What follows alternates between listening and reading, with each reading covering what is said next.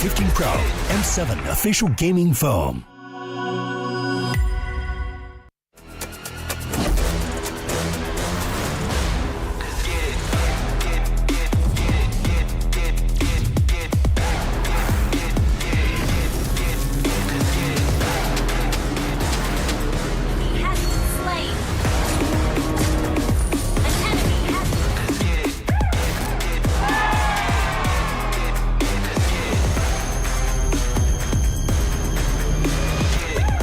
Realme 15 Pro M7 official gaming foam.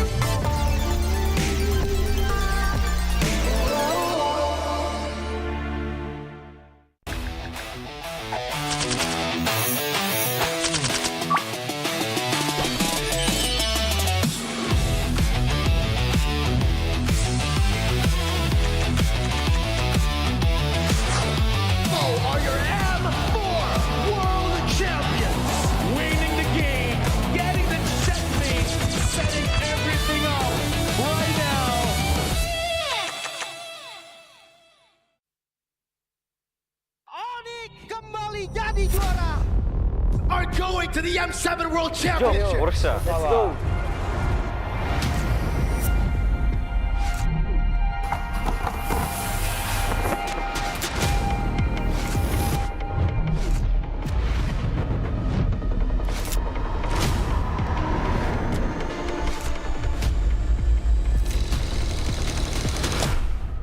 Futbol uğraşıyordum, futbolcu olmak istiyordum. Ama pandemi girdikten sonra futbola ara verdim. Birazcık da Mobile Legends oynamaya başladım o zamanlar, yani yaklaşık. Que nosotros empezamos desde la MDL, la ganamos, después subimos a la MPL, también la ganamos y ahora estamos en el Mundial y también esperamos ganar. I think Team Zone is underdog in M7. Nobody expected us to be here. Evo was once a dark horse, and we break through the expectation of everyone. They broke history! Even though we are coming in as a newcomer, we are not just coming in here for experience. We know we have power, that's all, we are good. Nosotros somos el equipo Dark Horse. Who do I think will be the dark horse? A bit of a Malaysian bias, but I would say CG for sure. I'll lean more towards Yangon Galactic. I don't think anyone really is expecting CG to be a threat. Kita orang bukan dark horse, kita orang cuma pendatang baru. ကျွန်တော်ကတော့အဲ့လိုတော့မထင်ဘူးအများကြီးပြင်ဆင်နေတယ်ကြောင့်မလို့ပွဲတဲ့ကြရင်အကောင်းဆုံးပုံစံနဲ့ဆော့ရသွားမှာချပြသွားမယ်မလို့ချက်တော့စောင့်ကြည့်သေးတယ် Sebab kita orang ni suka invade orang, bantai orang, memang gaduh tak berhenti. ညီရဥအောင်ချတယ်ပေါ့အဲ့ကြောင့်မို့ကျွန်တော် aggressive ဆော့ရတဲ့ဘောကြတယ် Agresif, kenapanya? Karena suka perang. Karena kalau misalkan bermain agresif, musuh bakal kena pressure duluan. មូលហេតុដែលពួកខ្ញុំចូលចិត្តលេង aggressive ដោយសារពួកខ្ញុំកាយមុនគឺមើល player ខ្លួនឯងនីមួយៗហើយគិតទៅថាអ្នកគឺដៃខ្លាំងមែនតើអញ្ចឹងលេង aggressive គឺត្រូវ 我们战术打法无规则打法，就对手可能研究不透我们吧。 We are not that serious. We just playing for fun because it helps us not get pressure. If you play for real, we get a high pressure international. 可以打进世界赛的关键之一是早睡早起，保持好身体。 Siguro determination lang din talaga and focus sa sarili kasi doon nalalabas siguro yung pagiging consistent sa paglalaro. Our secret in our veterans in our team. Enemies need to respect us. Strong mentality and discipline because it's all about out of the game. King teams for me are gaming us.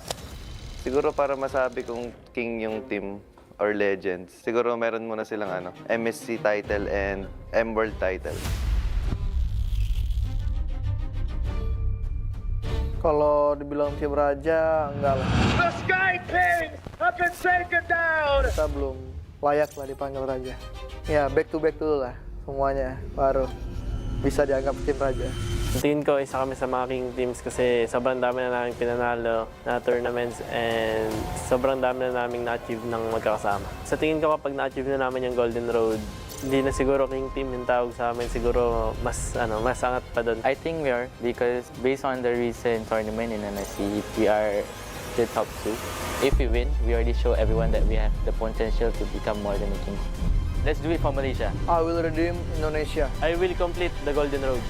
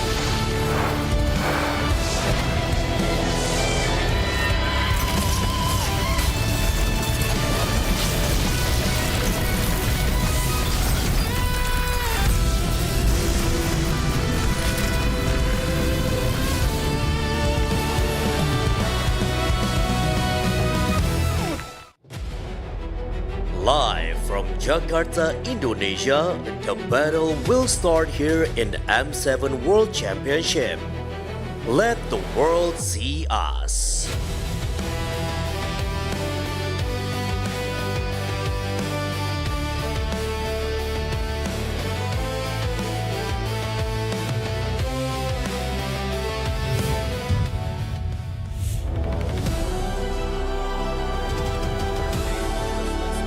And for some teams, it's just another day for them to move forward. But for at least one team for today, unfortunately, they will be eliminated. It's very sad to say, but this is all part of competition. Something that we can say is all the teams here are trying their very best. In fact, do you know that a child stopped doing sports, not because it's hard, not because it's difficult, not because they don't like it, but because of one sentence. One sentence that they heard on their way back home made them quit. Anyways, welcome to the M7 World Championship Swiss stage. My name is Afel. Alongside with me is Mirko as well as Naisu. What was that? Yeah, what was the sentence? Huh? What was the sentence that made him quit? I don't do sports, so I stopped caring. You can't leave them in suspense, man. Yeah, dude, they can Google or Bing. Bing, what sentence makes you stop doing sports? All right. Okay. Maybe if you use Bing, you shouldn't do sports. Wait, what? Never mind. Maybe if you're... Maybe you should just do esports. Ah! That's probably the sentence. Yeah. Hey. Everything that I'm thinking of really should not be said online. But here's the thing. We're starting off with an elimination match. So this is very sad. But for now, we're going to be looking at the brackets here. I believe that, some will be sad more than most. But if we're talking even on day number 1, when all teams started at 0-0, or as they like to say here, 0-0, quite a lot of surprising things happened, but we got to talk about yesterday. YG defeated Onyx Indonesia. Now, that was a surprise, and even the elimination match that we'll be seeing later, CG losing, that was also a surprise. Yeah. Not the result, but more like how. It's been a few days of upsets here and there, and again, we just get to see how strong the competition is, how strong the competition has gotten as well, and how close these teams are really. Later on today as well, we're going to get to see Yangon Galacticos to go up against Alter Ego, and I don't even know who to predict. Like, I'm Indonesian, I want Alter Ego to win, but as a caster, I want Yangon. Yeah, I feel the same way, man. And just a reminder, too, because some of the chat was wondering in the past couple days, we will start to get into those best of 3s, and I feel like when we look at the teams that go into best of 3s, that's always something you have to look out for. Some teams really do perform better in best of 1s, and some don't. And then you have these best of 3s where some things come into consideration. So you might have seen, we can talk all about the meta and everything else. We see some of these niche or cheese picks, as like we like to call them, but when a best of 3 comes in consideration, it can be different. And so now we will start to see today one team go home, one team secure their spot for the knockouts. Yeah, you guys are looking at the schedule here. The first game as well as the last game of the day will be best of 3. The one in the middle, this is the 1-1 bracket. So they're still going to be playing a best of 1, but the difference is for game 1, it is elimination. In case you guys don't know, for this Swiss stage, you lose 3 times, you're out of the competition. You win 3 times, you move on. 8 total teams will be going to the knockout stage, and the other 8 remaining teams, they're what's the best way to say it? They're out. They're out. There you go. There you go. Thank you very much. Yeah. I don't know why it's so hard for me to even say that. They can't chase their dream anymore, man. Because not everyone wants to go out, Not everybody. I think no one wants to go out, but you gotta have to deal with it, I guess. And don't worry though, for you guys back at home, when we get into the decider elimination or promotion matches, we will be seeing a best of 3. So we're gonna see a full series. No longer is it just gonna be a best of 1 where the cheesiest team or the best team at going 1 game wins it out. Yep. Edge of collapse. Who rises first? Because again, for both teams, they haven't gotten a win, and even in their losses, we can't really say that they did phenomenal. There were clear indications of missteps here and there, communication issues when it comes to Tiangfeng Yaoguai. E1 has a very tough time positioning, and it really cost him his team. Yeah. For CG, the engages, doesn't matter if it's coming from the EXP or the roamer, it's really not all that clean, making it hard for the gold lane as well as the jungle. I think both teams, at least from what we can see in the Land of Dawn itself, and also probably what we've seen in some of the personal players going through today as and the previous days is some struggles, right? I mean, it's clear that there's been some issues looming, probably even but amongst themselves, trying to get things together. And really, when it's down to this, man, you have to fix it quickly. Yeah, and for this, let's see what's going on with Tianfeng Yaguai. We're able to talk to them, so let's see what's happening behind the scenes. Get long! One shot by Sailor, the tech charge onto 2, and the final closing fight for Evil as they get their first point here at the Swiss stage.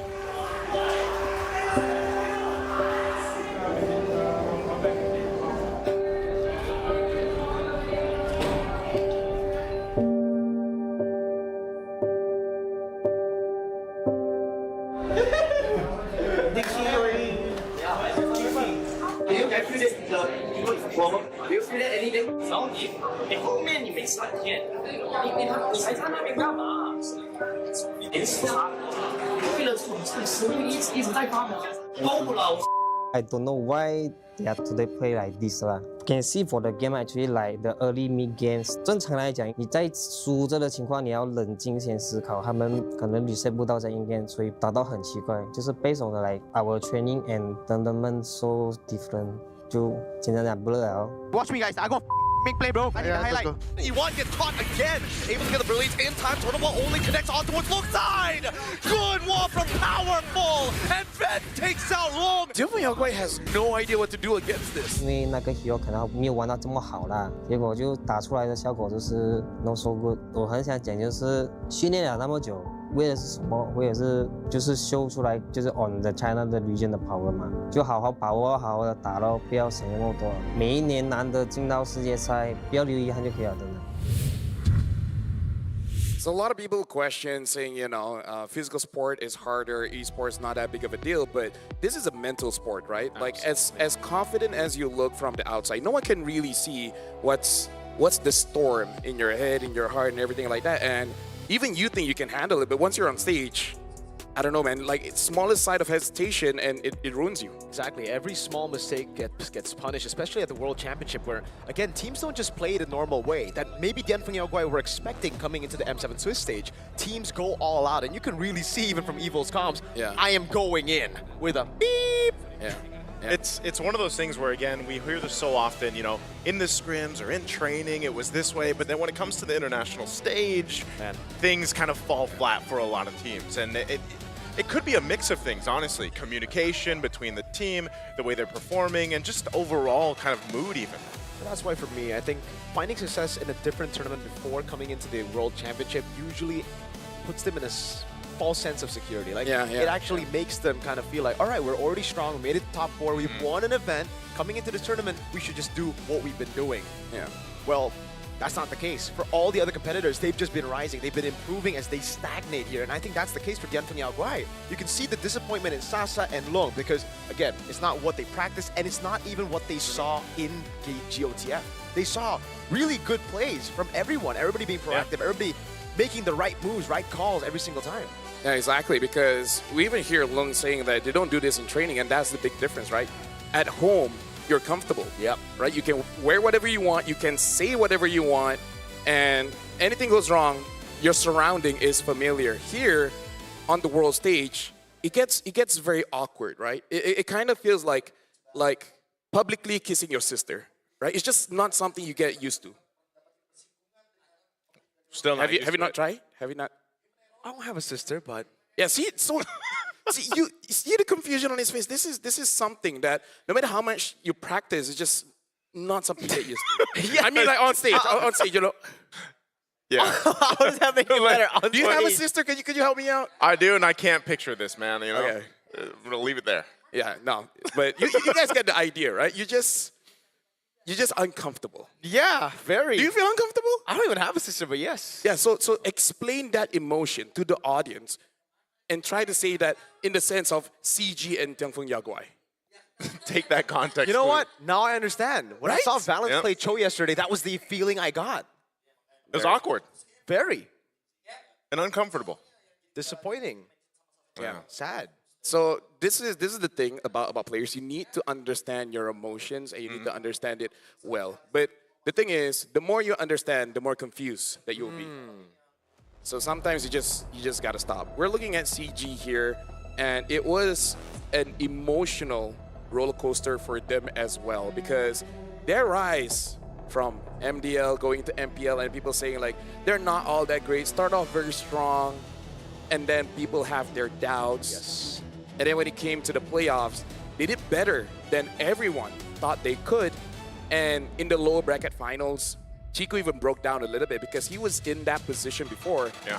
Except during that time he lost. Well, So he thought that he was going to lose again, and then found his strength and then got better. That's why I asked this question when we first saw CG play, and that was like, can you imagine creating a team, going in with that kind of pressure that comes with that, but then also playing on the international stage. Once you go through that whole gauntlet you just mentioned over in the MPL Malaysia, but then coming here and then not performing the way you want to, probably having to do micro, because like think how many players there are in Chico's position. Yes. Like to have to do that. Yeah, exactly. And that is going to be an awkward position to be in, I feel like, because again, you have to worry about so much. And not only that, but I will say that in the games we've seen from CG, I would say that Chico has been probably the better, if not the best performing player, at least for the team. It's just unfortunate because, again, it's a five-man game, right? It's a team game, and even if you're popping off in your own lane, you're making things happen, at the end of the day, if your team isn't synced up, it'll fall flat, and that's what's happened here to CG in their previous matches. Which is very, very strange to say that, right? Because me as well, I actually... that's what I'm talking about, by the way. The kicks randomly here and there. Valens really tried to bring back some of the plays, and it just didn't work. This is another one. I highlight these ones because this truly hurts. This was the metaphor that LaFell was trying to present, if you guys want to know. But also, it's weird when Chico's the guy who shines the brightest, because in MPL Malaysia, he's bad. He's okay. I wouldn't say You're the Malaysian, so you can say it. He's bad compared to his other teammates. Yeah, for sure. But now it's different. It's maybe because of the veterancy and the experience that he has that all the other guys who are technically newer, Gary has had experience before at M4, but the rest, international experience is kind of lacking.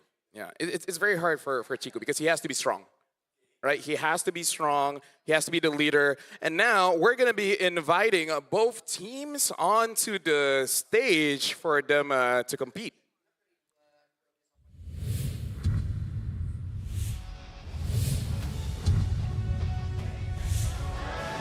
Ladies and gentlemen, carrying the hopes of an entire region, these monsters look to climb back to their peak and extend their tournament lives. In the XP, it's Fell, the jungle, my goat, Super Ken. Mid, he won. Rome said, and in the gold lane, Long. This is Tian Feng Yao Guai.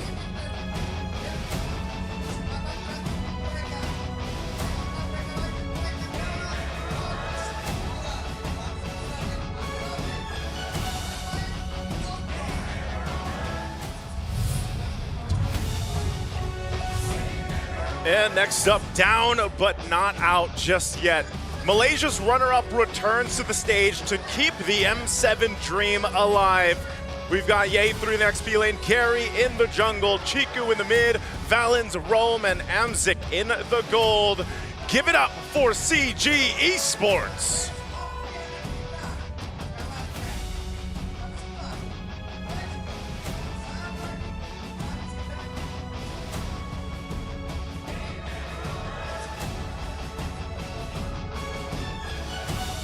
Now introducing the coaches for both teams. For CG, we got Coach Rain as well as Coach Cody.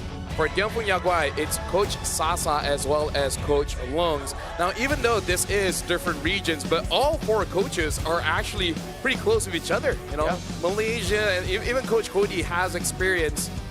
Well, of course, they have experience in Malaysia, coming in from CG. So, sorry, brain fart a bit. But anyways. This is going to be the final match for one of these teams. Yeah.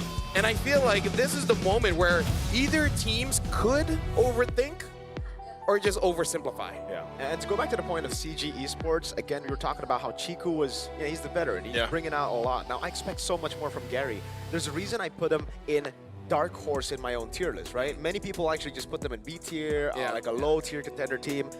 But I actually thought with Gary's killer instinct that he had at M4, man, he was able to bring the prime, the best version of Echo in M4 to 5 games. But where is that? Gary, he lost his killer instinct. Yeah, I think on both sides, man. Like, that's what we are desperately looking here for both teams competing here. I mean, even for Super Ken, you know, he's been, yeah, your GOAT, but he's kind of had some struggles, right? Yeah. And again, maybe this is partially due to some of the communication that's just off between them. But, you know, even Zed, for example, he likes to go ahead and play those pick-off heroes, but it just seems like he does better on some of the AoE zoners. Now, one of the main things about this, too, is I feel like there's so many boxes on both sides that need to be checked for them to get the win here that it's almost even hard to predict, like, which team is going to win in this best of one. And with the stakes being in consideration, like, that's a whole nother thing.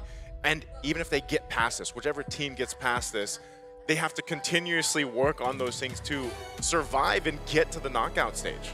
You know what's so difficult being in this situation? It's hard for you to have fun. Yeah. And I feel like for top level teams, we've seen if they don't have fun, it makes it why am I not surprised? You know, who will win game number one?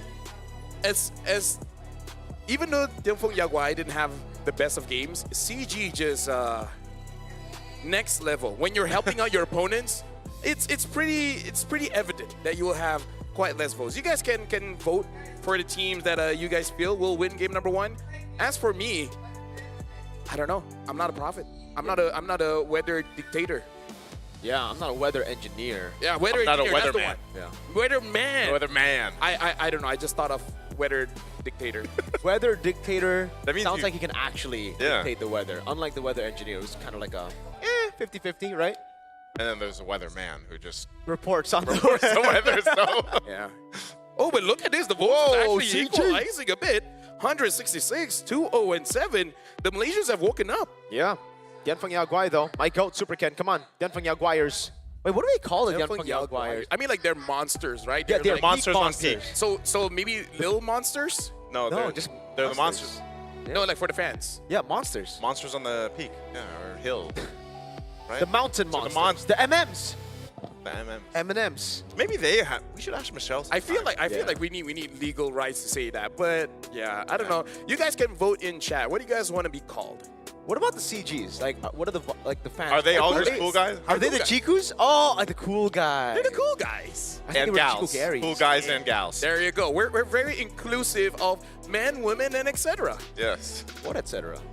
Exactly. Goats? Yeah. Goats cool and goats. boys. Cool goats.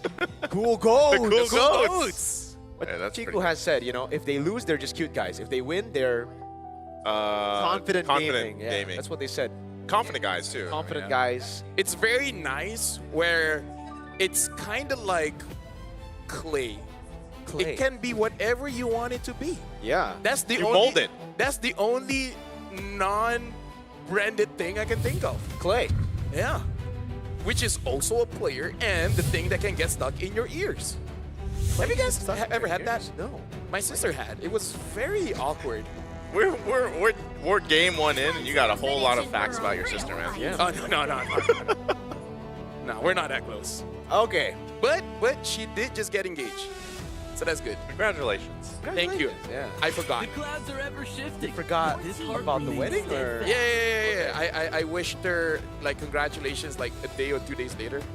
Hey, I was busy. I was working here. a lot of people just say better late than never. Yeah.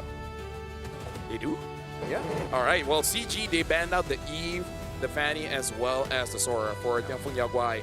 Banning out the Jushin as well as the Kalia. Now, let's talk about CG's draft here, right? They're banning out the Eve, the Fanny, as well as the Sora. The Eve as well as the Sora kind of feels like they want movement, right? They want to spread out. They don't want to be boxed in. The Fanny, I feel like, is just a bit of PTSD. Yeah. I think we're also getting to a point where I think Claude should be considered as a first pick prize. yes, to be yes. something that, I mean, especially if you have a very, very good gold laner. Yeah. We saw Claude Oheb, guys. Innocent, and Stitch all do well yesterday. Claude guys. I like that. That's also Claude just a Gaming. statement. Claude Gaming, yeah. Claude Yeah. Gaming. Claude Gaming.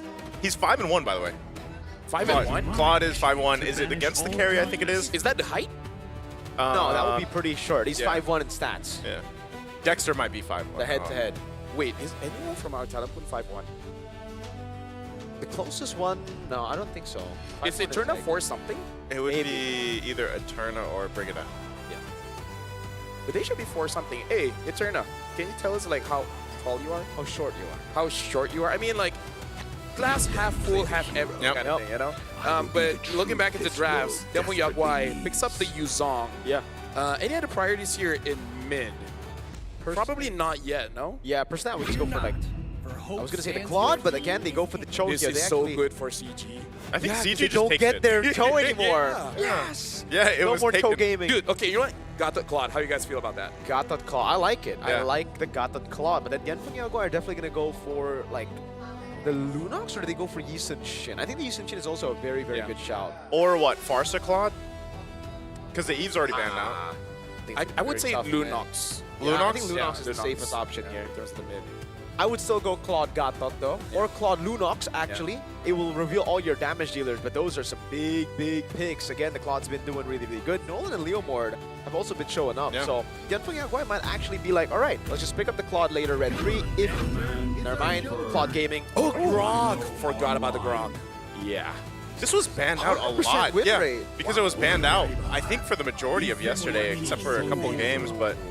And they'll go Hayabusa for the response here for DFYG. I feel like it's more of a comfort thing. Plus, I have a friend where he basically said, like, I will use Yi Sun Shin if my team is good. Okay. Yeah. That's it. So I guess both teams aren't... After he said that, we've never played anymore. Yeah. So he just he doesn't want to play.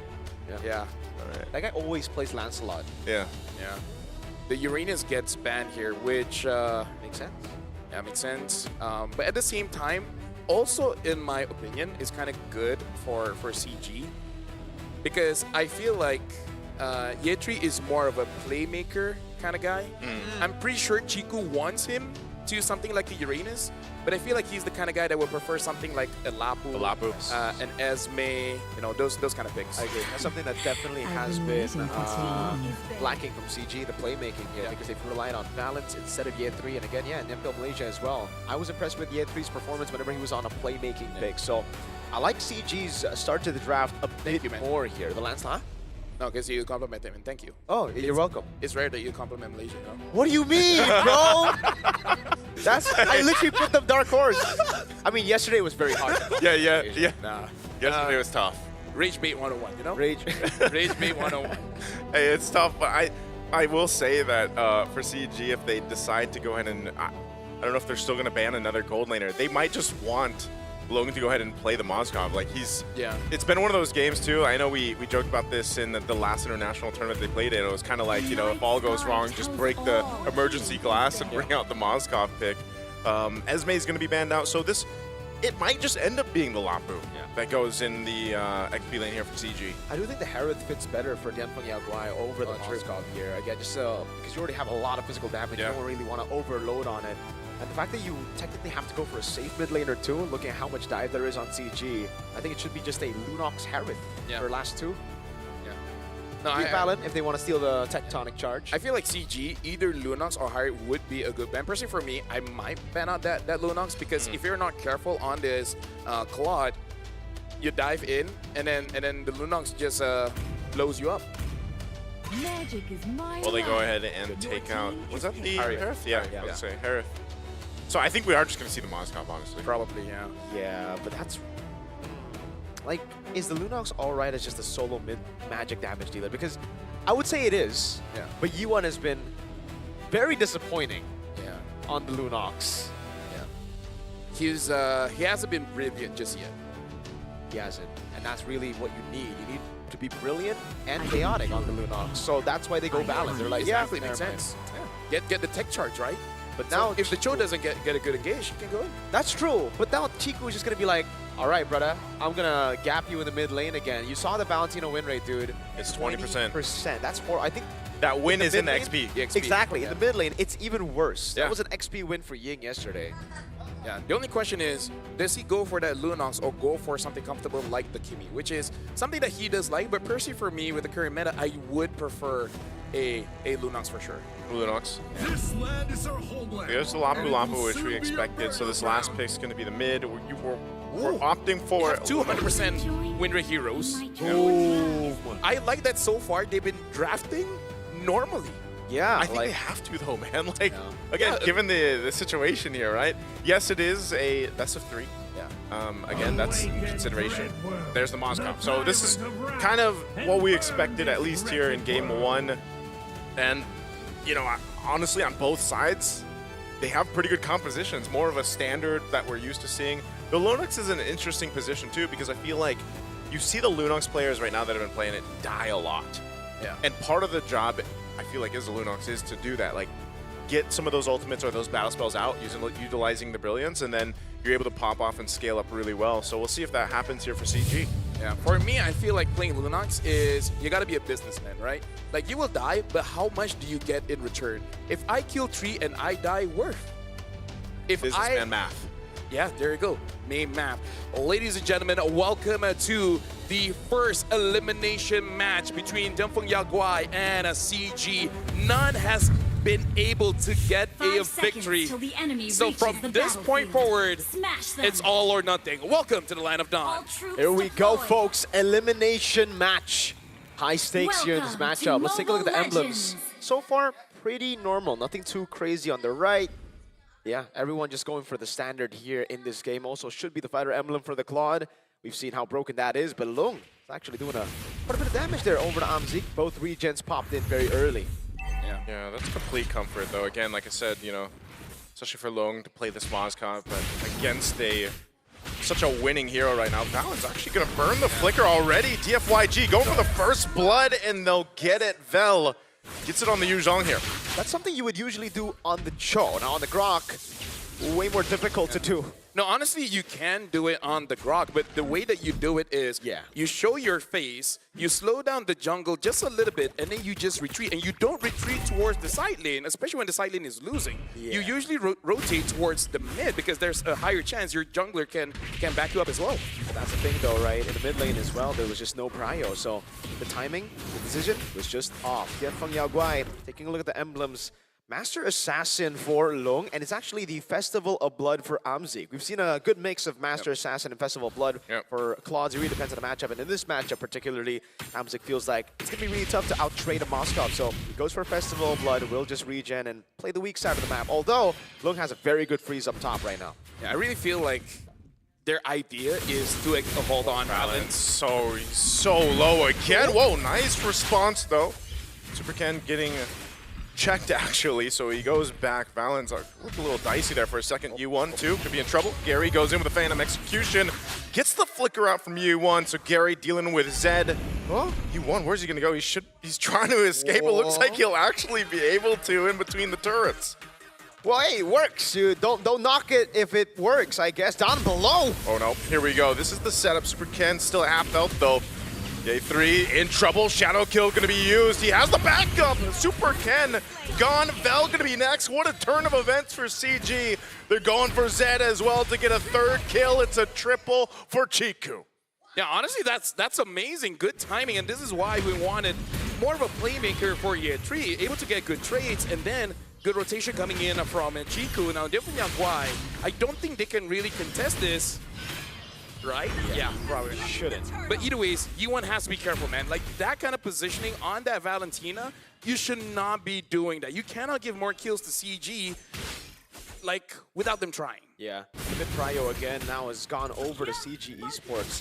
I would say very, very sloppy as well from Super Ken there. Goes for the Quad Shadow, but delays the Quad Shadow. I understand what he was trying to do, but in this position, it's either you go in full or you back away. Because if you delay the Quad Shadow and you go Shadow Kill earlier, you saw he was just stuck there. Yeah, the Quad Shadow was down right as the Shadow Kill came out. Not only that, but also the consideration that after the patch, right, it's a little bit shorter distance with that Quad Shadow, and it doesn't feel as good, especially if you get trapped and the timing's off there. So definitely want to readjust, because with all that happening, speaking of that triple kill that goes in the hands of a Lunox for Chico, who, you know, you get scaled up quicker. That is just so much better. There's not that many tanky heroes at all from DFYG, so that burst from Chico alone is actually going to be a threat. No, honestly, like those 3 kills, giving a very early glowing wand for Chico here is big. And we gotta say big where. It's big on Vel especially. And Vel needs to do good around those turtles. So at this point, CG should win all neutral objectives just because that Yuzong is gonna have a hard time actually staying alive in the front. Yeah, that's why we were thinking of the Lunox pickup for Dianfeng Yaoguai. I guess Yi1's just very uncomfortable on that pick after yesterday. Yeah. And now, Vel gets the 100 strike, but that's a very quick War Axe by Gary.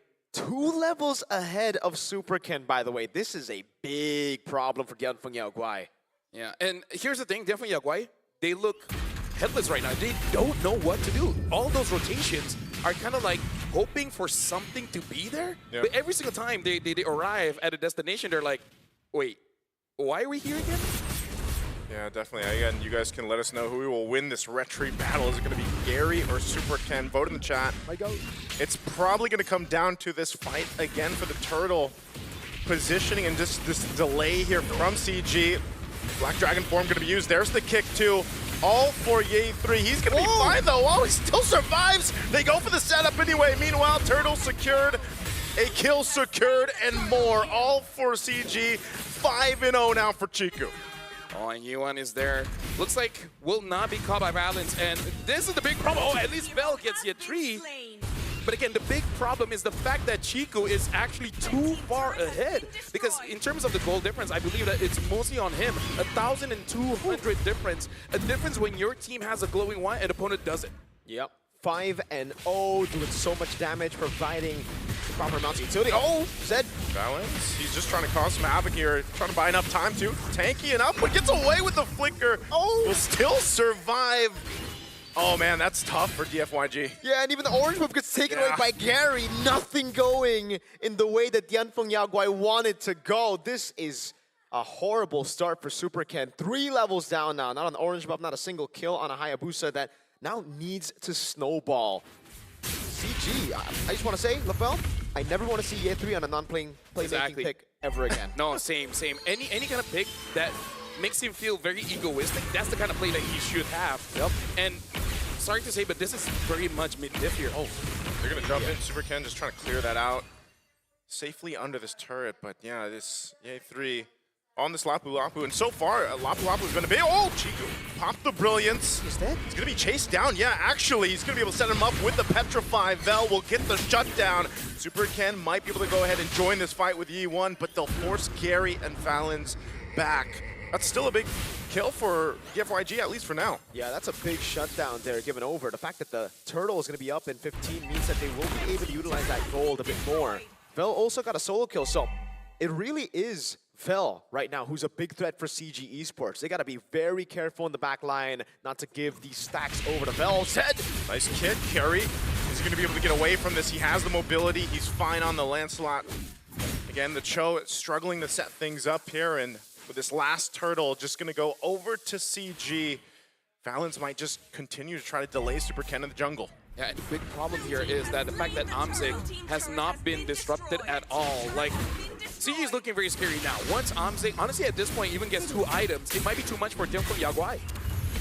It's really, really tough. Now Vel walled off Furious Knife. Yep, tech charge it. Vel gets just closed in with the wall, that rampart. So Vel being one of the forefronts of this lineup right now, just getting taken out. The gold lead continues to build. Yeah, Mirko, look at the jungle gold difference here. What does Dianfeng Yaoguai have to do? They just got to fight, I guess. Oh, Zed wants to go for the fight. The kick is through. Amzik going to be fine on the defense, but Zed all left alone, going to get chased down, collapsed on, and gone. We continue to see the Cho struggle. Yeah.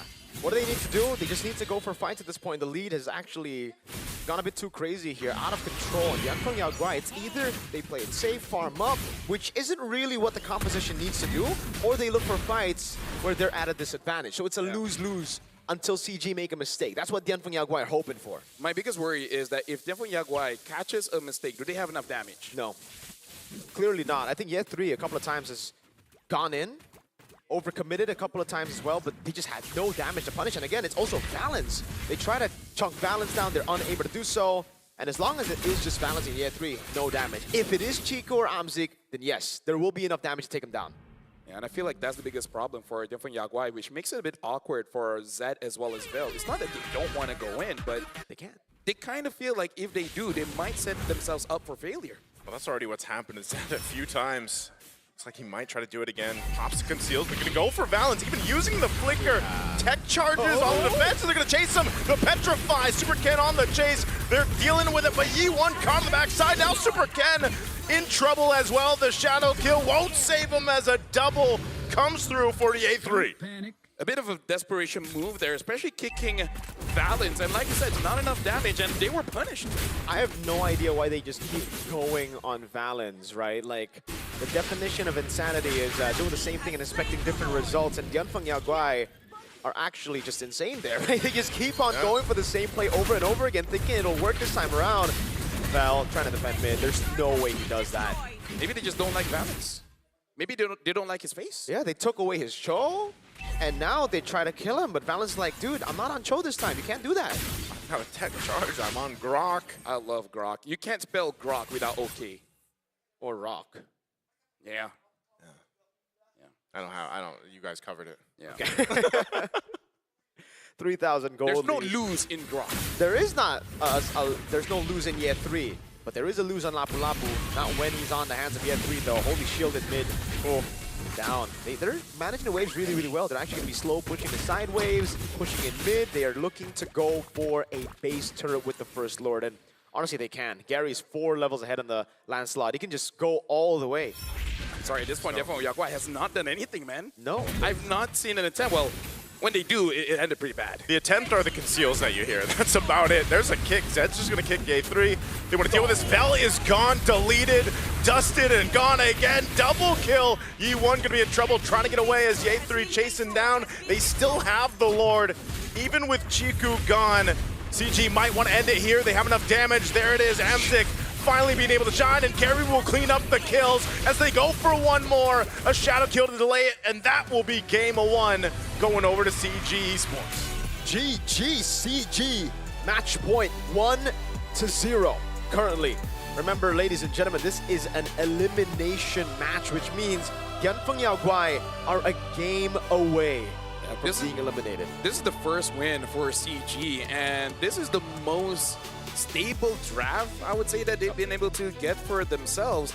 The fact that they're able to get both Grok as well as Lapu that has a 100% win rate, and of course the Claude being one of the most picked heroes in the current meta, it looks like they were given every single hero that they need, and Dianfeng Yaguai looked a bit lost, especially in the drafts there. They look very, very lost, man. And I honestly just feel like it's because of the fact that they were very, very uncomfortable yesterday. Again, Yi1. You'd expect the Lunox, right? The easiest pick to go for there in Red 4 would have been the Lunox pick. You deny it away from CG, and you get it for yourself. But the fact that they pick up Valentina means, again, they were just uncomfortable. They probably didn't want to trust Yi1 on it again. And I think not only that, but like, again, there's many boxes to check here. Yeah, the Cho pick. So far, we've seen it time and time again. Yesterday in the hands of CG, where it's like, you know, they kept going for these kicks, almost even expending Conceal, expending a Flicker to kick who, right? Exactly. A Grok. You're going to have to commit so much, and the whole discussion of you just don't have enough damage. Even if you're going for one of the squishier heroes there, Grok is not going to be one of those. And, you know, so I think it was just that kind of, they didn't know where to go. You mentioned it just feel like they were kind of scrambling around the map, kind of like, what do we do here? What do we find a win? And it was just so difficult to do that. That's the unfortunate situation when you're using something like a Cho, right? The first question when you see a Cho is, which side are you on? I mean, like, when I play with Husky, there's many times I kick a Lancelot over to him and he was using something like a Farsight, you know? Yeah. And he's like, dude. We don't play with each other anymore, but, you know. So he was the one that said, I also only play YSS with good people. Good teammates. Yeah, basically. Like, when he plays with me, he prefers EXP. So now we know it's Husky, okay. Yeah, but, like, many things to dissect here, but mostly about the question is, did CG win or Dianfeng Yaguai lose, right? Yeah. It's usually that kind of question, you know? Yeah, I think it's a bit of both here. CG definitely fixed a lot of the errors that they, again, showed in the past 2 best of ones they played. But Dianfeng Yaguai, they looked completely out of it. Even when the camera panned to them, it looked like they were just done, dude. After going through a loss, usually you would see them, try to recalibrate, talk about the different strats that they need to do, what they need to change. They were just there. Like, they kind of accepted that they were done. This is KBG all over again. And this is unfortunate because we saw in the video how both Lung as well as Coach Sasa, especially Sasa, you can see the frustration. Yeah. You can hear the frustration from his voice. Like, what are you guys doing if you don't have Flicker? Why are you here? Like, there's a lot of questions he's asking these players, and at this point, the players can't even answer anymore, right? Yeah. So we're gonna be looking at the MVP of this one, brought to us by the official gaming phone, Realme. And it should be Chiku here. And yeah, Chiku is the MVP, 8, 2, and 3. I don't know, something about the world stage gives him some kind of buff. That's what I was saying, man. I know you mentioned how he is in Malaysia, but I just feel like in his performances, at least from the games that we got to see from day 1 and day 2 of Swiss, Chico has been the one to stand out. And now, but hey, man, any mid laner that gets a triple in the early portion of the game, you're just going to scale out of control, like you guys mentioned. Picking up Glowing Wand against this lineup, by the way, is what gave them such an advantage. Aside from this little first blood that went over because Valens was trying to get that information, they just had better team fighting here. And I think that's a perfect representation of what we were talking about and what we saw in the video with the DFYG. It just seems so disconnected, right? From the draft, from the positioning, from the team fighting.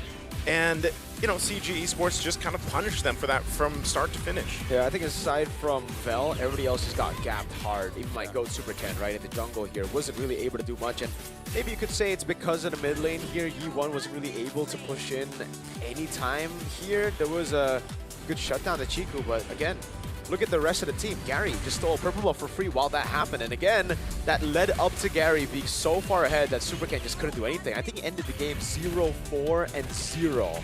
Might be 0-3 and 0. But here and there, it's just constantly Dian Pungyagwai looking for plays, desperate plays at that, trying to come back in the game, but CG not letting that happen. And then we see this, which is just, what are we doing?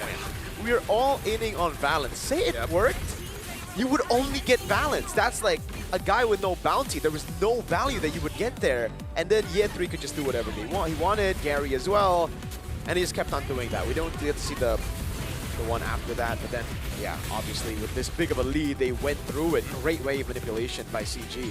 Yeah, it's very hard as an EXP later if you're doing very well. You have the confidence to get a very good set for your team. Yeah. But if your team does not have the damage, does not have the reach, it makes you second guess yourself. Because looking at how Vel plays, I'm pretty sure there's many times he wants to dive forward. But he basically doesn't want to feed, right? He doesn't want to make the problem worse. Because even look at the items here. E1, even with the lightning as well as the wishing lantern, even with basically no MR from CG, they weren't taking any damage. No, Valentina does no damage, man. And that's why the only time we saw Valentina work was in the XP when he built tank, not damage. It's not looking good for the Valentina right now. This the win rate before this. He's on Fraud Watch. Yeah, Fraud Watch, just like Sora, by the way. Yep. Just like Sora. But yeah, again, I have to agree. Vel, he held his lane well. He wanted to initiate, but at the same time, he knew, well, even if I'm in Black Dragon form, like I'm less than half health by the time I can even petrify or Furious Dive. You know what I mean? So and it was a really the Lunas just purify out of it. That's what I'm saying. So what do you do in that case? That's why it's just so weird, dude. Because even for the Haya, it's tough because you can just brilliance. Yep. So right now we're going to be throwing it over to Eterna just to see what's going on with, honestly, both sides of the team. We want to know, what do we want to know? Eterna, what do we want to know again? What do we want to know? I don't know.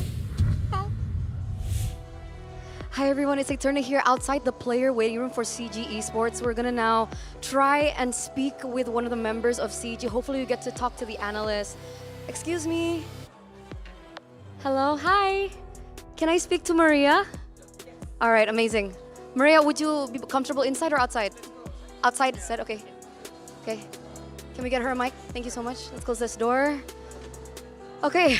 Hi. 1-0. Right? Alhamdulillah. Yeah. How are the kids? How are they feeling right now? What's the atmosphere like in the room? I think we are trying really to calm down because it's of course we are excited because this is our first win in M Series, but at the same time, we really want to remain calm because anything can happen for the next game. So we really want to be like nonchalant so that we can think carefully for the next game. Yeah. Absolutely. I understand this must be such a high pressure match, elimination match. Coming into this 1-0, we gotta ask, right? 2 losses in a row. What was the main problem? What were the issues that CG was facing? I think from our side, I believe that our biggest challenge is like we want to be consistent, to be one heart and one mind lah. Because everyone have their own way to communicate in how they want to send the message and how we receive the message. But at the end of the day, like how we understand the message so that we have a one mind and also one heart in game and outside game. Yeah. Okay, so are we talking about discussions and maybe problems that happen inside the game that the players want to talk about, but they don't know how to properly talk about and how they talk about it? Okay, I think this is common among players regardless in this team or other team. Sometimes this is a very intense game because everyone wants to win. This is World Championship. There's a lot of pressure and there's a lot of emotions. Sometimes your intention is actually want to help your teammate, but maybe the way you want to say it is not really appropriate way or maybe more effective way. But on the receiver side, they need to understand that we want to learn is the message that behind it rather than what you want to say about it lah. Yeah. Okay, that makes sense. Especially the players that are young, Yeah. maybe they don't know how to adjust just yet to these communication barriers, I would say, right? But the best thing about them is like they know this is the issue, but they also believe that this is the character development. At the end of the day, it's not to win the argument, it's actually to win the match and to win the game together. Okay. That's the most important part. Yeah. I love that. How do you, though, as an analyst or part of the coaching staff, teach them these things? Is it difficult for you? If I can be honest with everyone, they are the one that teaching me a lot of things. Wow. They teaching me a lot about patience, about the game, how to go into the details, how to be more patient. It's like to no matter what. That's the chair. Yeah, we can hear them right now. Just want to share our tagline is bigger than ego. Bigger than ego. Just to remind that every argument or everything, anything that happen, our dream, our hope is bigger than ego. Yeah. Okay.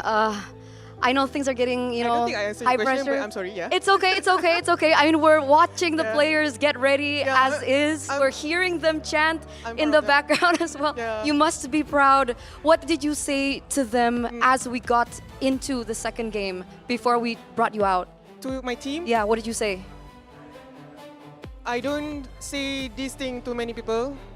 I really love you guys. I love your character development. I really know you're trying so hard to be better in your own way. Everything is a process. Yeah, I really love you guys. There you go. I actually very nonchalant. Yeah. So. I feel the emotions.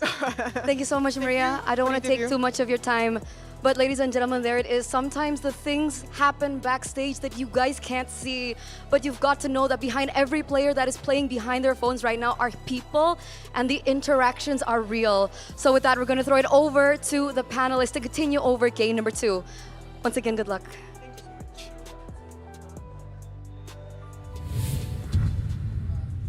Thank you very much, Auntie Eterna. Yeah, honestly, handling children is a very difficult job. And as we all know, men are very toxic creatures. It's very hard for us to talk about emotions. Nonchalant. Right? Nonchalant. No, like she said, they gotta be one heart, one mind. But as a man myself, if you guys can't tell, it's very hard for us to talk about our emotions because we're cool. Yeah, cool guys. We're gaming. We're cool game. Confident guys. Men don't cry, okay? Anyways, check out the AI insights from the Realme 15 Pro as we're about to see, boom, a transition here. It has win rate predictions, can analyze gold items and everything in real time. It's like having magic. They can help you with your in emotions. Your pockets. Yes. Consecutive skills will help you with your emotions because usually when you struggle because of the emotionals coming at you, you're like, yo, AI, help me. If you have emotional problems, this is not medical advice, by the way, but yeah, get the Realme 15 Pro. Right from prediction to performance, it's the complete package. You play, we carry. Realme 15 Pro, the M7 official gaming phone. And of course, they would choose Naisu to be the one on cam. Yeah. It's been the past few days, man. That's you know? been the case. I mean, hey, you have good eyebrows. Thank you. Good eyebrows. And then you look at me, what's going on here? But yeah. You got a great beard. Yeah, you got a nice beard. I don't have a beard. Speaking of emotions, let's talk about the M7 Battle Pass, because it went live on January 1, 2026, packed with exclusive rewards. A lot of rewards that you guys could get. Which one do you guys like? The normal Granger skin in M7 or the Prime one? I like that you're so nice of just picking Don't it up. worry. I was just about to leave it there. Yeah, the Granger's Thunder Ascended Epic skin. What would happen if I left it there? Finality Prime skin, M7 figurine. I guess we'll never know. Either ways, there's Battle Facts, Prime F-Top orders, and all of that. Plus, you can get the Gato Kacha Solo Sport skin for free and the fan favorite M5 Yuzong It's back. It's back. Don't miss all the wonderful rewards. Do we have more ads after this? We do. All right. There's also a free skin. Edith. Your free Edith skin. This is Your Don't skin- you like Edith? Skin No, that's free Renmar. Edith. That's Renmar. What? Free skin Edith. I'm not lying. Skin. I'm not lying. My sister likes to use Edith. I'm not. Man, that's 3 facts. Well, LaFell, Specifically, not 1, but 3. I feel like last M series it was about his mom, and Yeah. now it's your sister. I mean, like, aren't you guys curious about me? Yeah. I am, but And like your family. Yeah, usually like we talk backstage, you know. But you're. But wouldn't you guys rather to have a conversation when everyone's watching? This is inclusion. Like we're including the audience as well. Ah, so that's what you're trying to do. Yeah. Yeah. So they get to know us better, and they don't need to start the game casters anymore. Yeah. Emotions are very important, so it's pretty good back for to you to this. just. It's pretty good for you to just ignore it, and then just like hold it deep inside. Just like Lone, Which one? the player. All right. Got it. So in terms of the mood here, it does seem like CG is looking eye. They're not really smiling, but it's okay. As men, you don't smile. We don't express ourselves. We're just there, living in the moment. Yeah. I think they're locked in. Is what I would say. You know, you got to be kind of locked in here, man, because yeah, you got the first game, but you're not out of the series just yet. Relax. You can still throw. You can. still throw. We've seen some reverse sweeps already. Even in the wild cards.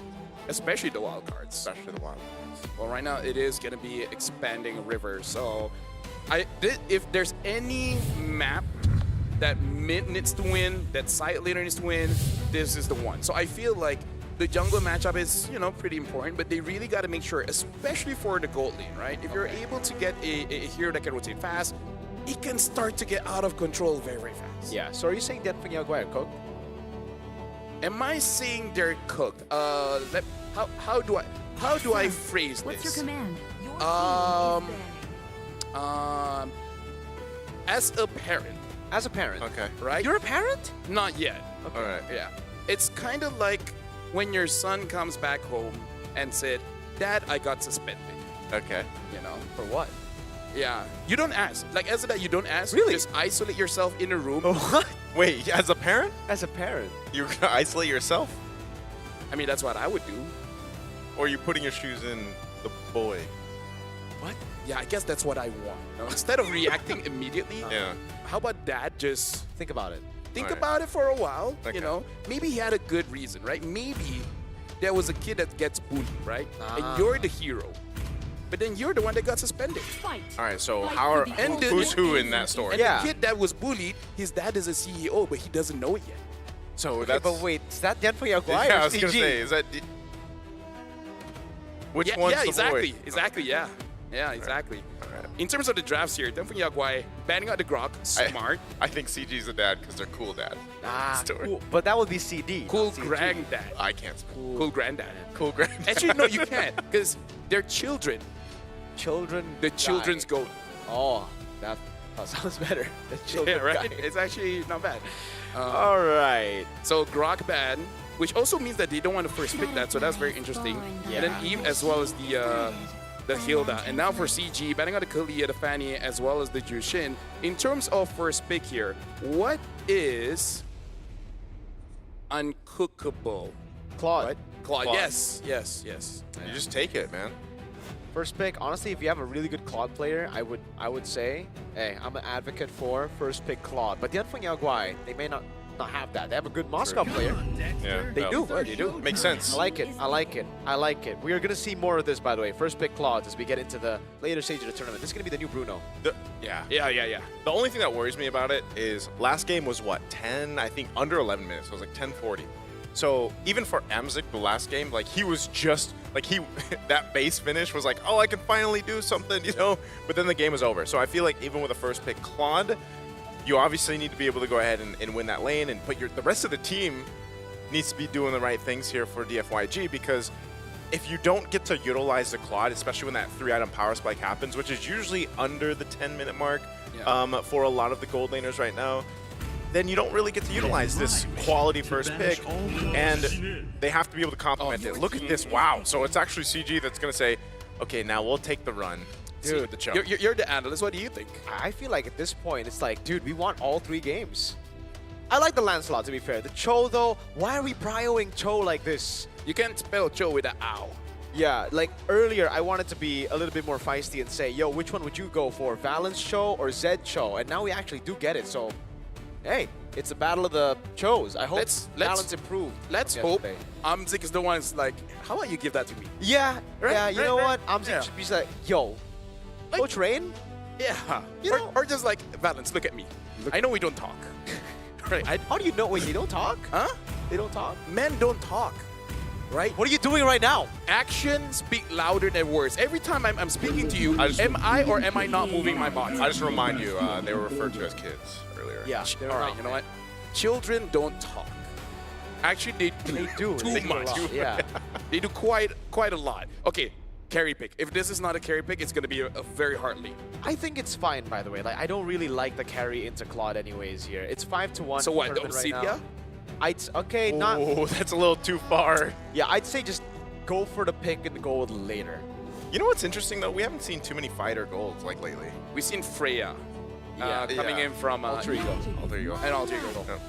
They go Harith. I like the Harith. It's okay. It's not the best choice here, though. I really don't like the Harith here. It's good as a combo with the Lancelot. You have magic and physical, but against a Farsa plus Claude, that seems like a very bad Harith game.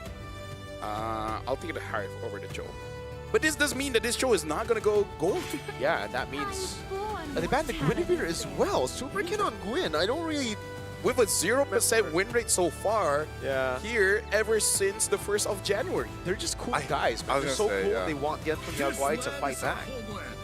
I feel like they're just... They're in that situation where it's like, we'll take this one, you guys got this one, and in terms of heroes, right? Not I don't want to say games here entirely, but I also think this is more of a redemption probably game for Valence here, because the Cho's got a 33% win rate in 6 games. Yeah, Cho is overrated right now. And that's what I'm wondering. Like, it keeps getting picked up, and there's other great roaming options. That, in a way, yeah, I like that you say redemption, right? Either he can be a Cho god or Cho garbage, you know, like. So it's both CG. It's still CG. It's still CG. There's a whole lot of CG. I can't find another G word that sounds bad. So there you go. I mean, if you use this word for some people, it's bad. No, no. Ginormous. Okay. I was gonna say that. Yes, that could be. Ginormous. Good I use like on that you guys know what I'm saying. Yeah. No, okay. CG. I think Alice. Lunox is still what? No, I feel like if they want EXP, Alice? I feel like it's a playmaker. Yeah, I think the Alice is okay. But in the in mid, I think Lunox should be the choice. But No, I it's mean- up against Farsa. No, I mean like as well. Alice EXP. What if they just? Oh yeah. What if they just go Valentina? Like they take the Valentina Actually, and the I think Cho. it's not bad because you can get the better edge right. Yeah. They go Uranus against the Farsa and Claude. Interesting. So when you say interesting, what do you mean? It depends on how I say it. If I say interesting, that means it's good. If I say interesting, it usually means It's a I little don't like neutral towards negative. it. Yeah. Neutral negative. Like on stream, I would literally just say it. Yeah. With different words. Yeah. Yeah. You on stream your vocabulary is more extended. Yeah, very You really- different. It does seem that you read the thesaurus. Yeah. I have a whole thesaurus with me when I'm on stream. Even speaks different languages on there. Yeah. Yeah. Like gusto ko, kain sinigang araw-araw. Galing mo. That's really good. Well, Jason Shin as well as Esmeralda picked up. I'm really liking Delphin Yaguai's draft here. Yeah, same. CG, I don't know about the Uranus as well now. The Yisun Shin, Farsight, and Cloud should be able to tear through This might that just be a Uranus. Valentina. I really think it should be Lunox, man. Lunox? Yeah, if it's Valen, who the heck's gonna deal with Mr. Esme? Mrs. Esme. Miss Esme, I don't know, man. That's a tough one. I don't know. Kadita would also might be okay. Against the Farsight, yeah, but it's expanding No, river. like you have to trust your Joe, right? Get a kick. You See, swim. in normal swim. situations, I would agree Yeah. with you. Yeah. I was gonna But say, after yesterday, I don't know how strong that trust is, man. I feel like the whole world that's watching pretty much kind of chuckled at that one, especially the fact that 33% win rate right now. Yeah. There it is, Lunox. Agent M, Agent N. Yes. We keep talking about trust during the shoot. Yes. Okay. I mean, I wasn't there, but I'll agree. You were there in spirit. All right. Not the team, but like you were astro projectualizing yourself there. Okay. So what about it? What do you think about the draft? I think I like the Unfeng Yaguai, but the fact that they didn't ban the Lunox and they went for the Esmeralda means that the Esmeralda can get cooked if Chiku gets 5 kills to start again. So if the Unfeng Yaguai don't get 5 kills to start, they have a chance. Hey, you know what? I trust Valence. I feel like he can use his abilities in a way. I trust he can use his ability. That will make you proud. We're jumping into game number 2. It's 1-0 in favor of CG. Can Delphin Yaguai win this one to extend the series? The Unfeng Yaguai are on the brink of elimination here. Match point. Welcome to the land of Dawn. Super Ken back on a Yisun Shin. Oh! Okay, Vengeance Esmeralda. That's why they were so brave, despite having the Lunox open on the other side. Very rare, by the way. Very, very rare. And you will be locked down, by the way. I know why. Why? Wait, you don't know why, or you do know why? I know why. Why? He doesn't go for the Purify because he trusts that Valence. Oh my. Like, that's me thinking meta. Yeah. Like he telling his coach, do I need Purify? And then the coach is like, do you think you need Purify? From what happened yesterday, makes sense, right? But you are going to be way more vulnerable to getting kicked. So that's a give and take. I guess that's the give and take that the Unfeng Yaguai are comfortable with. Let's take a look at the emblems though. This time it's Master Assassin. See, for Long, he thinks he's going to be able to win out the lane against the Harren, which is a very, very good call. Tenacity on the Esmeralda. Nothing too crazy on the other side though, yeah? Yeah, just a classic Tenacity Vitality. A bit of thrill there for Valence so that he has more base damage to play with. Yeah, quick arcane boots coming in from both E1 as well as Chiku. So, but this time I don't think Chiku should be getting that many kills because it's quite tanky and Zed does have that Revitalize. Yeah. So if somehow Chiku gets a lot of kills, that's really their fault. I mean, even in the last game, I was just surprised that he got that triple so early on, and that's just kind of what paved the way, you know, to that scaling and that MVP performance that he had. But in this case, I think for CG Esports, it's more so it's going to be a little bit slower paced, unless depending on how that first turtle goes too, because on both sides you have great level 4 power spikes in terms of like the ultimates that are available to them. Okay, level 4 already for Yi1. Esmeralda as well there. There should be a free turtle. There should be no chance unless Gary steals it away. Let's see. I don't know if Gary can get there in time. He's already used. Oh, he does! Goes in with Retribution out from Super Ken as Chiku picks up a kill. They're going to be going for more a kick, not in the direction, but it doesn't matter. Valens lives despite under the turret. They pick up 2 plus a turtle. Gary wants to take more. He's going to go ahead and grab himself a purple buff from DFYG. Don't worry, LaFell. I saw that reaction. It worked out. It worked out. No, I was sneezing, so I looked away. Right. He survived too. It worked out. It worked out. Hey, see, maybe we should chill. Talk about working out. We worked out in the morning. Oh no.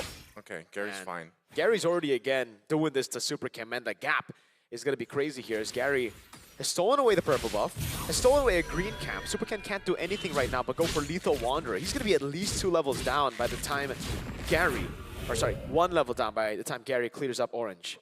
Yeah, so honestly at this point, CG that was a good way to steal away that turtle. But right now, I kind of want to see a bit more systematic coming in from them, because I feel like their mid trio is pretty good at starting things. They want to start this one up here in that gold lane. Amzik trying to get away, a jump defensively by Zed. And Valance doesn't have the flicker, so he can't really continue on there, so nothing happens. Thank goodness. No, good cancel there from Long. Let's take a look at the items here. Superken is able to steal away a green cap, so that levels things a bit more. But yeah, Gary is still consistently farming out. 200 gold lead for the jungle. It's still manageable, really, for Tianfeng Yaoguai. It's not the crazy lead that we saw with 3 kills on Chiku. But still, it's not what you would expect with this composition. You would expect a free neutral objective contest earlier. Yeah, no, at CG, I kind of feel like they're on a ticking time bomb because they're not using a draft that, personally, in my opinion, skills as well as Tianfeng Yaoguai. Especially, like, the only reason why they can go to the late game is probably just Chiku. But Chiku really has to be the one to take care of 2. Long and Super Ken, or E1 and Long, like, as long as they're able to get 2, I feel like CG will have enough damage for the rest. Yeah, fighting for the turtle here. Valance looking for a setup. Whoa, in the gold lane too. A little 1v1, but they already started up around the turtle. E1 gonna have to back off. That feathered airstrike won't hit anybody. No use there. A jump from Zed fell on the chase. Chiku will survive. They pull off the turtle, but after getting a kill, CG should have the green light for this one. I think the observers understood the site. Yeah, you know what? Yeah. I'm gonna say that's one of the few times that I would be like, yo, W observer for me to play up, because thank goodness we didn't get a full view of Yi1 just completely ulting nothing. Yeah. Like, honestly, a lot, right? That entire thing happened. I can't believe we looked away, we came back, and basically no one died. And we were happy that we looked away. Yeah, I was quite glad. Too. I mean, part of that is just, you know, you were talking about the scaling earlier on here, LaFell, and I would say that if CG does end it quickly off of, you know, maybe some of the errors that we see from DFYG, you kind of get to avoid that power spike that's going to come from Lung here on the Claude, and I feel like, you know, that's what needs to happen with this lineup that DFYG has. Yeah, not just Lung, but Super Ken as well. And I think that Tianfeng Yaoguai, they have a good draft to really protect their base. Oh, this time again, feathered airstrike going to be used, and it just no hit at all. The turret's still going to stay up though, 1 HP on that mid. Yeah, but probably not going to survive all that long. Valance does have the Way of the Dragon. I just want to see that. Yeah. He has it. Not saying he should use it. He has it. But he has it. In some scenarios, he should use it, but he has it right now, is what LaFell's trying to tell y'all back at home, all right? But yeah, so far, even with the Vengeance, it seems like it is a big problem still. Valance, hey! Oh, Valance, okay. He's good, he's good. He got the turn. Yeah. He understands with all the martial art trains that he has done. You can punch a structure until it crumbles. Yeah. Don't be afraid of the guy that trains 1,000 different punches. But be afraid of the Grok, because they tried to do that the last game, and the Grok did not go down. Yeah. He's kind of a structure, isn't he? Yeah, Doesn't he have a yeah. castle on him or something? Yeah. Oh, they go on Valance. Oh, Valance. Not sure if he's going to be able to... Okay, he does. Kundo, feather airstrike, not enough damage either. Didn't even have to burn the flicker. I feel Valance did something to Tianfeng Yaoguai because they just love him, or technically they hate him. Both games now, it's just they target Valance. I mean, like, love and hate, they're usually speaking in the same breath.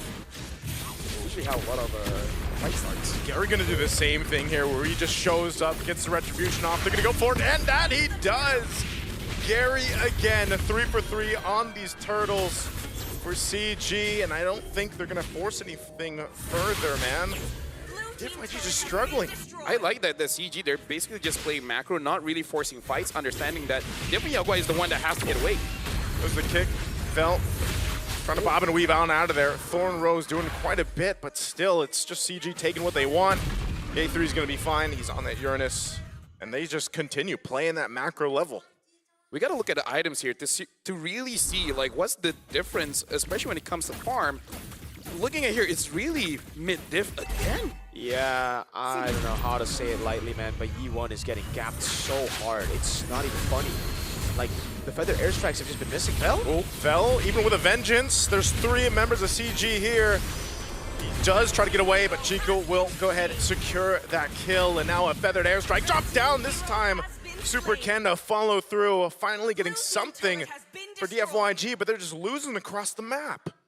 Yeah, so for CG, again, they're just really punishing Dianfeng Yaguai. Dianfeng Yaguai have tried to deal damage, but as long as these feather airstrikes don't land the way they should, it's going to be a struggle. And the fact that E1 is so far behind means that it's going to be easier and easier for CG to dive through and to stop E1 from getting feather airstrikes. Because usually on Farsa, you get one feather airstrike and then you run and it's already okay because you've done enough damage. In this case, you go feather airstrike and you miss it, then you run, you don't do any damage, and you've just gone away. Okay, Mountain Striker being used, just clearing up this top side, keeping Gary under control here. They might try to make a play once again, and AOG going to be used, and the A3 will try to get out. He's taken quite a bit of damage, and he will still survive long enough. Now, Gary trying to disengage here with Valen's trying to help him out. They're full force here. Finally, Loon getting a kill on the board, and now Valen's on the run. DFYG will pick up a kill in perfect time. Lord's up, and now Amsic joined the fight. Dropping down that Zaman force, but Vel pops and he stays alive with a bit of shield, and Amsic's the one to get punished. This is a turnaround for DFYG. Yeah, that was a whole lot of what just happened there, where CG, they overextended and it looked like they didn't have enough damage, and even I'm not entirely sure why. Oh, this is a time for them to go ahead and secure themselves the Lord. Valens jumps in. He's gonna get caught all by himself now. They're just trying to delay the Lord. Gary, can he get here in time? He's so far away. Super Ken will secure the Lord. A jump. Chiku trying to survive, popping off the bolts here, but he had to flicker out. So the scaling. Dianfeng Yaguai have really good scaling, and technically they did scale, but also CG, Harith was bottom lane. A lot of times you'd be like, what is the Gore lane doing in the bottom lane if you're playing solo? But this ain't solo, man. They actually can communicate. They should know that Amsic was down below, yet they took the 4v5, and that's why you saw Dianfeng Yaguai win it out. It was also a very awkward fight because CG, it looked like they already baited enough resources to back away with Ye 3 tanking up all the damage, but then they kept on going. That should have been a good sign to back off, right? Ye 3 was already low. He needs to at least sustain back up regen. Yep. He has the chance to Ice Pauldron now with Oracle, but the thing is, a few of those kills went too low on the Claude. A very broken pick currently. And you can see with the 3-item power spike now, he's going to start doing damage. Oh, and a jump. Going to force Amsic back, and Lung jumps in with a Blazing Good. He does BMI on back to safety, but Amsic taken out, and now under the turret. CG on the run, and trying to get away here. The stun comes through as Chiku falls, and Lord still up. DFYG quickly turning things back in their favor as they take out a tier 2. Mid lane's going to be pushed by Gary, though. He's going to go for his own tier 2 turret push. They deal with that. Gary tries to get something that looks like that tier 2 will fall. Feathered airstrike once again. Ye 3 flickers defensively. They want their base turret here. DFYG made the work, and they get that base turret. Yeah, honestly, right now for CG, they're just a little bit all over the place. There's no real system. There's no real structure on what they're trying to do. There's no communication saying like who goes in first, last, and etc. They're playing based on instincts, right? What do you feel like? What do you want to do now? And what they want to do now is like, I want to limit test. Let's see if we can kill Vel. And then they couldn't kill Vel. They stick around a little bit too close, trying to bait them out, but then they just don't realize they're putting themselves in danger. I just wonder what happened to the macro gameplay that we were seeing in the early game, right? CG were playing such a good game of MLBB. They had the leads. They got perfect turtle. They were building towards a bigger lead, but now they're the ones caught. AOG. AOG going to be used, but it's on the A3, so nothing to follow up off of that. And so you find back to it, and I think that's the question, is what happened to the macro level of gameplay we're seeing from CG. I think you just kind of have to settle back in and kind of recalibrate. Now that the Holy Crystal is in the hands of Amsic, you know, he's got his power spike too. Lung hit his earlier, about a minute or so ago, but Amsic's positioning too, you know, it's got to be very on point because there's so many ways to cut Amsic off on the disengage, just like we saw happen to Chiku. Yeah, because honestly, whenever Amsic fights, it's kind of he's all alone, right? And I feel like Harv is more annoying when there's so many targets that you kind of lose track of Harv in the middle of a team fight. But if Harv is all alone, then you know how to catch that cat. And you know what happens when a cat gets caught? What happens? I don't know. Oh, I was waiting for an answer there. But yes, the Harith, we did say that it was going to struggle already, right? Up against the Claude and the Farsa. Oh, Valens goes in with a flicker, trying to get a kick. He's going to get AOG taunted with the Unbreakable, get zoning in. But meanwhile, Vel will fall. Good damage coming through from Amzik. And now Gary caught with the stun, and Lung jumps in with the blazing do it, but he's going to get kicked. And now Lung in trouble as he falls the trade 3 for 2. And CG Esports, they'll go to start this Lord. Super Ken is still up with a retribution, though. But that was the best kick I've seen from Valens so far. Yes, sir. Free Lord because of it as well. The instant punish from CG. I don't know which one was like the one I should highlight. The botched initiation or the fact that Yanfeng Yaoguai lost that fight. Definitely Yaoguai, definitely. Because I kind of feel like that. Because it's what? Yeah, we're going to be looking at an instant There you replay go. here. Right? Let's break this down. It was a botch engage coming in from a CG, but then we got to look at the response here. They were all focused on Valens, and all the while, Amzik was all alone, able to deal damage. He won a lot of damage onto Gary, got caught, got stunned up, and Lung, I understand why he had to make the move, because if he cleaned that up, they would have won. Sure. And now they're knocking on doorsteps. See what happens here. Lord's gonna go charge in. Mountain Trucker already used too. The Lord's gonna actually be cleared out very quickly. Good clear. Gary will jump in. Oh, Phantom Execution. Lung has to flicker out. And now in the mid lane, Amzik trying to stay alive, but he's taking it down. Revitalize coming in clutch here from Zed. He'll take some damage. They're gonna run him down. I'm not sure if E1's going for an angle here too. Way on the sides. They want to force this fight. Knowing without Amzik, maybe they can take it. Gary trying to help Ye3 out. Ye3 concentrate there to heal back up. Gary now trying to get away. Lung jumps in. Blazing duet. The damage is there. They'll take out Valens and Ye3 next. Double for Super Ken. That was honestly amazing coming in from Yanfeng Yaoguai, catching the mistake of CG Esports and Amzik on this pick, on this Harif. Actually, you know what? The entire of CG Esports. The bane of their draft right now is honestly that Gato Kacha. Every single time someone dies, they got taunted, right? Yeah. CG needs to stay calm and not get taunted. Don't put themselves in a situation where they're gonna get free hit by E1, because the entire game E1 had struggles with that.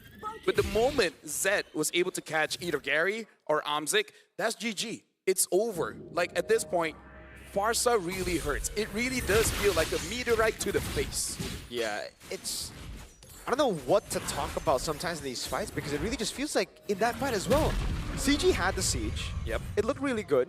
They can back away after losing one, but they just stayed, right? So, right now they should just respect it. Amzik on the Harith, this is a very difficult game to pull off. Yeah. Gotta remember, the Esmeralda, the Farsa, and the Claude, all of those are counters. The fact that Long is gonna build out towards a winner crown is gonna be an even bigger problem later on for Amzik. So Amzik at this point needs to try to adapt in a way where he plays the Harith as an assassin. He comes in very late into the fight once those abilities have been So you flicker forward, Salmon Force, Yes. kill Yi1, and then die, and then let everyone else do their job. No, like the proper assassin, not that kind of assassin where you die together with your opponent. You have to come in late. So when all the resources are built, you come in, you clean up. Kind of like a Benny Cutie playstyle where you come in very, very late. So yeah, good thing is for CG, they've managed to actually weather the storm to a point where now Yanfeng Yaoguai won't have the far lane advantage, right? The base turret that was taken was the one up top, so the Lord is spawning up top. Now CG have a way to deal with waves, and at the bottom lane is actually building for CG that slow push. Well, let's see what Valens gonna get spotted out here. Brought so low already. I'm not sure if Valens is gonna be able to get away from this.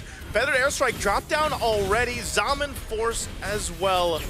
So some crucial ultimates on both sides being used. This fight for this Lord, though, still gonna be slow and steady. And we'll see if this time Gary's been able to steal these objectives. We'll see if he goes for this one. Yeah, that was pretty sad. That hold on. The Lord is still there. Gary has been winning this retribution battle so far. Is he gonna go for it? I think, yeah, okay, goes for the reset. Got the call. Just back off. We need these ultimates. Yeah, bottom lane, someone's gonna have to deal with that. Actually, it might be building back for Yanfeng Yaoguai towards CG Esports because the wave was actually super low. Let's see how that unfolds. Would love to see a camera down there to actually confirm what's happening in the bottom lane, because that will be the determining factor as to who wins out. Holy Crystal as well for Chiku, so should be able to deal with Vel. But look at him behind. Chiku got hot. There's the jump. AOG already used by Zed.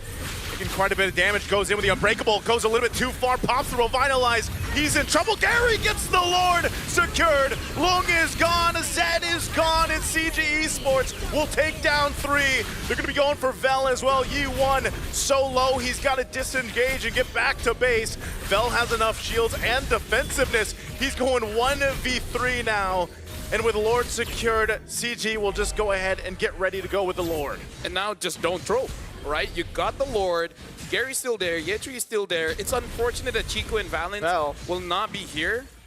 And yeah. They got to deal with that wave in base too. They should be able to, yeah, he can feather airstrike that one. Oh, Yi1, whoa, Yi1! With the feathered airstrike, he gets caught standing there. The Lord is still up as well. So when I say flicker forward, get E1, not exactly how I thought it was going to be, but hey, it happened. And it was good. They bought enough time. And they clear out the bottom lane as well. Great cut by Vel, and great decision by Yi1 as well, not to back off. He just stood his ground so that CG couldn't go for the end.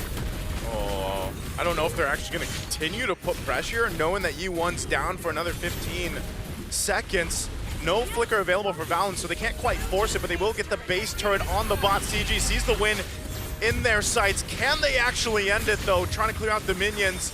DFYG holding on. They might re-engage, or they just take the safe route and let things reset.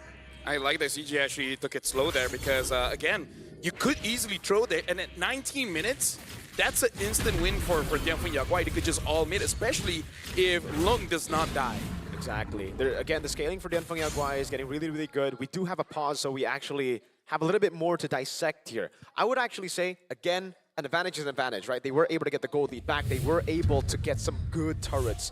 The fact that they didn't get the turret they needed for the next Lord, because if you look at the map, Lord's going to be spawning in the bottom side. So more advantage, more value you would get from getting the top side base turret. Now it's actually still Dianfeng Yaguai who hold the advantage, not just the scaling, but the waves. Earlier, it was very, very botched for Dianfeng Yaguai. They didn't really want to send anyone down below to manage that wave, and the wave kept on crashing in. That's why CG just got the advantage, and they just pushed through. But now, it's going to be completely different. They have a slow push up top. That means the Lancelot, out of all the people, I think it should just be the Lancelot, will be sent up top to constant clear, and that gives a big window for the Eastern Shin to burst out Lord.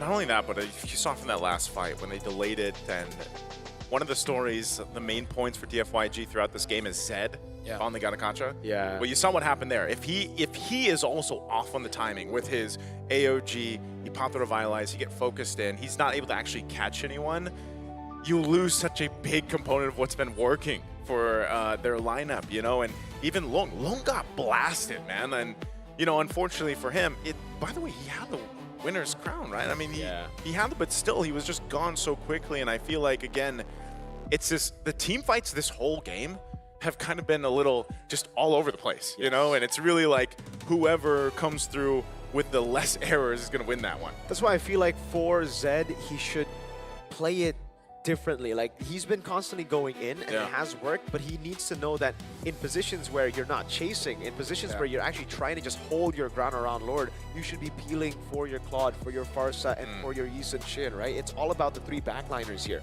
I think Vel's gone to a point where he can actually, he's a big boy. He can handle himself. He doesn't need Gatakacha to constantly babysitting him. Vel is a strong, independent woman, by the way. In this game, In this game. Yeah, I really feel like for CG, even though Lung is the biggest threat right now, they have their eyes on Zed. Because you can see, once you see Zed using that Unbreakable, either to try and catch or run away, that's the one where CG gets a little bit more aggressive because they understand they only lose if they get caught by that Unbreakable, if they get taunted. Other than that, they should be able to maneuver around and deal enough damage to, I would say, the main damage dealers of Dianfeng Yaguai. So yeah, Zed really has to be careful with his timing. The longer the game goes, the more important timing becomes. Peel for your backline, Zed. Yi1, Lung, and Superkin are all very vulnerable. If the Lancelot gets back, there's no one to stop him, so at least you need to be using the Revitalize to heal them back up, especially considering Gary, by the time he gets to the backline, he would already have punctured Vel maybe twice, and then Zed once. So that means like stacked up on the War Axe, stacked up on the puncture as well. And that's why you saw Lung also. He couldn't react to it because he didn't expect that much damage. That's something with the Lancelot, right? The longer the fight goes and the more he's able to build up before he gets to you, once he gets to you, you're popped. Yeah, and I feel like something that CG has to be careful of is all this Winter Crown. Because worried that they might use everything. Yes. And then they just have nothing. Yeah, and that's why the positioning around this next Lord is so important. You know, and for a while, you got to remember that Lord earlier on, taking down that base turret up top, now plays a part into this next Lord take for CG Esports. But I think, you know, it's almost more so for DFYG not to overextend in a way, not to get a little too overzealous, and at the same time, utilize the defensive options they have here. So that purple will be taken. Gary's got that under control. They're going to make this way to this Evolve Lord. Knowing CG, they're probably thinking, how do they end the game with a backdoor? Look at Balance, look at Balance. This could be it, this could be the winning play. He might go right Lung wherever should check. G1 sets up, yeah. Oh, Balance is going to go for it. He gets the G. No, and the kickoff, too. Lung is gone. Flicker not used or anything else. But the fight's still going to be breaking out as E1 picks up a kill with a feathered airstrike. But Super Ken is out of the picture as well. And CG Esports will go to the mid lane. They use the Flicker out. E1, no feathered airstrike with Vel. They're going to wait for this minions to push in, and CG Esports, they'll just go for it. Ye3 tanks up the damage, but Gary can end it here as they go for the sweep, sending DFYG out of M7. Unfortunately, this does mean Tianfeng Yaguai is the first team to get eliminated. And for CG, even though they won here, it's not over yet. They just have one win. They need to win 2 more to get to the knockout stage. GG for Tianfeng Yaoguai. They've tried their best, but yes, they have been eliminated from M7. That last moment was crazy by Valence, man. That position that he was holding, that could have been the game winner, and it ended up being the game winner. I said he was going to go for maybe a redemption, man. Yeah, that's redemption right That's there. redemption right there. I would say that's definitely a maybe redemption. Maybe, yeah, because there was a couple Didn't plays. make up for yesterday's play. Yeah, still a good play. You know, Yeah. you get Lung. By the way, it's crazy because you have a Flicker and you have a Winter Crown, man. Yes. But that was 2 team fights, big team fights, where Lung was just taken out. Yeah. I feel like he has too tunnel vision on something else. Like, I think he's too tunnel vision on his own positioning. Yeah. That sometimes, you know, you just overthink it. Yeah. And that means, by the way, this is back-to-back 0-3 performances for the Chinese representatives. Last year, it was KBG. This time, it's Tianfeng Yaoguai. Still 0-3, despite, again, Tianfeng Yaoguai coming into the tournament as a team that a lot of people look towards because they were able to make it to top 4 in GOTF. And I feel like this is also another case why world-class teams need something like a sports psychologist, because it's clearly something is not okay with their decision making, something is not okay with their momentum, their communication. Sometimes you need someone to help you out with that, because even Aisu pointed out, there's some mechanical errors that we see in game, and we question, like, you don't usually play like this. Yeah. How is it that you bought the Winter Crown and never really use it?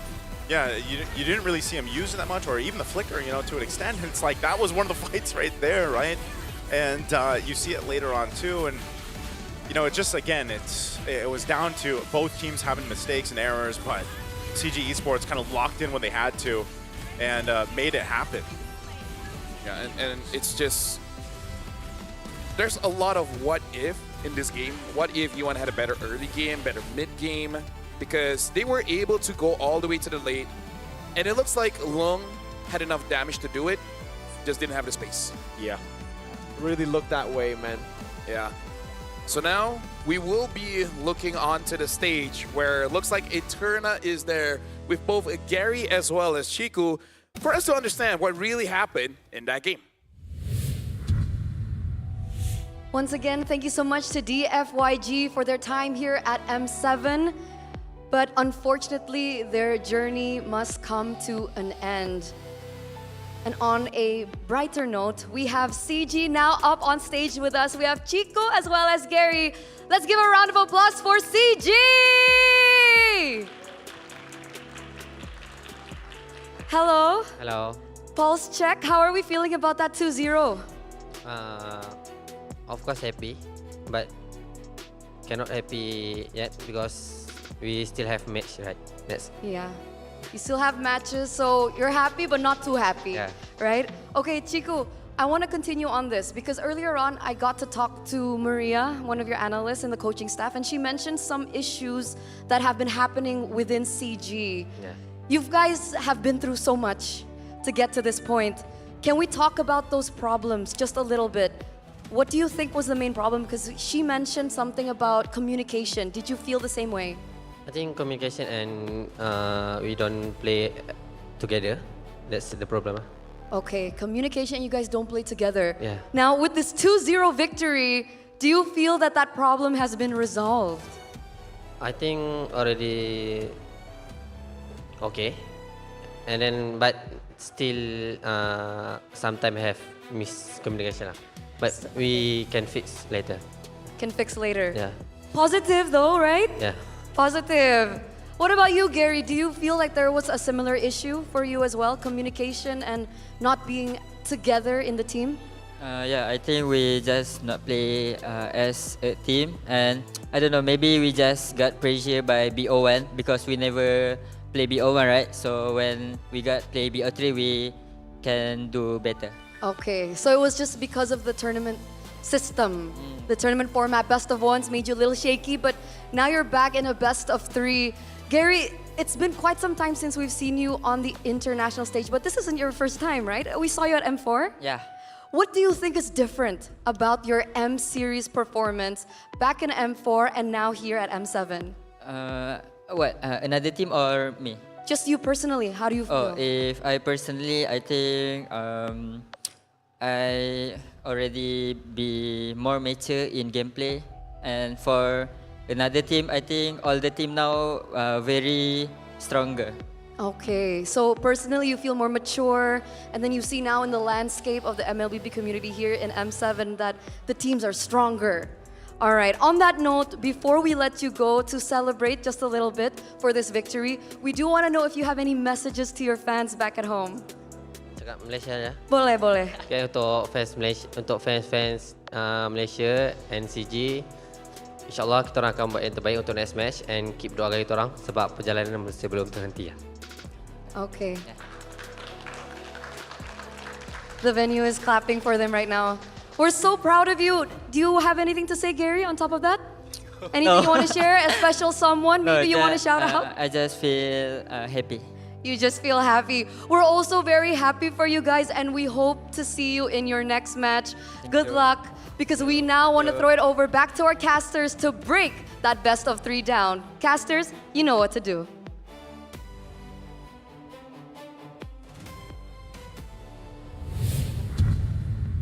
Actually, at this point, what are we supposed to do again? Yeah. I mean, I'm a bit lost. I'm pretty lost as well, man. Break it down. Break We're gonna what? break it down. Break it down. We're gonna break barriers, right? We're gonna show the world. Not gonna lie, I was hoping for a bit of translation coming in from Eterna because I'm not really sure what was the message that Chiku was sending over to the rest of Malaysia. But I just assumed he was just like, I'm happy but not too happy. Yeah. You really don't want to hear that coming in from your boss. Yeah, I'm happy, but not too happy. That's a bit passive-aggressive. Yeah. Chiku knows how to be a boss, though. That's what bosses all do. Yeah, it's like telling your parents you got an A. Yeah. But they want an A+. Exactly. Speaking of, Gary is the MVP by our official gaming partner, Realme, Yes, sir. 4-2 and 5. In terms of the KDA and the damage numbers, it's not all that impressive, but I would say in terms of his performance, especially securing all those neutral objectives, Exactly. really made it so that how do I say this? That CG was not bugged, ducked, that kind of thing, you know? Huh? They weren't A bug what? They weren't ducking a lot, you know? Ah, yeah.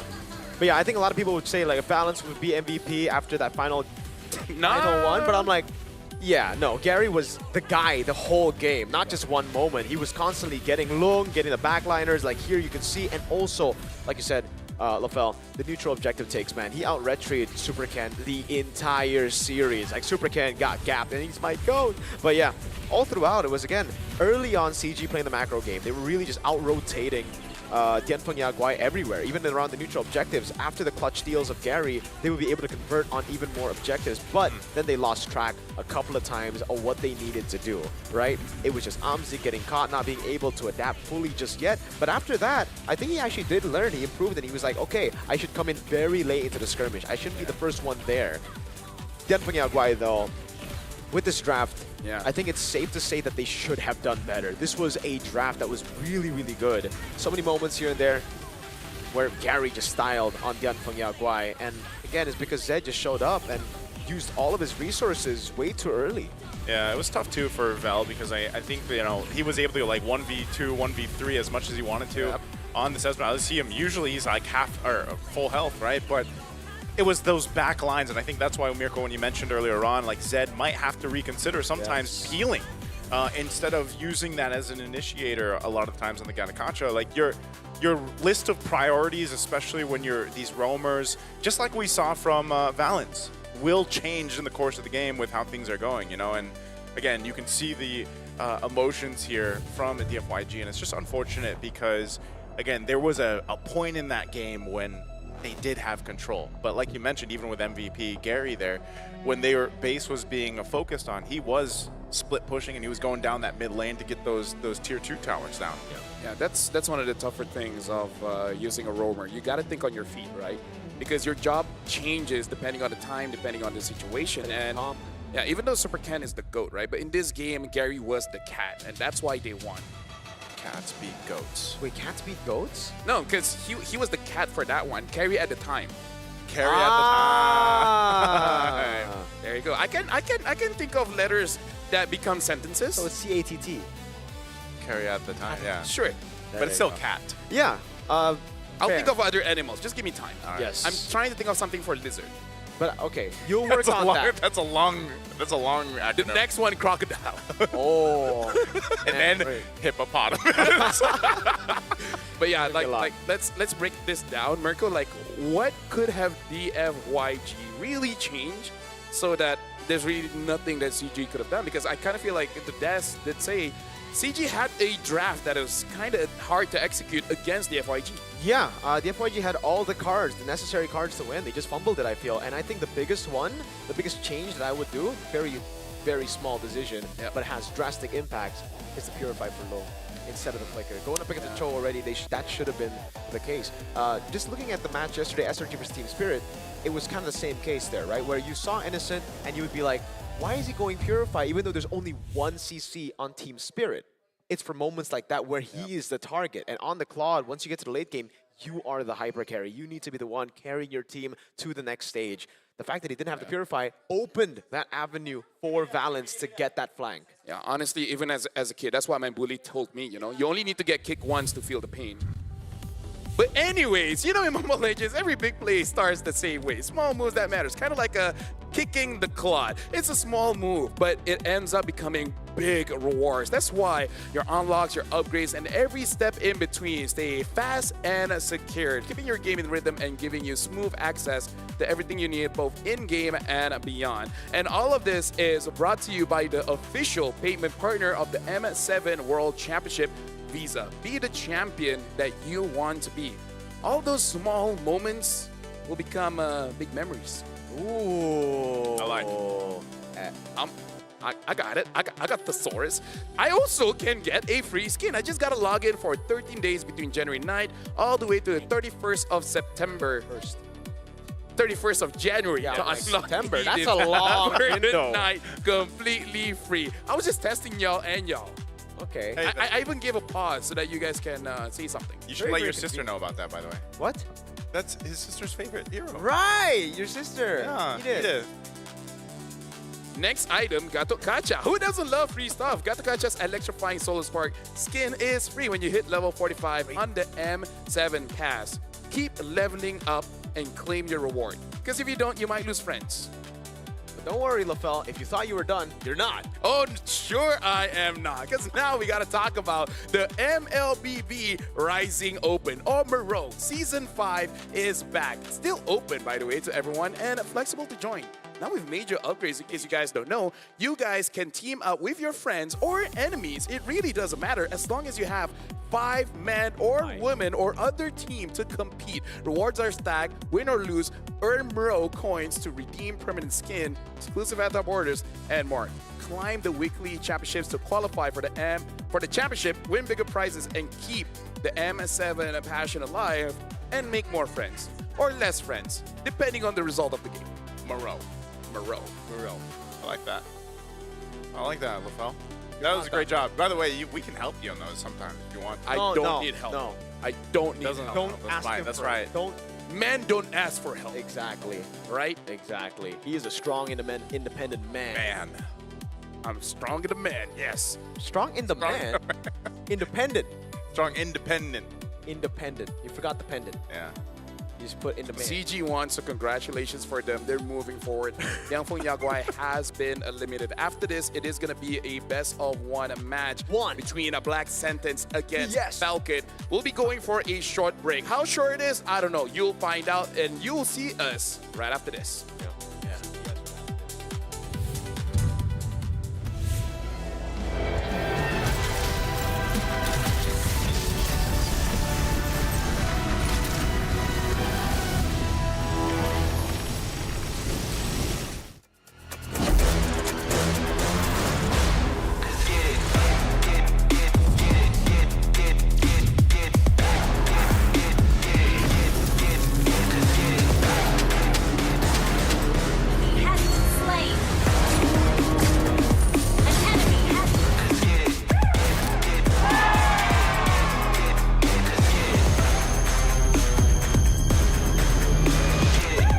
Realme 15 Pro M7 official gaming foam.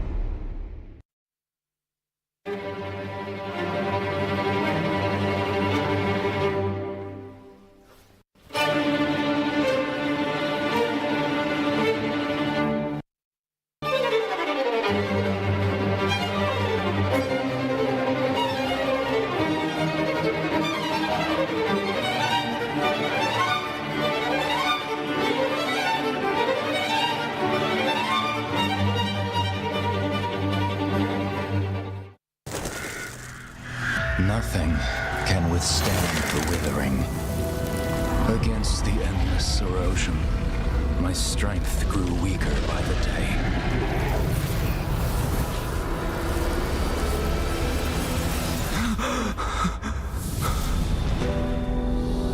True power dwells within the spirit. Try to embrace all that you are.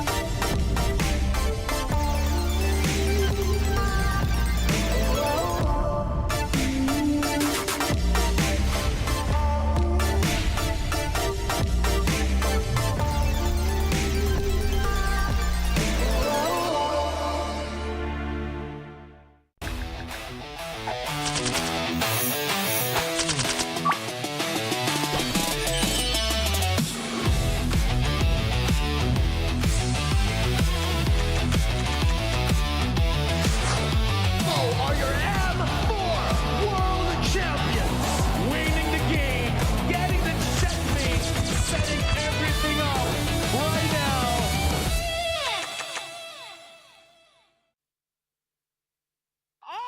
Kembali jadi juara. Are going to the M7 World Championship. Let's go.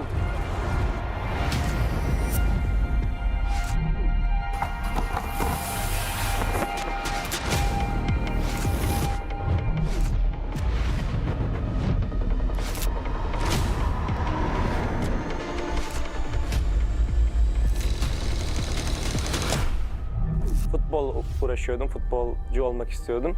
Ama pandemi girdikten sonra futbola ara verdim. Birazcık da Mobile Legends oynamaya başladım o zamanlar, yani yaklaşık. Que nosotros empezamos desde la MDL, la ganamos, después subimos a la MPL, también la ganamos y ahora estamos en el Mundial y también esperamos ganar. I think Team Zone is underdog in M7. Nobody expected us to be here. Evo was once a dark horse, and we break through the expectation of everyone.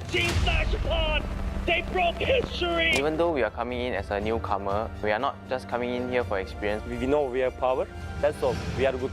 Nosotros somos el equipo Dark Horse. Who do I think will be the dark horse? A bit of a Malaysian bias, but I would say CG for sure. I'll lean more towards Yangon Galactic. I don't think anyone really is expecting CG to be a threat. Kita orang bukan dark horse, kita orang cuma pendatang baru. ကျွန်တော်ကတော့အဲ့လိုတော့မထင်ဘူးအများကြီးပြင်ဆင်နေတယ်ကြောင့်မလို့ပွဲတဲ့ကြရင်အကောင်းဆုံးပုံစံနဲ့ဆော့ရသွားမှာချပြသွားမှာလို့ချက်တော့စောင့်ကြည့်သေးတယ် Sebab kita orang ni suka invade orang, baca orang, memang gaduh tak berhenti. ညီရဥအောင်ချတယ်ပေါ့အဲ့ကြောင့်မို့ကျွန်တော်တို့ aggressive ဆော့ရတဲ့ဘောကြတယ် Agresif, kenapanya? Karena suka perang. Karena kalau misalkan bermain agresif, musuh bakal kena pressure duluan. មូលហេតុដែលពួកខ្ញុំចូលចិត្តលេង aggressive ដោយសារពួកខ្ញុំកាលមុនគឺមើលថាមើល player ខ្លួនឯងនីមួយៗហើយគិតទៅថាអ្នកៗគឺដៃខ្លាំងមែនតើអញ្ចឹងលេង aggressive គឺត្រូវ 我们战术打法无规则打法，就对手可能研究不透我们的打法。 We are not that serious. We just playing for fun because it helps us not get pressure. If you play for real, we'll get a high pressure international. 可以打进世界赛的关键之一是早睡早起，保持好身体。 Siguro determination lang din talaga and focus sa sarili kasi doon nalalabas siguro yung pagiging consistent sa paglalaro. Our secret in our veterans in our team. Enemies need to respect us. Strong mentality and discipline because it's all about out of the game. King teams for me are gaming us. Siguro para masabi kong king yung team or legends, siguro meron muna silang MSC title and M World title. Kalau dibilang tim raja, enggak lah. The Sky Kings have been taken down. Kita belum layak lah dipanggil raja. Ya, back to back dulu lah semuanya, baru bisa dianggap tim raja. Tingin ko isa kami sa mga king teams kasi sobrang dami na namin pinanalo na tournaments and sobrang dami na namin na-achieve ng magkakasama. Sa tingin ko kapag na-achieve na namin yung Golden Road, hindi na siguro king team yung tawag sa amin, siguro mas angat pa doon. I think we are because based on the recent tournament in NSC, we are the top 2.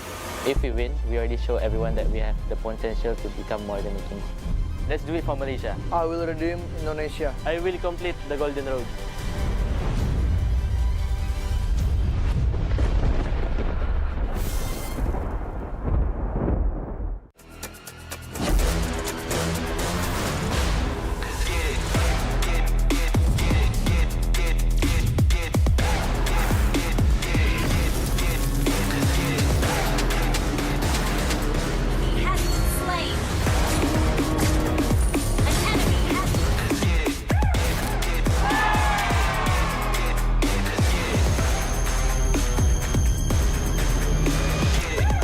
Realme 15 Pro M7 official gaming foam.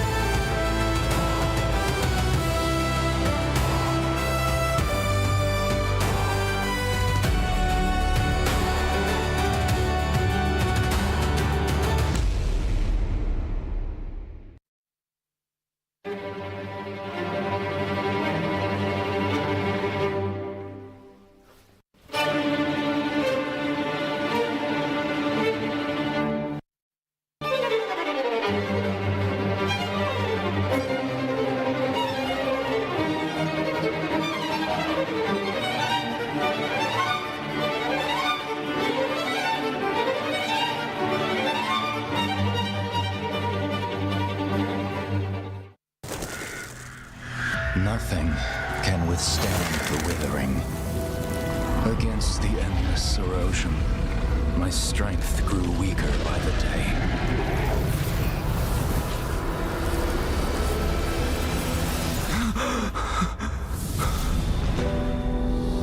True power dwells within the spirit. Try to embrace all that you are.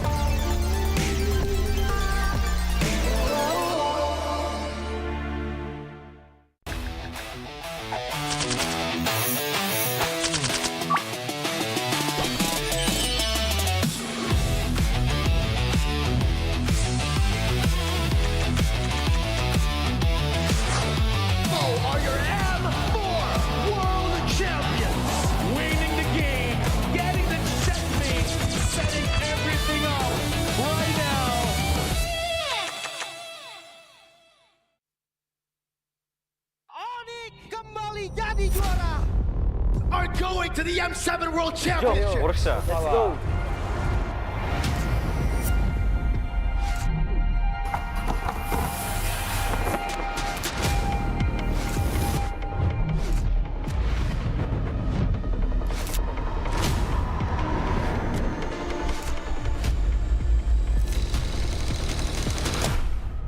Futbol uğraşıyordum, futbolcu olmak istiyordum.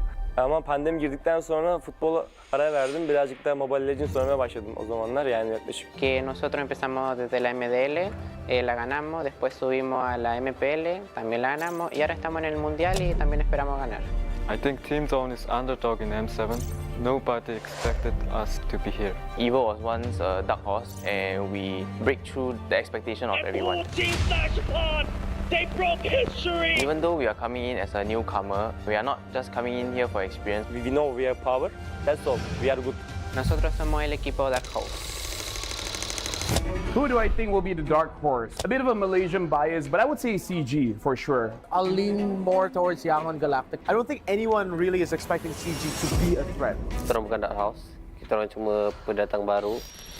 ကျွန်တော်ကတော့အဲ့လိုတော့မထင်ဘူးအများကြီးပြင်ဆင်နေတယ်ကြောင့်မလို့ပွဲတဲ့ကြရင်အကောင်းဆုံးပုံစံနဲ့ဆော့ရသွားမှာချပြသွားမယ်ချပြသွားမှာလို့ချက်လောက်စောင့်ကြည့်သေးတယ် Sebab kita orang ni suka invade orang, bantai orang. Memang gaduh tak berhenti. ညီရဥအောင်ချရတယ်ပေါ့အဲ့ကြောင့်မို့ကျွန်တော်တို့ aggressive ဆော့ရတဲ့ဘောကြတယ် Agresif, kenapanya? Karena suka perang. Karena kalau misalkan bermain agresif, musuh bakal kena pressure duluan.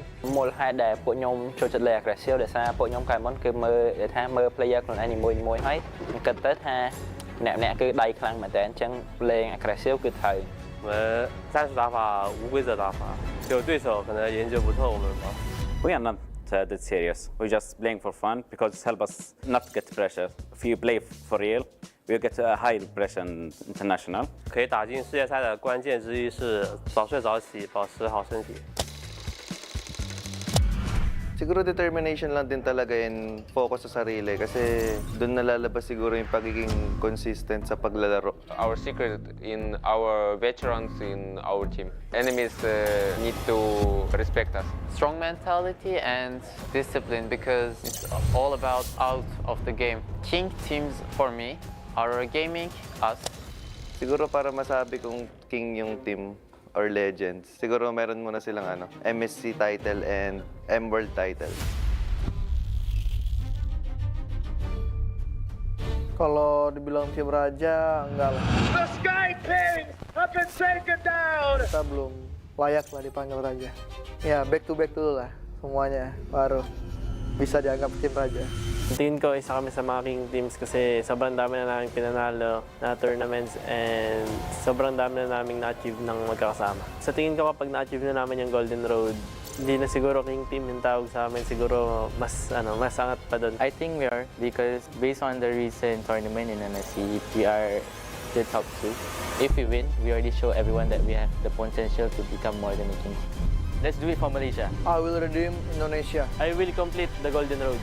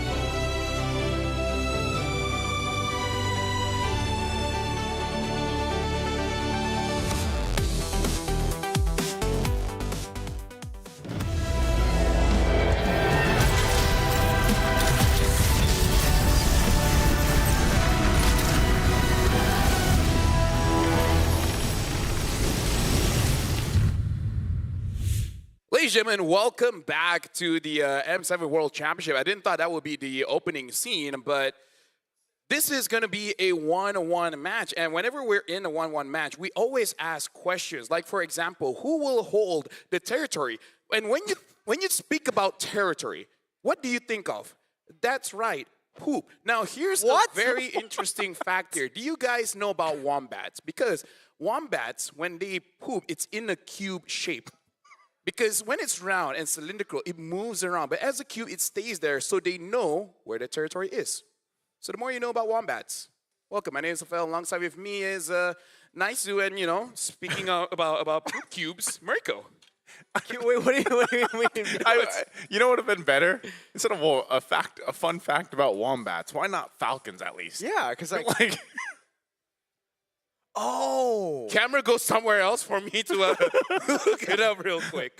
Okay. Oh, they actually go somewhere else. Now you can look it up. Hey, now you can look it up. All right. So just if you guys missed it, by the way, we had our first best of 3 of Swiss in the last match. Unfortunately, DFYG has been sent out of M7 and CG, the cool guys. I wonder if someone could ask Chico, like, what are they right now? Yeah. Or maybe it's just like they got to stay locked in until they get through the Swiss stage. I think so. I think now I got it. You got it. I was trying to buy more time for you. No.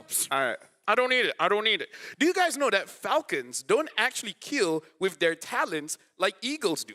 They have something special. Not the special like us. They're special in the way that they use a special notch on their beak called tomial tooth or tomial tooth to quickly sever the prey spine. Oh, wait. Oh, I should have read that first. But yeah, that was quite something there. You were using a real me, sir. Yes, Thank you were. The AI is so It's fast. amazing. It gave me 2 facts. The other one is the peregrine falcon is the fastest animal on Earth. Dude. I should have used that one. Yeah, that one is more that was safe. good. No, it's like, no, I give you the phone and you're looking down. I'm like, oh my. Well, there you go. Hey, you know what? BS against Falcon. Let the world see who right. Dude, at this point. Why are you closed? Why is your eyes the closed? right wallpaper? Oh, yeah, because it changes. Yeah, it changes. Now it's a cake. Now it's a room. Now it's a lemon. Oh! Who are these guys? Football players? Badminton, I think. But yes, Okay. there you go. Hey, badminton is kind of like football. It's a sport. Football's kind of like soccer. Oh, get out of here. Let the world see who rises, right? Is it going to be BS or Falcon? Because honestly, Falcon, even against Team Liquid, they actually look pretty good. And we got to put into perspective, yes, BS lost, Falcon lost, but BS lost to AE, and then Falcons lost to Team Liquid. So it's kind of like an honorable loss. So BS isn't an honorable loss? No, I'm saying both. Oh, okay, both are honorable. I agree. Get on the program. Sorry, man. Do you have problems listening to me? Actually, I do. That's why I need real me's help. Anyways, yeah, BS versus Falcons. I think for both of them, it's kind of weird because for BS, I didn't really expect them to get into 1-1. I thought they would be in 0-2. The fact that they were able to actually win out day number 1 against CFU was very, very impressive. And that's why they always say it, right? So what do you think, Naisu? I've been overloaded with information here, from fun fact to fun fact. About There's Wombats, Falcons, Wombats, BS, Falcons. and now, yeah. I have more about AI. Wills, but that's coming out later. You know what? I'll say this. Between BS and, of course, Team Falcons, I will say they have very contrasting play styles. I think that's one of the main things that we've seen from them. I've been rather impressed, I will say, about Black Sentence specifically on what they've showcased. Because, again, some of these teams and some of these players that maybe our international viewers aren't used to seeing, well, this is their first time to get to see them. Team Falcons, these guys have been around for now, a minute or two here in the international top. Well, sorry. He's a building. I have a very different reference to time. A minute is a while. 2 is definitely more than a while. Yes, sir. And honestly, if we're talking about Falcons, we got to talk about the Kaka, Matilda, right? They've been using it, and they were using it quite well. And again, it's because, well, let's go back to BSC first because we do have BS here. So, BS, I was very, very impressed with their match against CFU. The fact that CFU, we know them to be the aggressors. We know them to be very, very aggressive. And honestly, I didn't really think anyone could match their aggression until we saw BS because they really just took the fight towards CFU and got this upset victory through outplaying them mechanically. That's not something a lot of people could say about going up against CFU. But on the other side, for Team Falcons, this is Matilda. Yes, also very surprising of a pick, something that we haven't seen in a long time, but it's through their experiences in the World Championships, in the international stage. This team has represented 3 different organizations here. It's mostly with the same lineup, right? Troll, back in the day, Tarzan without Boya, but still Sanji, Cuffin, the Suicide Minds before, and then before that it was Triple Esports and M5. The fact that they were a brawly team, very aggressive, and now they have matured so much to being an objective team. I think also with the addition of Boyet, it's really, really cool to see. And that's why you see the contrast here of a young BS up against a very, I want to say old, but experienced Falcons. Yeah.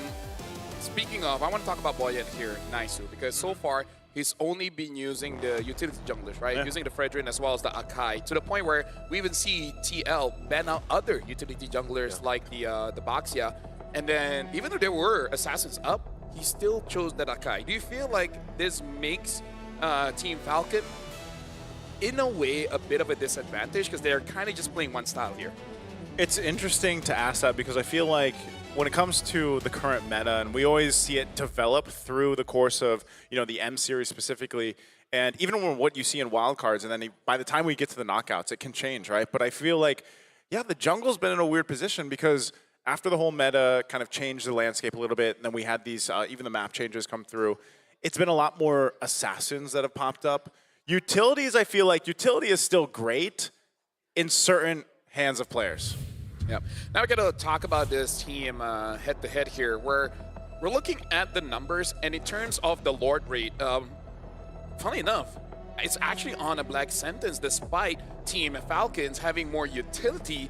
They do actually play around fights a little bit more, to the point where I even feel like, are you sure you're playing the way that your draft is playing? Because I still remember Turtle 1, Turtle 2, they go for kills more than actually going for those objectives. Well, I think, again, on the point of the whole utility and stuff, the macro style of Team Falcons, it might just be sort of more of their play style that they're comfortable with. I feel like when maybe you do see Falcons pick up an assassin, it's just, it doesn't work well overall in like the grander scheme of things of their lineup, and having that utility just seems to be better for overall success for their games. Mirko, do you want to know what the audience think? I do. All right.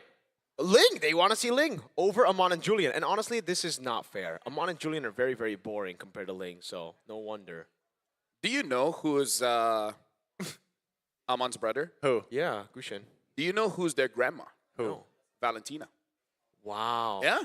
Really? Is that true? Valentina is the grandma of both Gushin and Amon. So the more you know. The people who like Valentina. I like Valentina. You like grandmas? I mean, I don't mind a bit more age because mature women are great. Yeah. You know, they can steal your ults. They have double dash. They can walk up to you and say, I am you. And you can even use her in the EXP. What's not to love? That's true. Different roles. Very creative. Very diverse. Anyways, let's go back to the playstyles here of these both teams. And again, let's take a look at the lineups first, because for BS, it's a very, very, well, I wouldn't say young, because we have seen some of these players before, like Steph and Orochi. We've seen them before on different teams. I think for Steph, dude, I remember Steph on Malvina's Gaming. Do you remember? Yeah. M3, man. It was such a long time already. And Doom, Shin, Hide on Bush. Shin and Doom have not seen the competitive stage internationally yet. Hide on Bush as well. And that's why we're seeing them right now, I feel, showcase that youthfulness in terms of how they play. The fact that the Lord rate is higher means that it's actually also the games that go on for longer for BS, because they get more opportunities to contest for Lords. Meanwhile, for Falcon, when they win hard in the early game, they end it quick. But when they lose hard in the early game, it's the same thing. Yeah. They lose quick. Which one would you rather have? You know what? A different conversation for later. I'm just wondering, because we saw yesterday Team Zone going up against Boostgate, right? Mm-hmm. Where Team Zone completely understood how to ban against Boostgate. I'm worried that for Falcons here, what if BS just bans out that Matilda, right? And then just make them feel a little bit awkward. Like, yes, there are other healers, but not really the same, because the way that they use Matilda is kind of a catching tool, right? Bring the jungler over to the mid, for example. Yeah. But other roamers, we don't do that. It's just interesting because you don't see too many teams pick up the Matilda right now. You know, it's one of those things that you look for if it's open. We're gonna have a quote here from unknown to best rookie. Best rookie of MPL attempts. Season 4, Orochi was personally scouted by Doom as a high potential talent, then went on to dominate the MDL and MPL consecutively. And it's honestly, that's what it's always about, man. You see that from some of the best teams right now currently in the world. It's like they're able to go ahead and spot out the young potential talent, right? Even before, again, because not all the regions across the world have like this MDL or developmental league, and they're able to spot it out even before they get there. What's very impressive is the fact that he did an MDL and MPL. Then a lot of people were like, all right, but it's in Latam, right? Yeah. How will he do on the world stage? And he gapped Wadu on the Yuzong. Orochi, very impressive stuff as a rookie, as a young player, already showing what he's got in a meta where it's very important for you to win that XP matchup. And now we're looking at who will get first blood here. So you guys in the chat can start voting. And so far, it is leading more towards Falcon on getting first blood onto BSE. And honestly, the question really is where, because I feel like Team Falcons, they like to kill the mid laner first, but Shin has been pretty good at maintaining his position. But we do have to see, because the game that BSE lose was when Shin was pressured and Hide on Bush was pressured. Once both of these guys is not having a good time, the rest of the team does not have a good time. By the way, shout outs to Trex, fact-checking about Wombats. You taught him a new thing. Yeah, don't you guys learn new things too? I do. Every time I work with you, I learn something new, man. And see, chat, you guys learn something too, like expanding rivers. I think you we learned guys that a long know time that ago. rivers. Wait, in the game? Yeah. Do you know that there's waters that cannot touch each other? Yeah. Yes. All right. Some people don't.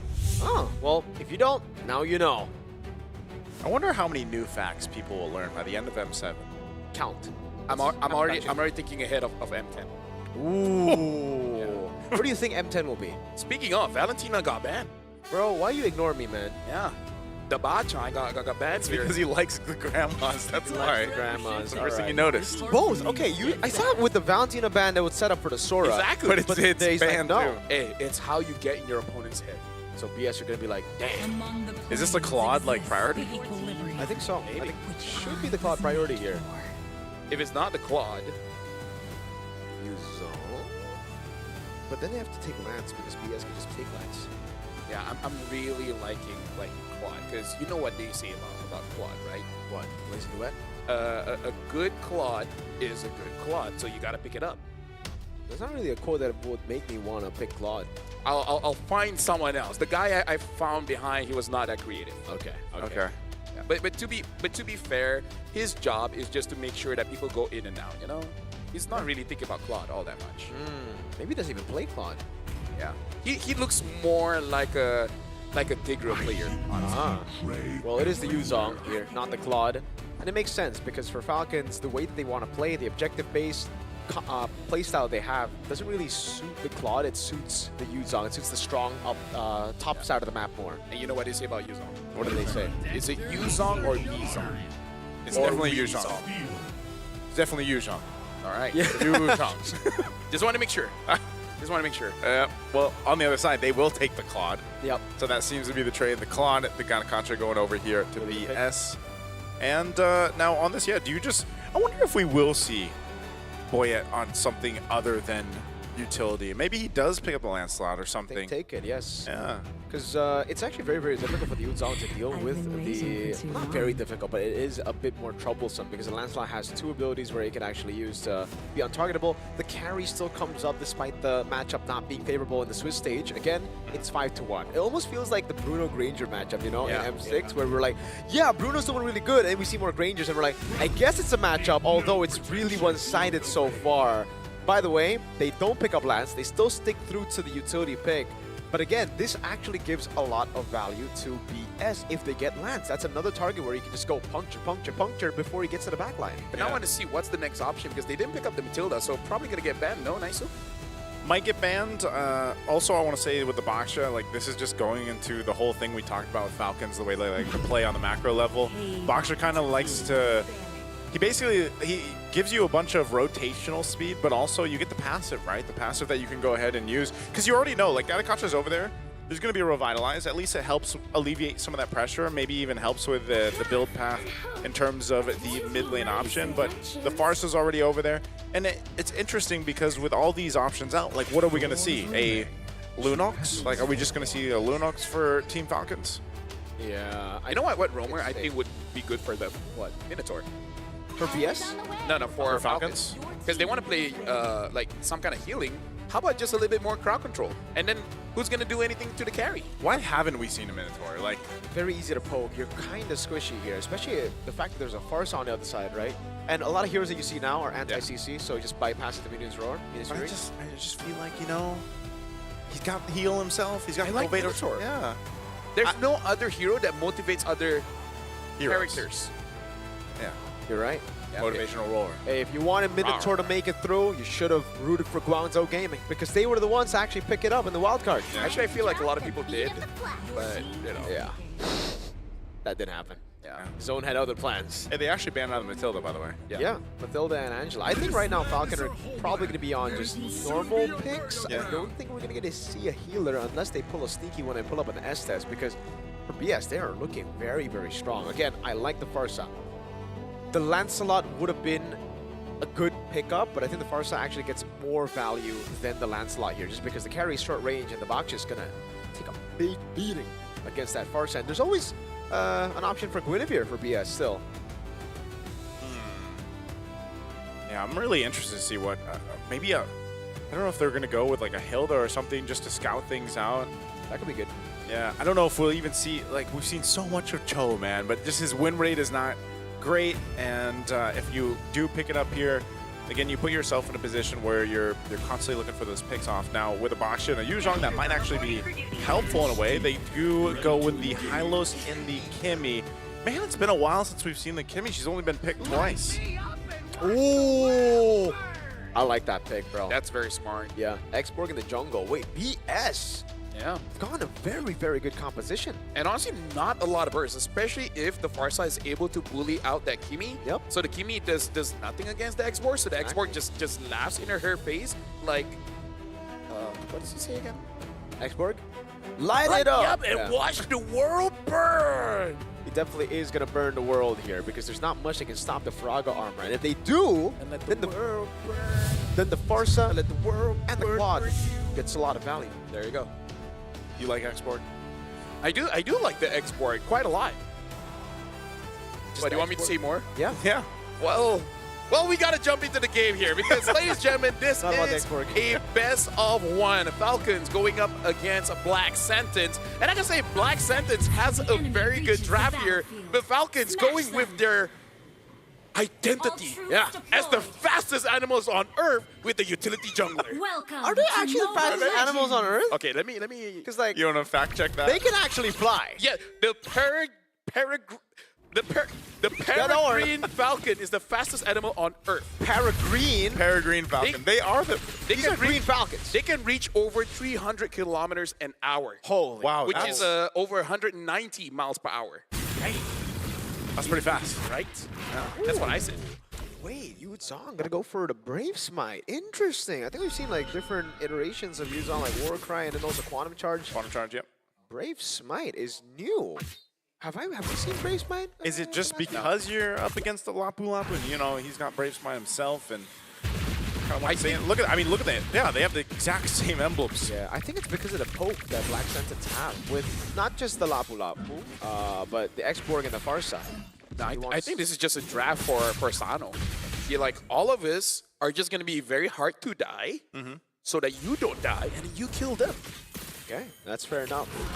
Master Assassin, though, for the Claude. And yeah, the only thing that can really stop the X-Borg would be himself, because he actually clears really slow compared to the Baksha, right? In terms of the utility jungles that you see nowadays, the reason you don't see X-Borg and even that Kai too much is because their clear is horrendous. Oh yeah, already able to rotate, getting tempo. Yeah, chasing down Shin. Shin wings by wings, but man. Oh my god. Hey, Boya will make his trip up here, but to no avail, is not going to be able to catch Shin. Yeah. See, everyone knows a tortoise can keep up with the bird as long as he tries hard enough. Yeah. And he did. As long as you got that speed, you know. Different kinds of speed here. Cuffin actually burning the flicker already. Troll's going to go in. Boya jumps in as well. Fraga armor going to be popped. They're going to drop down the feathered airstrike too. Whoa! Already enough to go through as Troll falls. First blood now for Black Sentence. And they'll make their way for the turtle. Just to say how much damage that actually was, Black Sentence, hold on, Sano has to figure out, is going to be saved. But yeah, that was Hylos with Revitalize. What? Whoa. It took so long. Sanji, is he just trying to delay this? Again, he's going to get caught. Sanji goes down a response, but that was all just to delay this turtle take, it looks like.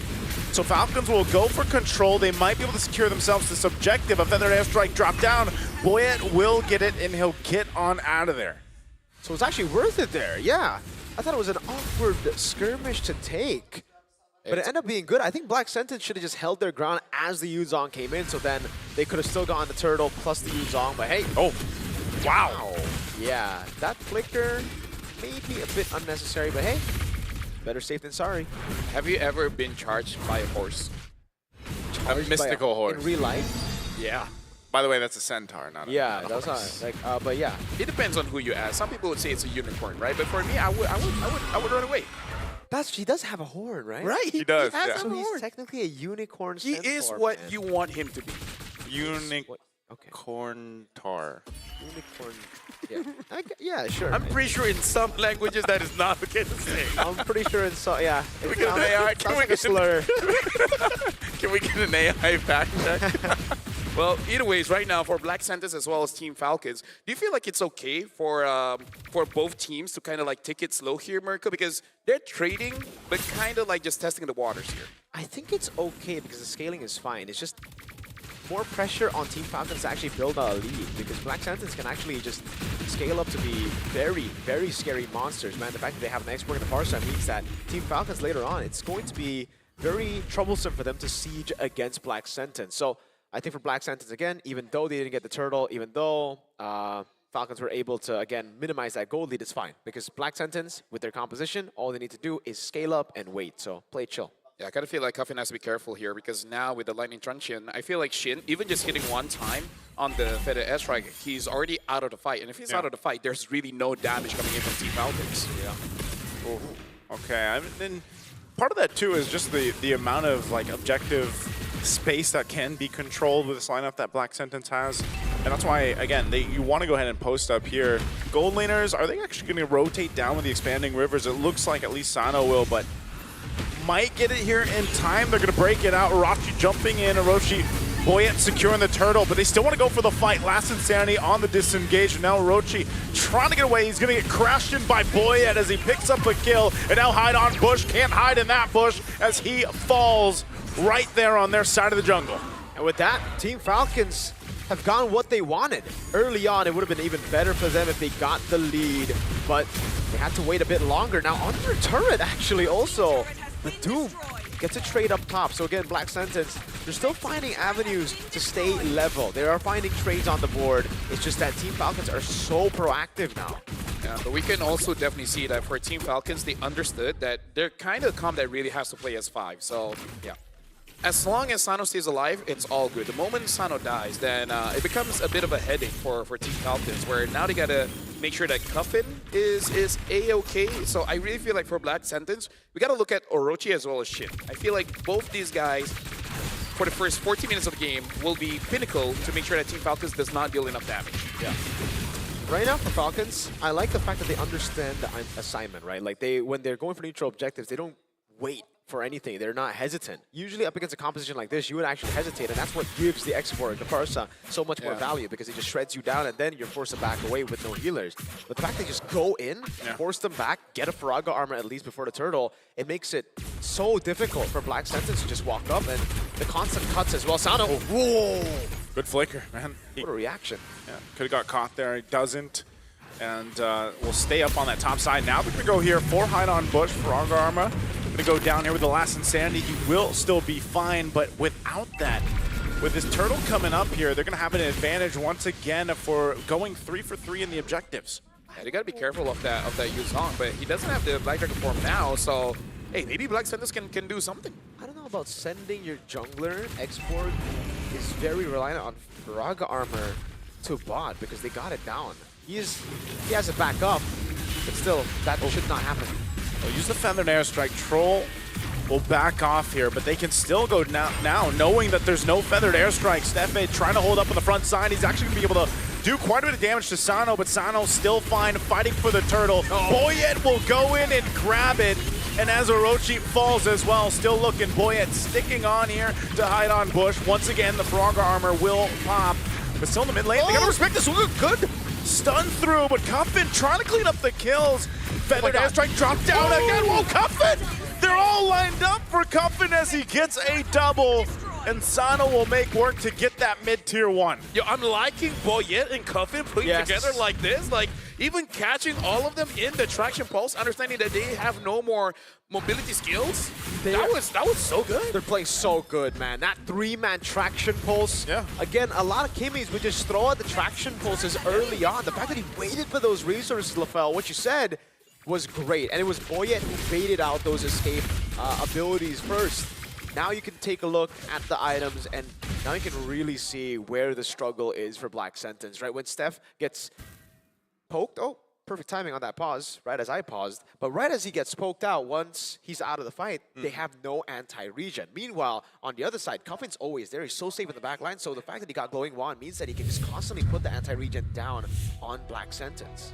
Here's the thing, Naisu, like, it looks like for Falcons, they kind of only play utility, but if they play like this, I don't mind. Yeah. It's, you know, it's one of those things, again, it's their macro level of understanding that we're seeing unfold here in this game and even in their previous games. And, you know, Mirko mentioned before, like, when it comes to the objectives, they just go for it, right? They don't hesitate. They got all 3. Yeah, that's one of the benefits, though, of having a utility jungler. Like, that's always what we see, right? If you're on a Fredrin or a Baksha, which are usually the main 2, then you've got almost that opportunity to just go start it up or even hold the objective. We'll see that even later for the Lords here. But even in this one, it's like they just knew that window was open because some key ultimates were down. Boyet was able to just go ahead and join up into that fight. He literally went and grabbed it with a Retribution, and then they chose to start that fight, knowing that a Feathered Airstrike wasn't available. And, you know, that's always one of the things. Every lineup that we've seen with a Pharsa, the Feathered Airstrike is so important, right? Because that is a big component of your damage profile, and once it's gone, that's the window for there to be a counter punch or a counter engage, if you will, and that's what we've been seeing from Team Falcon. So they're playing to the objectives, but then they know their openings when it comes to the team fights. I like that Team Falcons, they're playing a single style, but they play it very, very well. They understand, number one, when's the timing for the power spike, right? It's basically like turtle number 2, and then you just keep on diving and diving and diving and making sure that the mid laner has enough space to deal damage but not really threatened by the opponent. I like the movements coming in from Boyet, Sanji, making it so that the damage dealers coming in from Black Sentence are really uncomfortable. This is where we bring up your quote from the previous match, LaFell. What did I say? Don't be afraid of the guy who practiced 1,000 different punches one time. Yeah. You'll be afraid of the guy who practiced one punch 1,000 times. That's, I feel like, what Falcons are doing right because you always have to think, how much time does that guy have? Yeah, it's like a lot of time because that's a lot. Yeah. You gotta calculate how many it's times. It's almost as much time as someone who would watch One Piece have. That's watch that's it. a different level. Hey, watch it. Dude, like legit, it only takes you about, I don't know, maybe like a year and 2 months to catch up. It's not that long, dude. No, is that watching like all day, every day? Just or? like the first season? Yeah, it's just the first season. But think about it. Think about this, right? When it comes to M8, you can talk about it. It's an investment for the next World Series. Also because we'll probably have some skins in the hand. Yeah. Maybe M15, you know. What if that got rebranded to something else? I don't know. How would we rebrand it? Have more M's. Yeah. Roman numerals? Oh, that, you know what? That's the best one. That's why we need a smart guy on the desk, Mirko. Yeah. Right? Joseph Charles Omega Rezbek. All right, just dox me. That's fine. I mean, I'm pretty sure anyone that's Googled. I'm pretty sure people can find. Oh, with the AI here. Boy, it's gonna be fine, but I don't know if Hide on Bush will be. Feathered Airstrike gonna be dropped down. He tries to get away. Cuffin picking up another kill on the board. Doom trying to get out there too. Stefan could be in trouble. He's gonna be caught in as he falls the second one down for Black Sentence. Dude, right now, Cuffin, he's just surrounded by good friends that really enable him. Yeah. Like, he wants And these are not yes men. These are not yes men. This is like, yes, sir. No? No, that's not what you're going for? No, but hey, it works. Cuffin 1v1. Oh! Wow. Oh, that's so rage baity. Dude. Cuffin is locked in, by the way. Yeah, in this game. and that shows that he's not just a man who grows in numbers, you know? Even without his friends, he's like, I got it. I think he heard, like, oh, you think I can't do things alone? I have Independent man. toxic masculinity. Yeah. I am him. He doesn't ask for help. They just so happen to be there. He doesn't need the help, man. You know, right now he's just completely locked in on his own feathered airstrike to get Team Falcons out of their jungle, but it's almost looking a little dicey here. I was saying, you know, with Black Sun's lineup, like they should be able to fight into these objectives well, but it just Team Falcons kind of has all the answers for it. Yeah, and honestly, Cuffin is just building sustain, but with the lead that they have, it's more than enough damage, and with Shin not really being able to target Cuffin at all, it's making it hard, especially because Cuffin, you know, being a rage baiter, just taking all the ults. Oh, right now he's gonna get stunned again.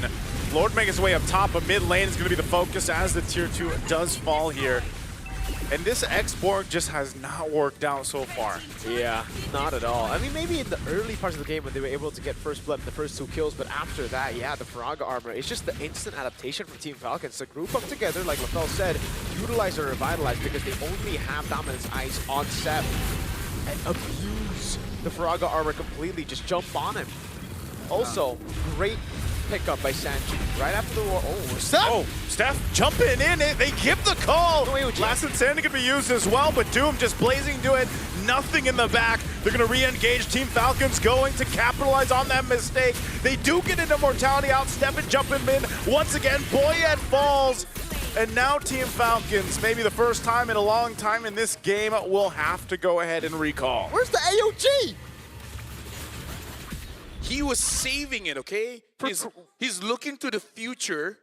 You're looking at the present. Bro, he got like 3-man taunt, right? I'm like, whoa! And the climbers just never hit. No. As a roamer, sometimes you want to secure kills. So you want to wait for someone to run away, and then at that point, only you can catch. See, I thought that was going to happen, and then they ran away, and still Steph was like, still no AOG. Okay, now I got it. But yeah, that was a good team fight. The fact that Doom was able to kite around. Right now, we got to look at the items, and he hasn't built the Trinity. So I was wondering why the damage wasn't entirely there. But what? He's not going to go for the Trinity. It seems like he built first corrosion, and okay, so he was trying to get it quicker, like. Hey, the Vampiric Mallet just to get some sustain, and then eventually build to the Wind of Nature, probably. Yeah. I think the Corrosion Scythe earlier over the Vampire Man would have really helped him in that fight to slow the guys down and maybe to get an AOG. Maybe Steph was waiting for the Corrosion Scythe. No, because he was thinking, like, you know what would be great right now? Lifesteal. Okay, that could be it. Yeah. Although I do have to say more damage gives you more lifesteal anyways. Yeah. But yeah. I ask myself this question all the time. Am I due? You are not. You're not. So I don't question. Okay, high on push. Oh no, again, why is the one clearing? They're gonna go for him again. Last Insanity down, so I mean we've seen that time and time again. If they might be able to just delay this for it to be back up.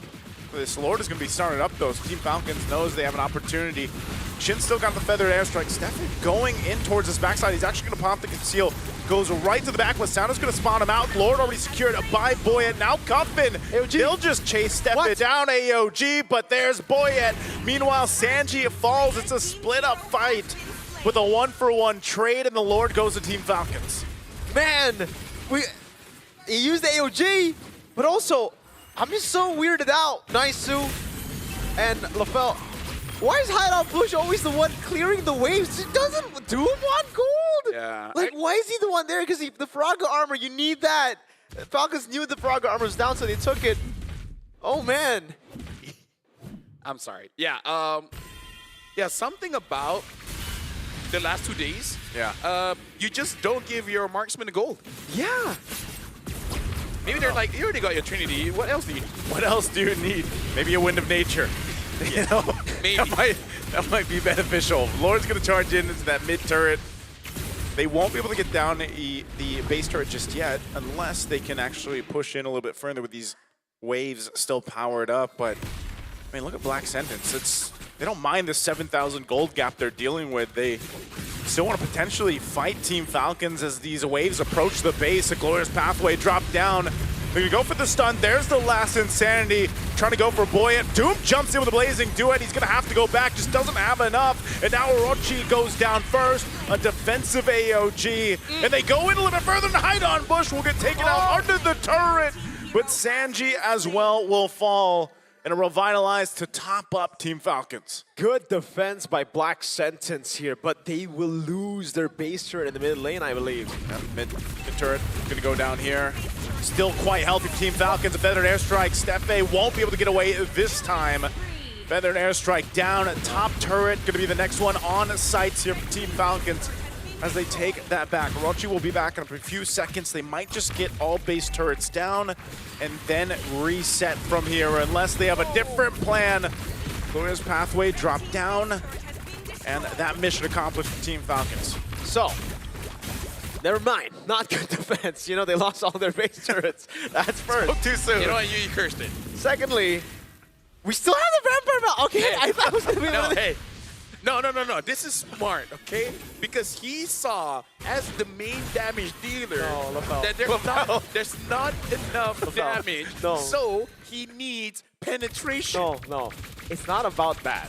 See, my whole point, they keep on fighting, so I can't get my point through. Yeah, go ahead. I think Winter Crown is better. Like, it's a Yeah. carry. I agree. It's a Kimmy. I think you can't really Wind of Nature this game. But he went Maleficon. No, just wait for him to sell Longer, that. bro. No, he's just waiting for about a 2,100 gold, and then he sells the mallet, get value You on lose. that, and then This you is- buy the Winter Crown. This is Dude, I'm leading trying, towards conspiracy theory now. I'm trying my best to protect the players, okay? Okay. You're being the negative Nancy. I'm being the good boy here. No, he's being the analyst. Yeah. I'm trying. This is like fighting for custody. You're you know? right. Oh! Uh-oh. They're going to force a fight anyway. Forget the Lord. Just go for the kills. Shin can't get away. Doom. Is he actually going to enter? He Blazing Duets, but he's just stopped in his tracks again. Wind of Nature was already popped as well, but now they're just going to cut them off. They get the stun on Hide on Bush. His Immortality's going to be popped, but they just go for Doom. They'll clean it up, and Team Falcons already knows what's written as they take this best of one against Black Sentence in a dominant fashion. Yeah, honestly, Team Falcons here, they know how they want to play. And honestly, it looks like Black Sentence knew how they play as well. Try to counter it, did not work out, man. It looked good on paper, but Team Falcons say, Paper line. take your paper. But sure, paper lie, dude. They just fly over the paper. Yeah. They fly over the sentence dealt upon them, the Black Sentence. Do you know, by the way, that sharks were born first before trees? Why do we get the sharks? I don't think Black Sentence are sharks. Yeah, but paper, you're talking about paper, and paper has to do with trees. Okay, but what about sharks? Yeah, Sharks were found about 400 million years ago. Is that a fact? And trees are 350. Dang, dude. Yeah. You know your history. But I don't know. I have a lot of free time. But the thing is, after that whole platypus thing, I'm not sure if you're saying if it's like accurate, you know? Platypus or the wombat? A wild card. Spoke of a beaver, and Arashi corrected it. He was like, no, that's a platypus. Not a beaver. Hey, Rashi's smarter than me, man. I don't know what to say. Yeah. He also has a lot of free time. I was going to say, Arashi also has a lot of facts. Yeah, he has a lot of free time. He does. I think out of all the casters, he might be the freest timer. I think he likes matcha, too, because he asked me like 4 times if I want to. What a guy. we got to look at the final fight here. And Doom just did not have any space, and Sano was just wrecking ball. Is that what people see now? Wrecking ball. Let's just go wrecking ball, man. Yeah. What a hell of a wrecking ball we had. Yeah, well, right now looks like we do have an interview with Eterna on stage. So about 50 seconds we'll be there. So that was a good game. All right, Falcons were very confident, and there was nothing really much that Black Sentence can really do. So what's up, Eterna? Hope you get to talk to your children. Once again, thank you so much, casters, and congratulations to Team Falcons from MENA. Troll, how are you feeling right now?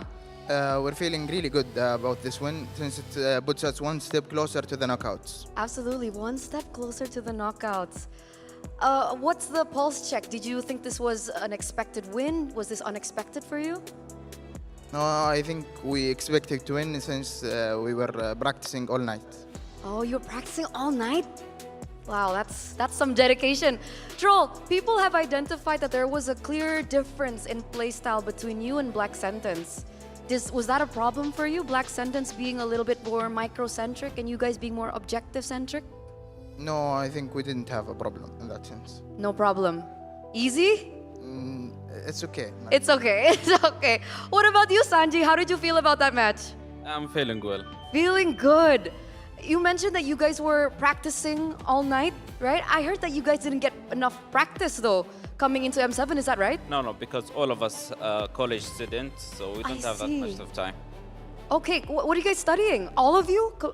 Full 5 of you guys? Yeah, all of us. All we four. have 3 engineering, 1 medical student.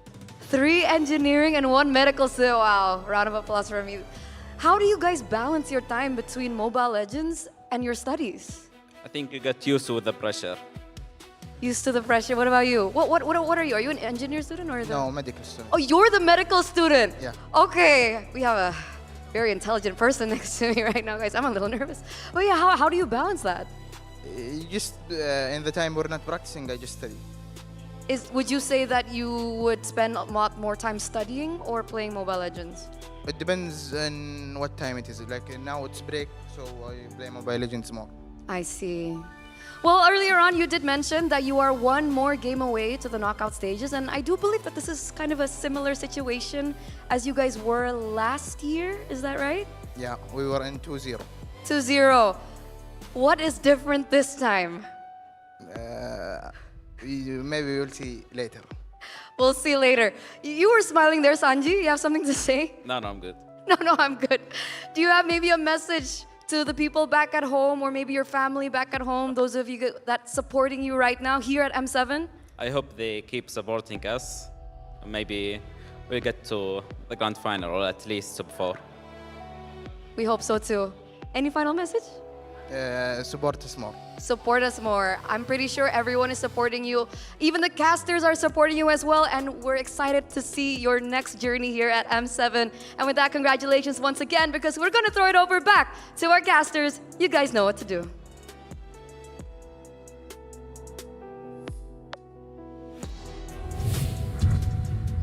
Did she again ask you know what to do? At this point, I'm not sure what we're doing. What are we supposed to do? You got 2 engineers and a doctor. The question, in Falcons. What are we? The question I wanted her to ask, like, which one is more difficult?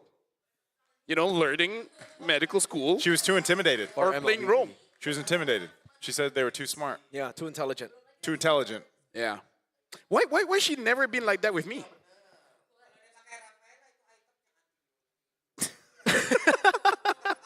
Why are you laughing? I'm smart.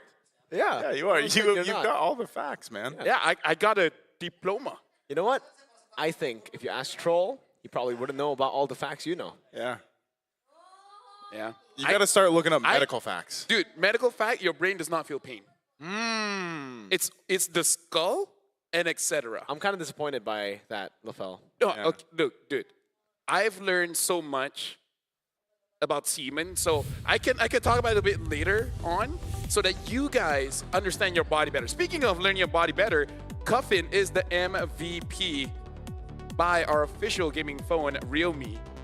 So talk about this, Mirko. Yeah. 6-0-10. He played perfectly. He did.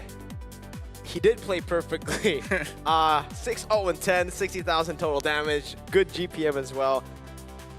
I don't know, man. Like, he was just outclassing Black Sentence every step of the way there. A couple of times the traction pulls. I love the fact that he's able to save it. And in terms of itemization, there's nothing too crazy here. Even in the emblems, it's totally normal. It's just the fact that he saved the traction pulls. A lot of people start the fight with traction pulls. He saved it to the very end. So it was kind of like the assassin Kimmy. By the way, if it wasn't for that level up, he would be dead. That is a very, very clutch level up to 4. Yep.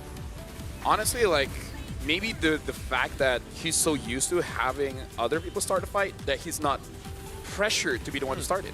I think part of that and that statement right there is proof that these guys just have so much synergy and trust in each other. They've been playing together for so long now. And I think these highlights and the way that this game went really showcase that, you know? And it's funny because, again, when you have Boyet as their jungler and he's picking look these at this. utility This one. junglers, yeah, this is the traction pulse or the setup from Cuffin. You know, like, you're able to do these things, right? You have that trust in each other to make this happen, and you know, their play style on the macro level looks very reminiscent of some of the, you know, the best teams that we've seen on these international stages. Yeah, and I really feel like they're able to engineer the draft so well that they really work with each other. And Troll having the medical knowledge really makes it good, where he has this sense of responsibility. He has to make sure that his team doesn't die. Yeah, and they don't. I just cringed there because right as that was a bit too perfect of timing, by the way. We were just having a conversation about the Wind of Nature not being good, and he just went in, and he was like, wait, what am I Wind of Naturing? And he just popped Wind of Nature as like a damage dealing ability there. I don't know. It's kind of autopiloting at that. Yeah, it really feels that way. And for Falcons, it's not. It's completely not. It's completely understanding what to do every step of the way. And for BSC, man, for BS, that X-Borg is a good pick. It is a good pick. It's just, why are we dealing with waves? Why are we putting ourselves in a position where our Faraga armor gets compromised here, when also Doom is very clearly trying to farm up to Wind of Nature, man. Give him his gold. I think Hideon Bush is too used to playing assassins, like the Joy and Lance, right? So it's habit at this point. I'm pretty sure if he uses Akai, it will be the same thing. Oh, if Boya used it? No, Hideon Bush used Akai, who will like yeah. clear the waves, yeah. Yeah, I don't know. It was weird because even by the time that Wind of Nature did get picked up by Doom, it was like towards the end. Like it was like the last team fight that they had, and you know, just imagine if he had it a little bit sooner. But Yep. I don't know. There was a couple clear, glaring mistakes that were made from BS. I mean, we already talked about holding on to that Avatar of the Guardian from Stefe earlier on too. I mean, there were just so many options that maybe they could have gone for, but also the fact that they were gapped pretty much across the board, and then the gold lead that Team Falcons had for the majority of the game too is just really hard to fight into that. So if you take down one of your biggest options to actually contest objectives and team fights, which was that Faraga armor on that X-Borg, you lose a big opportunity for you to actually go into those fights. Mirko, Naisu, gentlemen, I kind of feel like, at least for the first two matches of the day, highlights how big of a difference mid laners can be. Yeah. Right? Chico as well as Cuppin has shown that if they have a very, very good start, then they can really influence the game. And we saw that Falcons, the mid duo, they definitely had an amazing time. Yeah, and I think we expected this coming in from the patch before M7, right? We were seeing more gold in the minions coming in from in the mid lane. So the fact that that gets your mid laners items quicker means that the mid laners can be activated way earlier. So it really comes down to also having a big mid gap nowadays. And it's great. It's great to see more impact from the mid laners. Yeah, and here's the thing. For you guys, probably you want to win up to $20,000. I'm pretty sure I would like it. What would you do with $20,000? Well, good question. Thank you for asking. You guys have to download Fairy Games and play MLBB 1v1. And it's very easy. Download Fairy Games on the App Store or the Google Play Store and play MLBB 1v1. Because I'm pretty sure, like most of us, we don't like friends. So you guys can have it all by yourself, no teams, and then submit your best personal score and win up to $20,000 and many more prizes from the app. A lot of electrical appliances like a washing machine. Yep. And the ring. I'm pretty sure there's an air fryer there as well. If you want to travel. Is it a fairy air fryer? It's a great question. That's an amazing question. You know what's also amazing? What? Magic Chess Go Go, because it is the World Championship and it's already here. It's already started. Quite a lot has happened. It is the first World Championship of MCGG on the 10th and 11th of January. They just got done with the group stage as well as the semifinals. So if you guys want to see more, on January 25, it will be the grand finals. It will take place at the M7 Carnival. Please follow the official channels to get the latest information.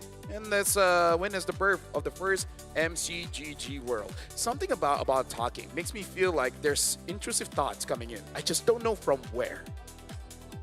Your mind. My mind? Yes. Your mind. I feel like I'm being influenced. Speaking of influence, Acecraft. Check out Acecraft. It's an STG build around adaptability. It's here. See? Yeah, I was going to say, where it is. There it is. There you go. This guy is great. That guy's great. Who's his name? What's his name? Yeah, what's his name? That's a great question. He has a real name, so I'm It's not probably even gonna try. it's probably Ace. Let's put 1+1. No, the thing is, it's not. Ew, Yeah. really? No, there's a lot of characters and they all have different names. Okay. Oh, so what if that guy's name is Ace? No. One of them is Ace, right? Random skills, bullet deflection. You know, I'm gonna check. Mechanics and a retro cartoon style. Yes, put the phone there. All designed for fast, skill-driven aerial combat. Jump into Acecraft now for some nostalgia fun. Now you guys talk. I'm just gonna check what is his name. There are a lot of characters there. There are a lot of characters, man. You know what? Red Mar, if you're watching this, I hope this is a reminder from me and Mirko that you've been saying you're going to download Acecraft. Yeah. You're there, downloading it now. Download it now and let us know. Also for a special Kaisam Eves No Pueto, same. Download it. Don't just be eating. Don't just be eating food. Yeah. All right. It's updating, but it's finished. So just give me 20 seconds. Okay, we are getting. You've actually played it, right? Yeah, I do play it. I know you do. I have Tom, the cat from Tom and Jerry. Wait, Really? it's there? Yes. Oh my God! Wait, Dude. I gotta download it. I knew I know. Didn't you play it even last year? Is this new? No, it's not new. I It's thought I remember Acecraft. it last year. Yeah. It's not new. It's Acecraft. Okay. Well, folks, you just watched Black Sentence get kind of demolished by Team Falcon's system. I need to download more, but when we return, I swear I'll get his name. After this, it is going to be one more best of one. It's going to be Zone against Aurora. We're going for a quick break, but when we return, we will know who's his name. See y'all later.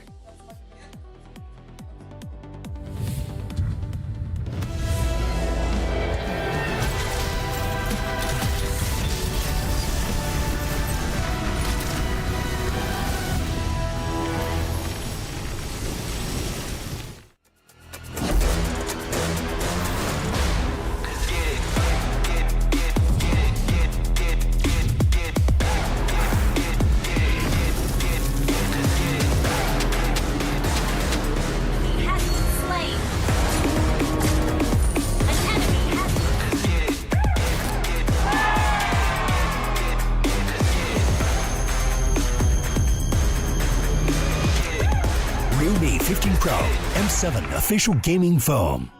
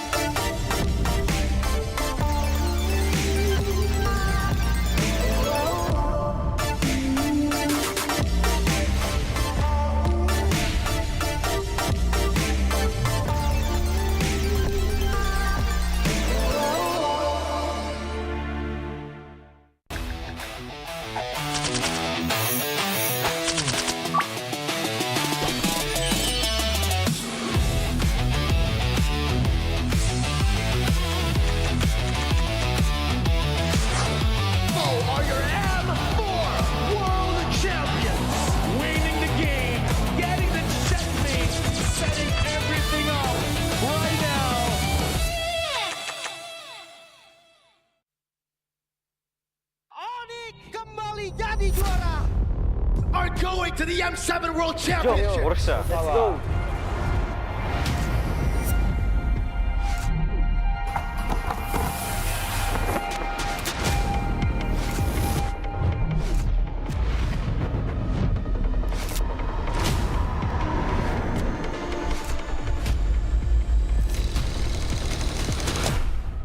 Futbol uğraşıyordum, futbolcu olmak istiyordum.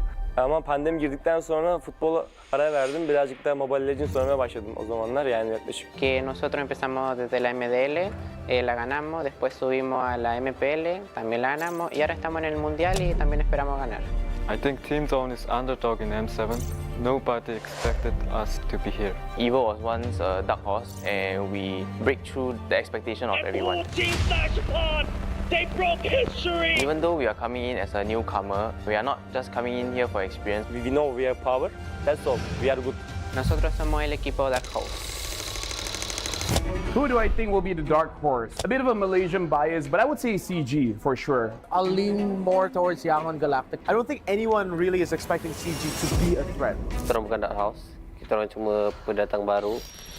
ကျွန်တော်ကတော့အဲ့လိုတော့မထင်ဘူးအများကြီးပြင်ဆင်နေတယ်ကြောင့်မလို့ပွဲတဲ့ကြရင်အကောင်းဆုံးပုံစံနဲ့ဆော့ရသွားမှာချပြသွားမှာလို့ချက်တော့စောင့်ကြည့်သေးတယ် Sebab kita orang ni suka invade orang, baca orang, memang gaduh tak berhenti. ညီရဥအောင်ချရတယ်ပေါ့အဲ့ကြောင့်မို့ကျွန်တော်တို့ aggressive ဆော့ရတဲ့ဘောကြတယ် Agresif, kenapanya? Karena suka perang. Karena kalau misalkan bermain agresif, musuh bakal kena pressure duluan. មូលហេតុដែលពួកខ្ញុំចូលចិត្តលេង aggressive ដោយសារពួកខ្ញុំខែមុនគឺមើលថាមើល player ខ្លួនឯងនីមួយៗហើយគិតទៅថាម្នាក់ៗគឺដៃខ្លាំងមែនតើអញ្ចឹងលេង aggressive គឺត្រូវ我们战术打法无规则打法就对手可能研究不透我们吧 We are not that serious. We're just playing for fun because it helps us not get pressure. If you play for real, we'll get a high pressure international. 可以打进世界赛的关键之一是早睡早起，保持好身体。 Siguro determination lang din talaga and focus sa sarili kasi doon nalalabas siguro yung pagiging consistent sa paglalaro. Our secret in our veterans in our team. Enemies need to respect us. Strong mentality and discipline because it's all about out of the game. King teams for me are gaming us. Siguro para masabi kong king yung team or legends, siguro meron muna silang MSC title and M World title. Kalau dibilang tim raja, enggak lah. The Sky Kings have been taken down. Kita belum layak lah dipanggil raja. Ya, back to back dulu lah semuanya, baru bisa dianggap tim raja. Tingin ko isa kami sa mga king teams kasi sobrang dami na namin pinanalo na tournaments and sobrang dami na namin na-achieve ng magkakasama. Sa tingin ko kapag na-achieve na namin yung Golden Road, hindi na siguro king team yung tawag sa amin, siguro mas angat pa doon. I think we are because based on the recent tournament in NSC, we are the top 2. If we win, we already show everyone that we have the potential to become more than a king. Let's do it for Malaysia. I will redeem Indonesia. I will complete the Golden Road.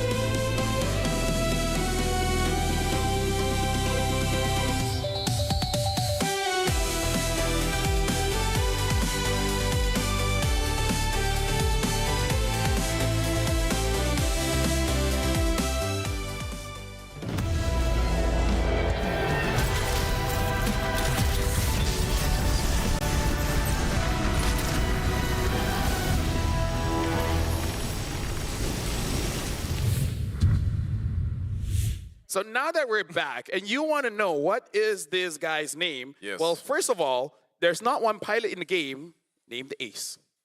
So what's his name? What's Acecraft then? This is Echo. That's Echo? EKKO. Yeah. Okay. Yeah. I don't know. Similar. Yeah, Similar. I know that guy. I know that guy too. Yeah, that's his name. Apparently now we have Tom, Jerry. There was one more IP in there. All right, I Tom can't or remember. Jerry? Both.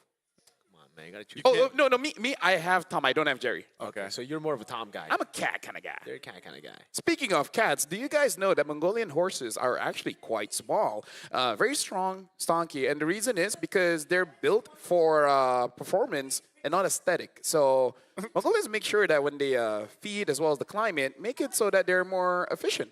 So in terms of combat, they're actually pretty good. Wow. So size matters, but in a different kind of way. Yeah, definitely. Hey, I don't know how to relate It's that around- to the Follow that up with the the team zone, but So it's as big as 12 to 14 hands. That's one of the measurements that you can why use. would you use hands? Hands? What about feet? You know, Look like, at this, standing around 12 to 14 hands.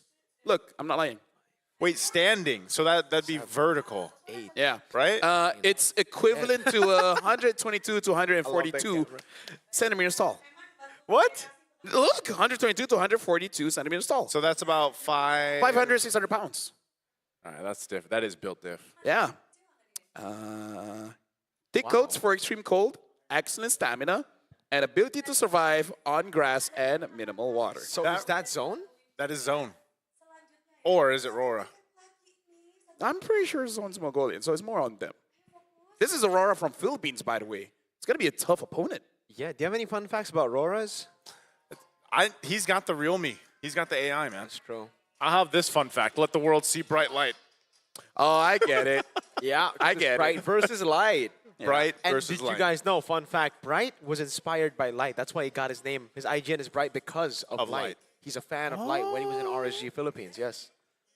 So is Naisu's name like being influenced by behavior? Why? Is that what you want to be? You just want to be a nice guy? Nice Sue. Now, technically, the origins of that go way back, but yes. Oh, that's a story. That's right. a story for another day. So anyone want to sponsor that documentary? You know where to call. I'll do the voiceover. Ooh, he's going to do his own voiceover. 16 teams. Yep.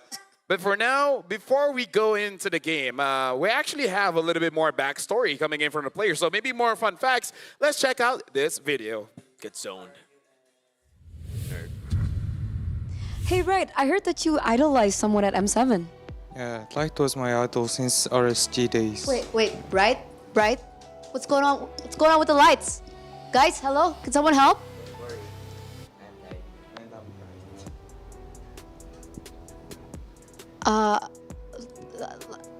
What? I guess we'll see them in the next match.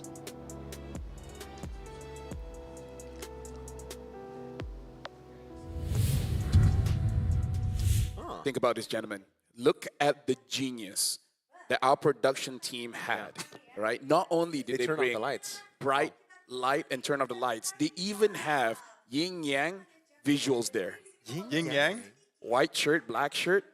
Duality. All right, The that, duality. you think it's black shirt. You think your suit is black.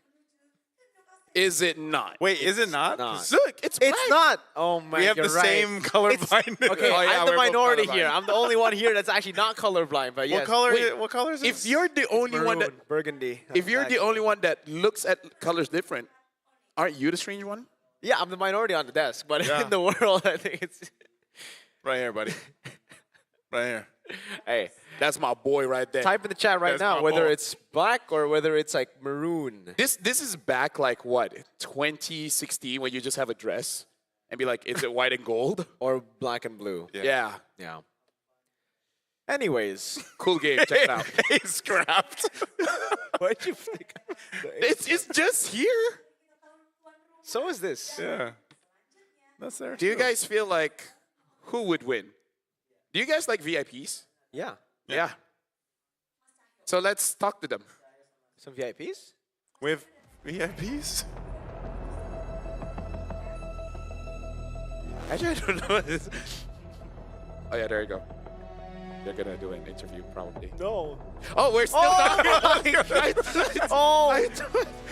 They just have a different It's not thing going VIP, on. it's yeah. like PIP. Oh, I think. PIP. Yeah. I'm sorry. I don't. Dude, like my language comprehension is not as good as my fun facts. Okay, so LaFell, I would follow you into the darkness. you know what? You are light, but not the player.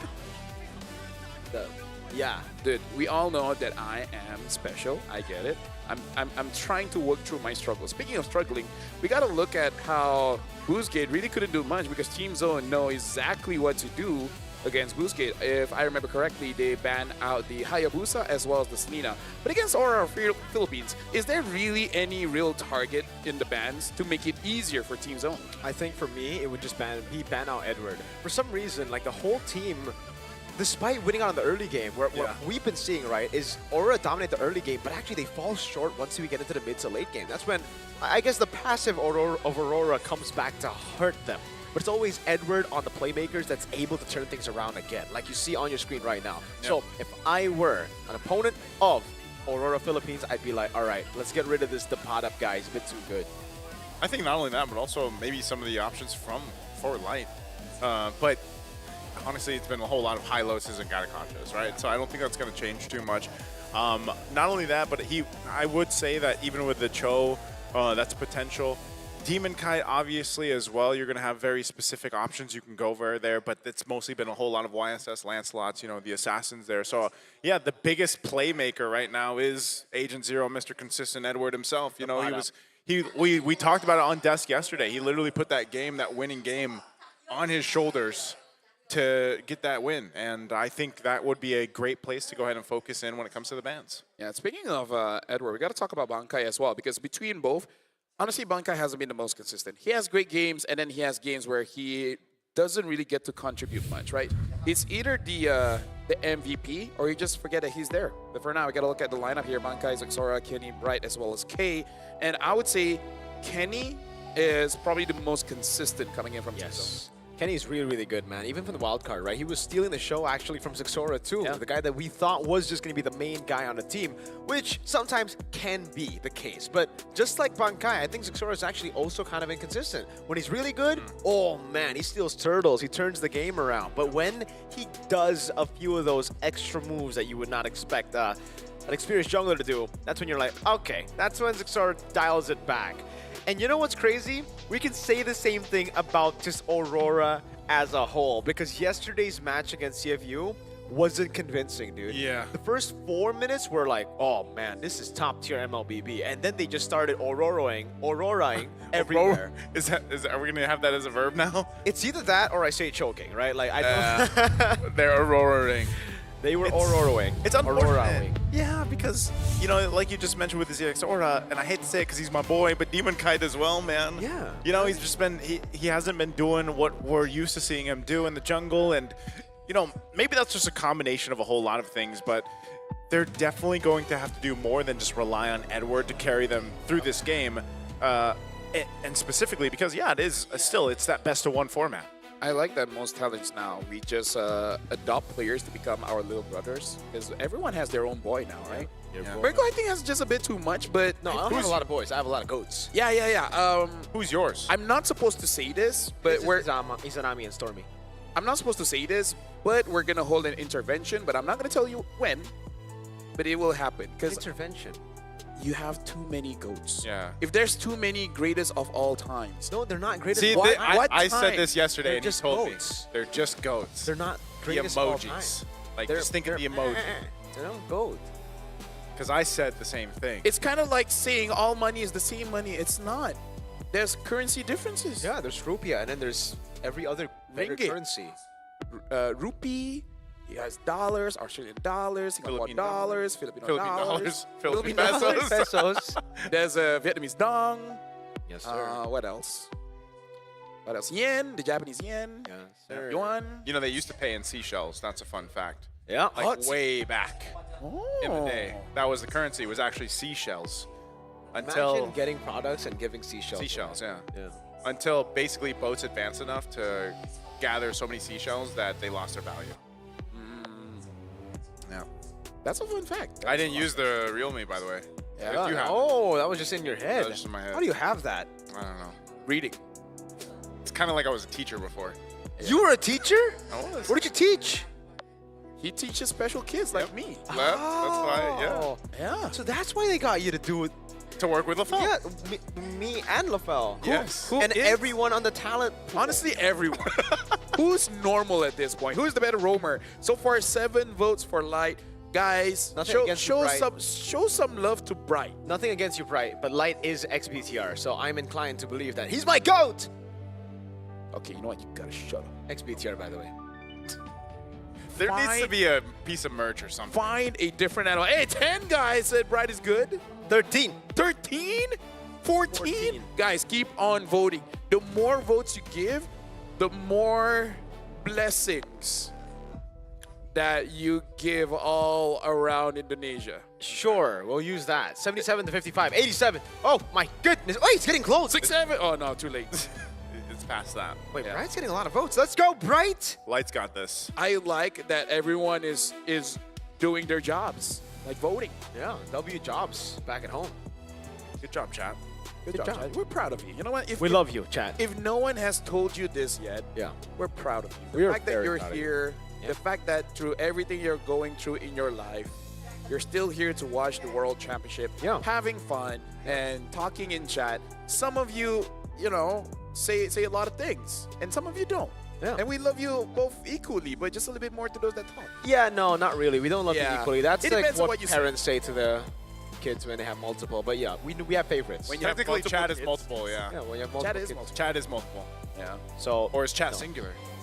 You know what? chat is singular, but Chat the is so chat. Chat is so generic. We should call them what they are, the Bang Bangers, no?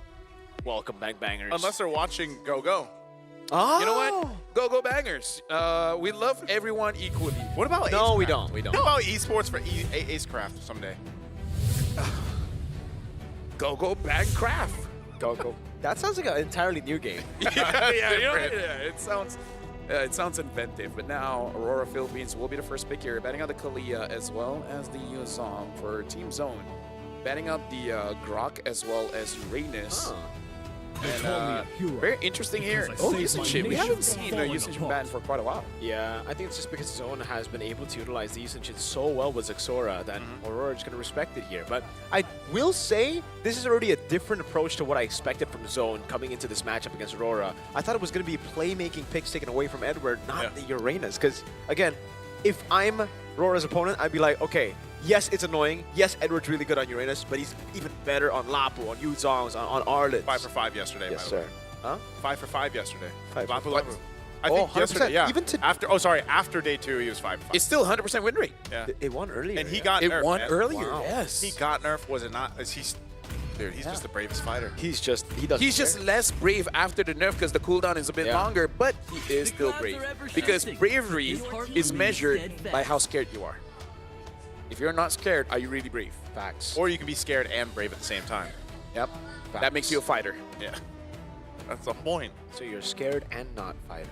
By the way, speaking of fighters, some people are like saying, "Hey, we got the Fury hose and Beyond hose on the same table." Hey! I dapped my boy Leif. You know what? Nice, so you should go into fighting. Yeah. And just give this up. No. Do it. Do it both. With this? Yeah. Do it both. We're doing both. Money, man. Are you talking about announcing it? Yeah. Or being a fighter? Both. Now, either. Or, either or, yeah. Yeah, whichever makes you happy. All right. Claude makes me happy. Claude first pick here by Aurora Philippines in a Claude Team is Zone. Claude Gets is the great. Jushin, which has not been let through for quite a while now. Yeah. Okay, the Jusin, yeah. But I think the only Cloud we saw lose so far is Doom earlier. Doom, yeah. Jusin and Gatot Kacha without the Eve banned out. This really looks like a free Eve for Aurora. Eve, and then do they just get Demon? Lance or Yeah, probably Lance. I think picking up a Lapu here would be great too, by the way. Lance Lapu, maybe? Lance Lapu could be good, but that means then UA will not get the Eve. It'll be something else later. Yeah. I feel like the Eve really should be picked up. Which one has more heroes at this point? It's EXP for sure, right? Because jungler right now is just between Lance Haya. Yeah. Oh, okay, then went Frederick. Freddy. This combo we're used to kind of seeing, you know, when the Fredrin does come through, and this is the whole discussion we had in the last match, like Fredrin and Baksha still being picked up this time. Fredrin, we'll get to see that in play, and then there you go. That's the matchup we're used to seeing too, man. I feel like this is, the question we opened up on today and then even yesterday was like, are we seeing the meta kind of come to form? And I think we are, just with some variations, obviously, depending on the teams. Yeah, I love Frederick, man. Like, one of the coolest heroes. Like fun fact, he always uses one hand for the sword, except for the ult. Only for the ult, he uses both hands. And I love his lines, right? Like one shot, one kill. Like, it's very value iconic. in me. Does he say one shot, one kill? Fight. He could. Fight for the ultimate So he doesn't? You've got the X-Borg lines on, but you don't have the Fredrin ones. For me, reality is what I bend it to be. Right, Thanos. Yeah. Because if you catch 5 people and then your Praises Wrath hit them, is that not one shot, one kill with about 40 million thousand damage? It's actually one shot, 5 kills if you get 5 men, but... Well, Light used to be a choir member. Wow. Wow, Light. Wow. I Why used he to. stopped? I used to also. Oh, really? Yeah. Oh, show off. Tell us a bit more. No, this is about Light, not me. No, but what is a choir? Oh, choir is he used to sing. He used to be in a singing group. Yeah. Oh. So it's like he's probably part of like a men's choir or something, for school. I wonder if I'm sure he was like a baritone. Oh, that's very interesting. So everyone has their own roles, responsibilities. It's either you're like a baritone or you're a bass. There's also sopranos and tenors. What are you? I was a baritone. Baritone. Yeah. Dude, I have no idea. That's all singing stuff. Yeah. I was a kid. I was a kid too. I can't wash the dishes, man. Hey, that's good. That's a good one. You should ask Light when you see him later what he was in the choir. Yeah, just ask like, what are you? In the choir. In the choir. And then he just stands there and just think about it for a while. And then he just goes, I'm Light. I'm Light. Yeah, there you go. So Aurora, betting on the Lancelot as well as the Hayabusa. Joy is still open. And Zone, make sure to get that Lapu Lapu. But then Esmeralda is still open. What else? Yeah, I think the Esmeralda is a pretty solid choice. I'm even thinking of something like an Arlet. Yeah, I think the Arlet is the best choice right now. Just because if you go for the Esmeralda, it's already kind of countered by the carry. If you go for the Arlet, you really can destroy that front to back that Zone want to go for. But also, in a way, I just don't really like the carry pick here. It's okay against the Claude, but up against the Eve, you get zoned so hard. Just with the RWM, I don't really think you're going to be able to look for the fights. Arlet coming up, as we called, with the Khalid as well. So, hey, if we're expecting the Eve to bully the Juice in now, double it and give it to Aurora. And this is also more of a signature pick, I would say, for Light too. The Khalid, especially if he gets a lead, then he is quite aggressive. Now, this whole lineup from Aurora is such a control lineup. You're going to have complete control over objectives for the most part, unless something goes terribly wrong. And also at the same time, you give plenty of time for your Klon to build up here for Dome and Kite, and that's exactly what needs to happen here to have that success in hitting that power spike under that 10-minute mark and being able to turn the tides. This is interesting though. They'll actually go and pick up the Leomord. Now, Leomord, he's at what, 33% win rate in 3 games after day 2. And here's the thing, looking at draft coming in from Aurora Philippines, even if they're not Aurora Philippines, if they're any team at all, that's kind of a lineup I don't want to fight against. Fredrin, Eve, Arlet, just those 3 makes it so that if you go in, you don't go out. The only way you go out is if you die. And many people I ask, they do not want that. And I think the lineup rating and the counter index agrees with you, LaFell. It's going to be very, very tough. So we'll see if Team Zone's all-out kind of playstyle can beat Aurora's systematic composition. Team Zone, they're known as a team to understand their opponents and play around it. But Aurora, they got a draft where they can fight all day. Now we got to see if Team Zone, they can deal with that. Let's see. Welcome to the Line of Dawn, folks, for match number 3 of Swiss Stage M7, day number 3. Welcome to Mobile And it's going Legends. to be Impure Rage for Fredrin, for Demon Kite here. Yeah, I part of this as well, when you look at early rotation potential, I would say, for the most part, you're going to expect Demon Kite to, if he can get an advantage in the jungle, start to be aggressive towards the lineup from Team Zone. That's what you're allowed to do with Light on this Khalid. Usually quite aggressive. Right Does have a revitalize still. Okay, there you go. But that's a huge loss because Bright got a minion. Kenny does not get that minion. Kenny's going to get level 2 slower. Bright gets level 2 first. And that kind of, you know, makes the whole interaction of the roam boots kind of awkward. Yeah, for Zone, they're so good. We've seen them again against Boostgate yesterday as well. But when they get derailed, it gets really, really tough for them. They play it safe, but again, Aurora know how to punish every little mistake, and that's what we're seeing from Zone. Walking up with a Gata Kacha and a Juicin against a Khalid and Yves is a mistake. Edward also making a slight mistake there, going under turret, taking a beating from the turret. Yeah, probably guessing like going up against a Lapu Lapu, you don't have to be that scared of going too aggressive. You can't fight back until level 4. Yeah. Not only that, but again, is Edward, how many times have we actually seen the XP R-Lot so far? Not a lot. I feel like he's just kind of... R-Little. Yeah, R-Little. I like that. That was good. You know? But I feel like, in essence, he's still... The utility that an R-Lot brings is still obviously really good. In usually around the objectives, or even just to go ahead and start up fights, it takes away some of that pressure from Light, and usually that's where those... Whoa, okay. Phantom Seed throw it on out right as the turtle comes up. Well, they better get the turtle now. What? That's true. But okay, mid lane as well, Kenny. Oh my god. Okay. A whole lot. Whoa, Kenny, okay. This is just an opening. Yeah. This should be all Aurora, no? Yeah, there's no way without the Phantom Seed that they go for this. Zixora really should just back away. They're still planning around here, but yeah, they're just going to be zoned out now. That's objective. Going to Demon Kite. Just very awkward usage of timing and on the ultimates. Actually, I think what they're thinking of is that we should not fight. So instead of going for a turtle, we go for something else. Wait a second. That's all right. Bankai walking up. Raven's Fighter coming down. Demon Kai going to be taken very low, but he's still able to pop in. The Rangers right in time. Zixora with the Phantom Steed takes it away. Killing spree, saving him. Goes back into the healing, but Yu is right there to get it with Light. And no way. Kenny in the mid lane gets caught by the Vengeance. There you go. So that is a secure there for Aurora Gaming Philippines. They knew that if we want to force a fight there, that's going to be fine, and then just make it work. So with that, they get themselves a little bit of a lead to build up into, and you know that's tough for Team Zone. Taking a look here, once again, Realme 15 Pro 5G, the M7 official gaming phone. And this kind of lead this early on, this is where Aurora Gaming Philippines shines. So we've seen this and talked about it many times. The early game usually is what they're able to control, and they don't let up when they have it. Okay. Just a bit of poke. Yeah, but here's the thing. Aurora Gaming definitely has the better draft in terms of execution, countering certain heroes.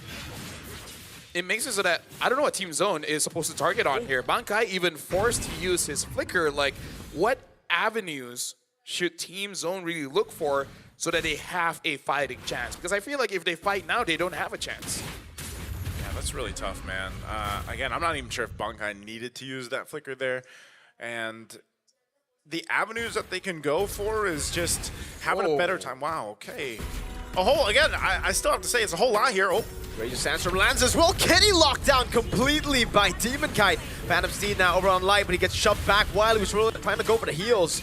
Demon Kite trying to provide a bit more peel there. Zixora turning things around, jumping on. Now the AOG as well. Able to get the squash down for another kill to Team Zone. Oh, here comes Edward.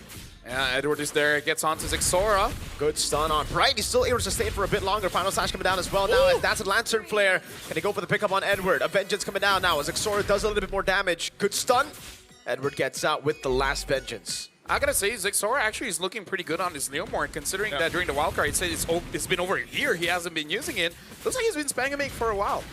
Oh, okay, they're gonna get locked down. Final Slash, Phantom Steed coming down, doesn't really matter. Edward again on a playmaker, on a carry. It's there, Raging Sandstorm from Lights! And it's a triple for Edward. He finally gets caught by Bright, but it's worth it. A shutdown going to the pockets of our roamer. My God, Edward. That's why we were talking about him after yesterday's performance, and then even now here in this game against Team Zone. 6-1 and 2 on the R-Lot. I mean, like, there's no way to stop him, right? That's the biggest problem. Kenny's not having a good time. Bright is having an okay time, but again, like, as a setup, it doesn't matter if you have a good time or not. It really is on your damage dealers, and even Zixora is struggling to get farm, and then eventually K will struggle as well. What do you do here, you know, with in that matchup. Oh no, top lane. He's trying to clear K. AOG, but it's too late, and Domenkite just shreds him down with a blazing duet as the two tanky boys tank up the turrets. Xora almost missed out on the Ducati. Now walks up. Did he find the angle? Flicker in from Kenny. Oh man. That's the desperation. Like, you know that they have to get something, and I really feel like Xora is the one telling the team, we need to get something. You guys can give me some kills. Looking at items, he does have that Hunter Strike, so it makes it much easier to get the opponents low.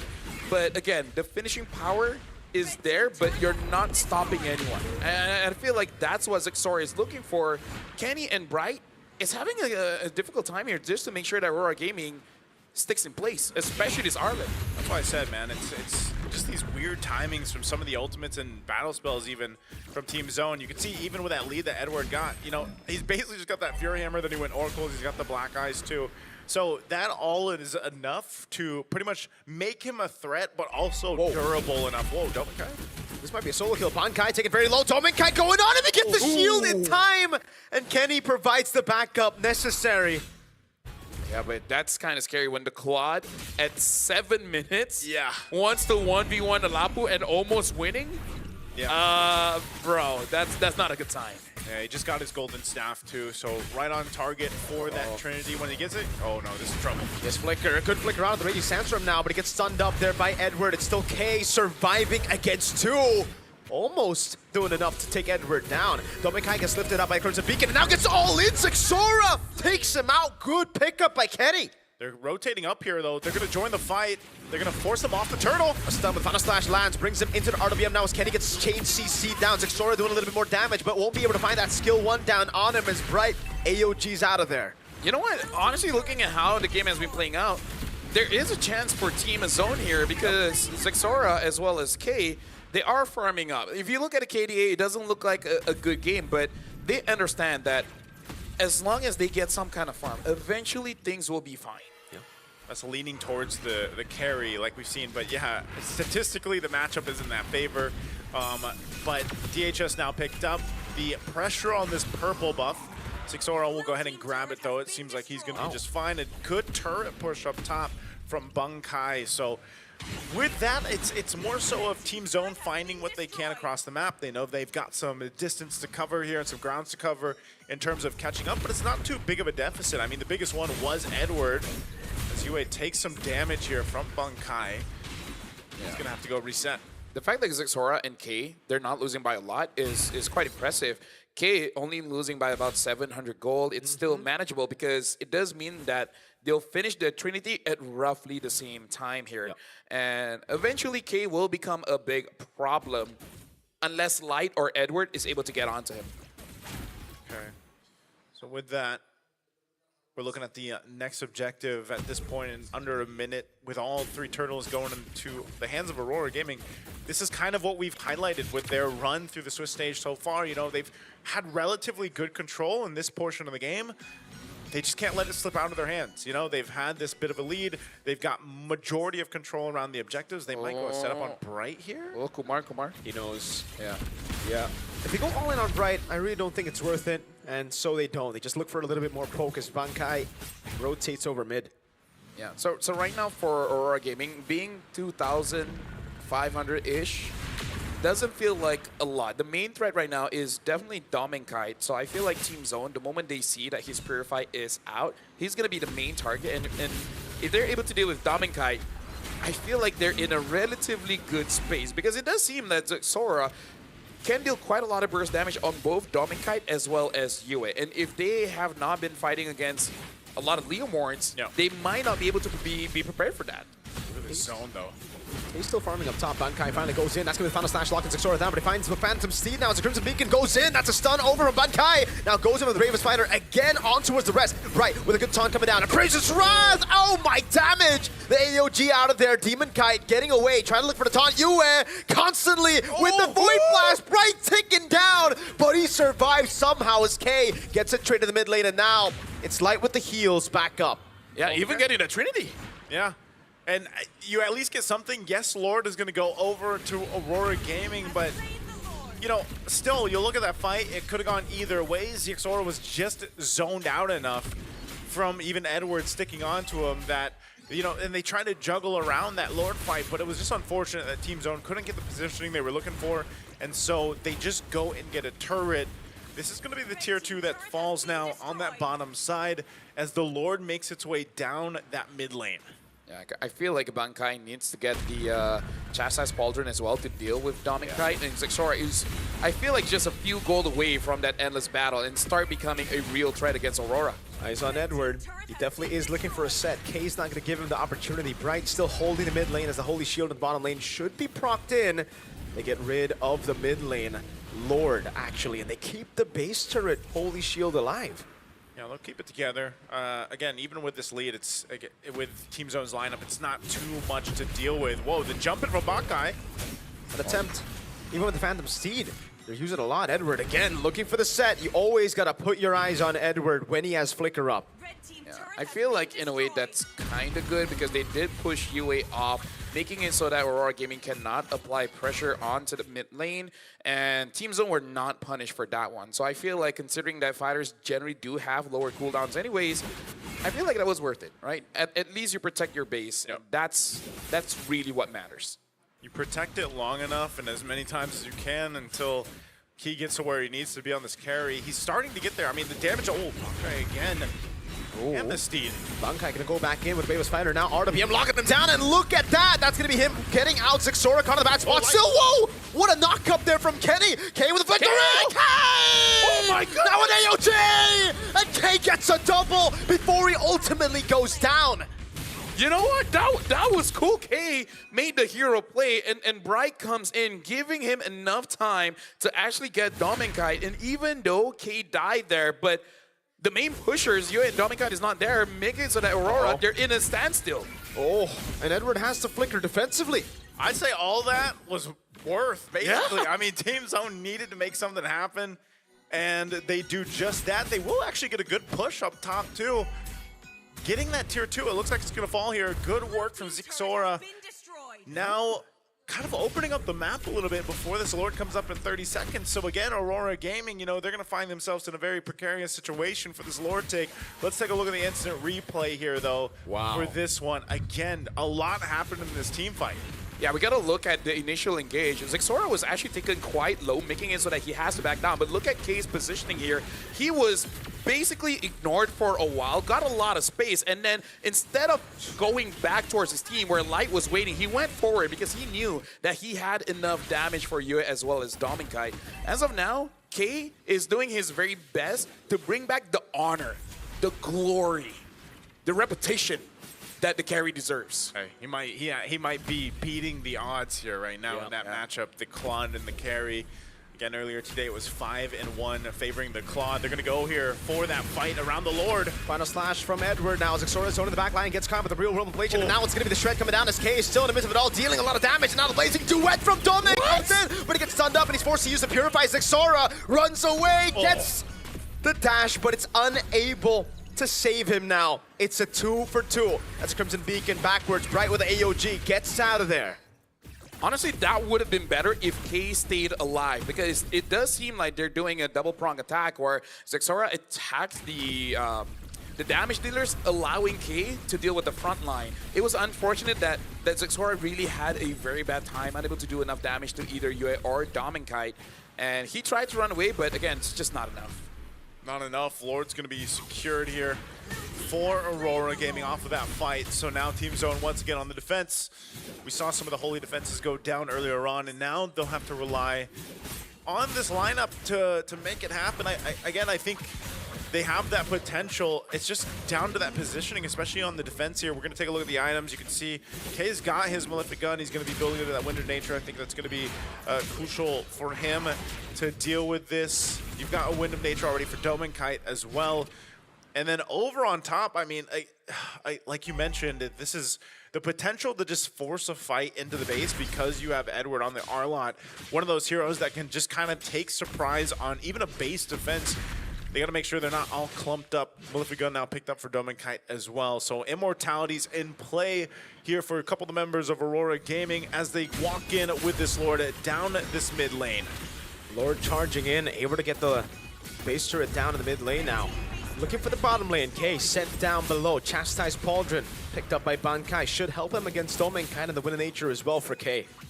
Yeah, so right now for Team Zone, around 15 minutes here, I believe K already has 4 items. So it's really just about the execution, because Zexora is a threat, but he's not getting the positioning that he really wants. Domikite's damaged even with that. Chastised Pauldron takes him a half. They're gonna go for the turret. Yep. Really nice real-world manipulation there. Zones them away from the base turret. Now they have to save this top lane, because that's the only one they have left. Although, what are the chances here that Team Zone can turn things around? Because I feel like Zexora just needs a good combo with the Phantom Steed, because I feel like all second skill, first skill, that would do enough damage to both Yue as well as Dominika. Even if they don't die, it makes it so that they're scared, you know? And at that point, K can clean up. Yeah, it's a lot of this okay actually using that, but I don't think they're gonna force a fight. It's a little bit. Oh, whoa, Edward. Yes, Remus Fighter is going to be sunlocked completely there. Bankai still able to flick around. The Revitalize saves him. K almost taking Domengkai down there. Luckily for Domeng, he had a BMI. I mean, I was gonna say I don't think they're gonna force a fight, but anyway, they go. That's why they do it. They do it, yeah. There was a lot of battle spells used up there, but still they have plenty of time to go ahead and reset by the time that Lord comes up. Unless Team Zone somehow, some way finds a potential pick-off to get the numbers advantage against Aurora Gaming Philippines, it's going to come down to the execution. And like you were mentioning, you know, what's the possibility, what's the potential for Team Zone to turn things around? Well, it could be off of plays like that, if they can actually make it work. But also, more than ever, here comes a Conceal. Oh, two-man taunt. Good disengage. Xora now looking for the Phantom Steed. Gets caught. Oh my goodness, Xora is going to be gunned down completely by Domengkai. Re-engage impossible because the real-world manipulation stops them in their tracks. They got the jungler down right as the Lord spawns. I'm gonna apologize for saying the truth, but Edward is too annoying, man. Yep. Like Zexora had actually a pretty good angle to go in, and then Edward's like, nope. Like, that's my friend. What do you want to do with my friend? Nothing. That's what you're gonna do. That's why I said, you know, Edward is just one of those players. There's a reason why he has so many titles, and then Mr. Consistent especially. He's one of the players, like I said, you don't bring up the R-Line that much. There's not many teams that will go for it and make it work to this amount of success within this game. And even towards the late game where, you know, you think if it's mostly going to be the final slashes, well, sometimes alone it's just, you know, stopping people in their tracks and being a threat or annoyance in itself. Like, you usually think that about the Uranus. Yeah. Well, you can ban it out. I'll still do the same thing, even with an R-Line. At this point, I'm pretty sure Team Zone is like, man, I wish he was just using a Uranus, right? Because the thing that Edward does is that he makes you look bad. Yeah. And it's not the truth. Zexora actually is doing quite a good job. He's doing what he is supposed to do. It's just that Edward doesn't allow him to do that. Edward makes it look like a mistake all the time. Yeah. Okay, Lord's made its way up to the base now. We'll see if Team Zone can hold on. That last base turret's going to go down here, up on that top side. How do they defend? Oh my goodness! Xora gets out just barely. Bankai now with the Raven Spider. Oh! Final slash to the raging Sandstorm lands on K! He's still able to flick around now. There's a lot of damage over. The Razor's Wrath doesn't land. K is still able to go and tread through the front line. Light's gonna lose the immortalities. Bankai is able to go back. Yue with the flicker in. Getting the Void Blast in. The minions, can they clear it up? That's a big one with the Lord. And the answer will be they cannot. Aurora Gaming Philippines move on to 2-1. And unfortunately right now for Team Zone, moving on to 1 and 2, and we already have 3 teams there. You know, one of them being CG, the other being Team Falcon. So we already have 3 teams in the 1 and 2 bracket. Wait, no, not Falcons. Sorry, not Falcons. BSE. Thank you very much. Fun game, by the way. So Aurora Philippines again showing an amazing draft, but more importantly, an amazing performance on that R-Lit. Again, like, I feel like we saw that with the Eve as well as the Fredrin. Makes it so that if you have no ways to activate yourself, your team can really do that for you. But it looks like Edward is the one activating his team. It's so difficult when Edward's on a playmaker. Again, something we spotted out very early in the draft. We wanted him to be on Uranus. We wanted him to be on the less aggressive, less mobile, less big impactful ultimate heroes, but he got the most, I think, impactful hero. That's what's funny though. It's like even if you go and target ban Edward, Yeah. he's still going to have one of those heroes that's capable of doing something like this. And, you know, it's really hard because then you have to make the decision, do we let some of these other heroes go through the draft? And you can't just completely ban out Edward, you know? I feel like my perspective as a roamer, you know, saying Uranus is boring, it's kind of like when you can play Cho, you can play Tigreal really well, and then you use a Hylos. At least there's a good side to Zone now dropping to 1-2, is that they're known to be downloaders, so they'll get to play best of threes instead of just being on best of ones now. Yeah, and the more games that Team Zone gets, the stronger they get, because again, they even had to spend $10,000 to go to Malaysia to get a little bit more experience. So, in a way, they're getting their money's worth. Yeah. You know, they're getting to play a lot of games. I think it showed too in their improvement over the course of that. We've seen these players, you know, from Team Zone, but it was just unfortunate because they were doing some things right. Like there was some team fights where they had some pretty good angles, but yeah, like you said, Edward was a big component to that. But also, early on, I feel like if they could have just refined their early game a little bit more, because they were making some weird timings on some of the ultimates, then maybe they would have had a better time moving forward. Yeah, honestly, congratulations to Aurora Philippines. Now we're going over to stage with Eterna. Congratulations once again to Aurora. Guys, that was such a decisive victory in that best of one. Again, I love to ask this question because I want to know how you guys are feeling right at this moment. You can start with you.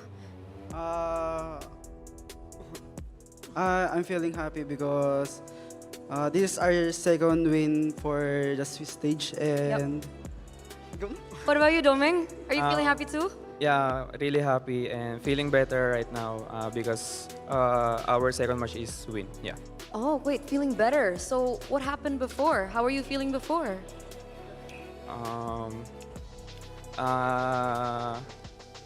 Back in M6, we really upset because our second match is 0-2, I think. And right now is our standing is 2-1. Okay, so maybe we can say historically best of ones aren't the best for you guys? Would you say that? Yes, because there's so much unexpected things inside the game. Okay, so congratulations because best of ones are now over. Your next match will be a best of 3. Does this mean that you're feeling a little bit more relaxed? Not relaxed because we don't know who will against who, so we better prepare. Okay, so after this, full preparation for your next opponent, but it will be some time until we get to see who you guys are gonna go up against. You have a few days off. What are you guys gonna do on your days off? Maybe practice and wait for our opponent. And yeah, practicing. Okay, so you're gonna keep practicing. You guys don't want to explore Indonesia? Explore Jakarta? Not sure because we're currently focusing on improving our team inside and outside the game. I see. Okay, so full focus here in the Swiss stages because you do still have one more match left in order to qualify for the next one. Now, this question is more for you, Yue. You've been here 3 times. This is your 3rd appearance in the M Series. We've got to ask, what keeps the fire burning? I think because I really love the game and the passion. Okay, you love the game, the passion is there. Domeng, are we going to be expecting you for the next few M Series too? Sorry? Are we going to be seeing you in the next few M Series as well? M Series, probably. Probably. Do you share that same passion? Do you love the game too? Yeah, loving the game also. We see it in your gameplay, boys. We see it in your gameplay. It's definitely showing. Final question, message to your fans back at home and maybe for those of them who actually flew in to watch you play. Who's going to be giving the message? Just a message, right? Yes. Thank you for those who keep supporting us and believe in us. Keep supporting us in our coming matches and to TLPH also. Okay, to TLPH too. What about you, Domeng? Thank you for all of fans for keeping supporting us and to TLPH. Thank you. Once again, thank you so much for this. Congratulations again and good luck for your next match. I'm gonna throw it over to the casters. This time, I'm not gonna tell you to do what to do, just, I guess break that down, right, LaFell? Okay, let's throw it over to the casters. Yes, good. We like that. yes. There you go. We don't like being told what tell to us do, what all to right? do. Don't tell us. We're rebels. We're men. Don't tell us what to do. Don't tell us what to do, man. We don't know. Don't pressure us. Like she said, you know what to do. I'm like, what? It's like, what do we do? What do we do? What do we do, LaFell? Hold on, I'm waiting for the cue. MVP, all right? We do the MVP? We're gonna do the MVP with our official gaming phone, Real Me. It's Edward727, and here's the thing, man. The players, they're saying like they're passionate, they still have the fire, and then it turns like, how do you keep that fire? Usually for me, it's oil, but for them, they just love the game. They love the game. I love the game, man. I love when games go past the limit. Dude. You love After 22 minutes, Dude. the love enhances. I agree. Yeah. Duration. We didn't get any yesterday, though. We didn't, right? Didn't. Wait. Yeah. CFU Aurora was like 18 minutes. 18, Yeah, not 22. So we didn't get to that point. This one was 19:31, so really Damn. close. Yeah, really Oh, close. you really remember, huh? I do. I'm just, You just zoned in. If you don't tell me what to do, I'll remember. Oh. That's basically how it works. I like that. right? I like that. Shout out to Eterna. She's probably listening to this right now. Yeah, shout out to Eterna. We love that she really knows us. After 2 games. After only 2 games. This was, as we look at the highlights here. Edward Showcase, man. Edward Showcase. I mean, it is the MVP highlights of this one. And again, I think this is going to be the case. Like, maybe we'll see their future opponent, whoever that ends up being after the draw, to Could be Onyx. actually focus on Edward banning. But, again, I think it's just one of those cases. Like, there was a lot of instances where Aurora was able to capitalize on some little overzealous movements from Team Zone, but for the most part, they were just able to make things work with this lineup. And like we did talk about in the draft, that this was going to be an objective-based lineup and really hard to get into that zone that Team Zone needed to be in, when it came to objective takes. The thing is, I kind of feel like it's very difficult to ban out Edward just because the hero pool for EXP is quite generous now. Like, even if you don't get a good pick, it's going to be a usable pick. All right, so... And Edward being Mr. Consistent and one of the players with the most M-Series appearances, maybe even the most, I'm pretty sure when it comes to the heroes, he might even use the Edith just to show off the skin for the audience, Yeah. Was it M4? Yeah. He played Edith as well for a long time. I think he only missed 1 or 2. I think he only missed the ones that he wasn't playing back in the day, right? Like M1, M2. After that, M3 made it, M4 he made it, M5 he made it. Yeah. M6 he made it. Yeah. M3 all the way to M7, bro. That's pretty consistent. That's 5. And he's a Mister. So he's Mr. Consistent. Wow. Dude, we just thought of Mr. a new for name. M. Mr. for M. Yeah, M consistent, Mr. Consistent. For M series consistency. Oh! Dude, we're not legit, smart. yeah. You're the smart one. Me and LaFell, we were on the same. Dude, you're the teacher. I saw the, you know the emoji that the chat puts in the Yeah. the loading thing. Yeah. I literally just saw that. Both of you guys. We were like, huh? Dude, like, we're the students. You're the teacher. You're the teachers. Welcome to class. And it turned out the Bude now. Yeah. She is. She is the Bude. Speaking of, at this point, like, yes, Edward played incredible, but everyone from Aurora is just hard to deal with. Demon Kai was hard to deal with. Dominic was hard to deal with. I'm pretty sure Kay really did not like Light. Like, every time he wants to farm, he's like, oh, this guy again. Yeah, We did one sad content. guy. We did one content review, and now you just come after me. Yeah. You don't just approach me like that, bro. Yeah, We're not say cool hi. like that, bro. Actually, Light probably did say hi. I was like, fine. Did At they least ever- he's a polite invader. Yeah. I'm pretty sure Light is pretty polite with that. Yeah. It's like, sir, Polite? may I? Sir, may I come towards here? May I ult 5 of your players? May I raging my sandstorm? Sir, you don't really have a choice. I'm not asking. I'm letting you know. Okay. Speaking of, I want you guys to know that Secret Lab here, you guys can play better for longer with Secret Lab's ergonomic chairs, trusted by the world's best casters. And that's us. Whether you're enjoying a casual game with friends, or playing on the M7 World Stage, or texting your friends, emailing your boss, and making a whole presentation for a new business idea, Secret Lab can elevate your game with tournament-grade ergonomic support, the very same kind that powers the pros on the my debate God. stage. Oh my God, bro. Bro, I thought... It can even make you see God. Wait, what do you mean? Yeah. Because you got kind of scared. Oh, I thought because I saw Naisu. I'm not. No, honestly, like for you to see God, you need to be calm, in tune with yourself. All right, Yeah. that's To good. like, You're not very in tune with yourself, Marino. yeah.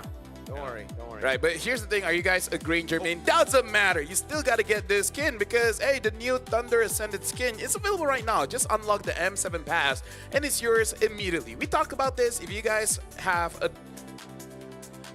grown-up jobs, Yes. you have the resources to get it. Yeah, just get a Visa credit card and go and swipe and just get the M7 pass. Pew, pew, Ranger yeah. SP skin, also the new Prime skin is very, very nice. We saw it a couple of times, but also you can get the figurine. That's what I'm looking for. Oh yeah, the figurine. Level 150. Maybe Oh, when we get to Yeah, why is it not? Usually it's always here. yeah. Last Swiss stage we had it. Didn't No, we? I We have think it's just that we haven't unlocked it yet. All right, So level we have to 75. unlock it. Okay, okay. When will we unlock it? Maybe tomorrow. Maybe the day after tomorrow. Next week. Maybe. Maybe Finals. on Thursday. What day is today? Today is Monday. Sorry. Monday. Thursday. Yeah, Monday. I knew that. Do you guys know that we have one more game in this one? One this more match. One more match, not game. Possibly 3 more Because games. it's best of 3. Yeah. LaFell. Shut up, guys. That was not as. Yeah, that was not. Do it again. Do it again. Yeah, We all- You lost No, aura on that one, man. You know, it's okay. All 3 go against Yangon Galacticos after this best of 3. It's gonna be great. See you guys after this. AE Yangon Galacticos. Woo! Yangon. Ooh, qualifying. Ooh, qualifying game. Who's gonna make it to knockout stage, baby? Probably us. We definitely Yeah. are. Yes.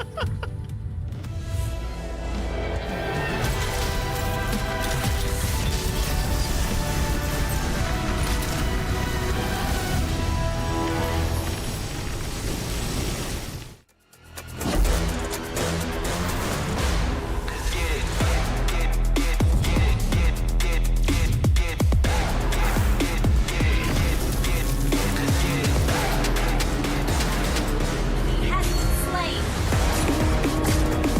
An enemy has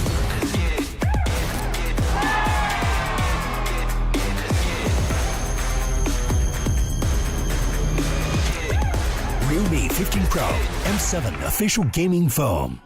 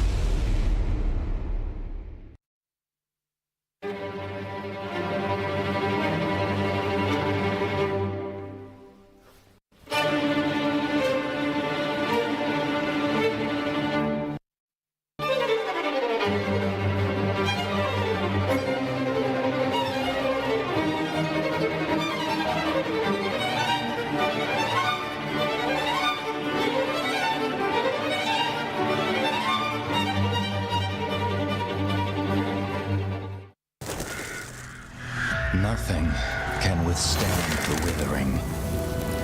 Against the endless erosion, my strength grew weaker by the day.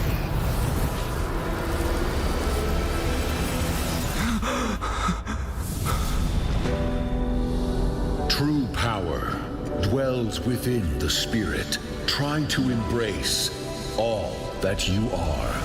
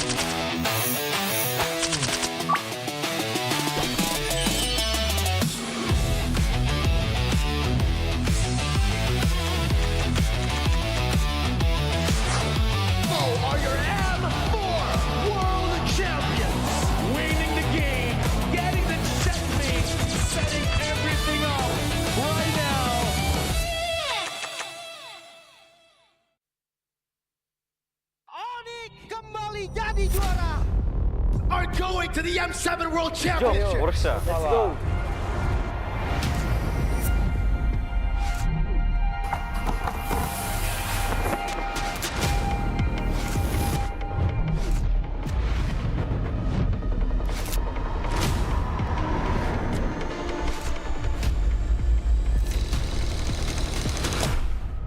Futbol uğraşıyordum, futbolcu olmak istiyordum.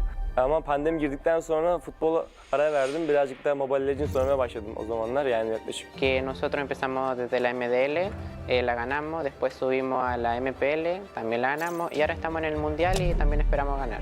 I think Team Zone is underdog in M7. Nobody expected us to be here. Evo was once a dark horse and we break through the expectation of everyone.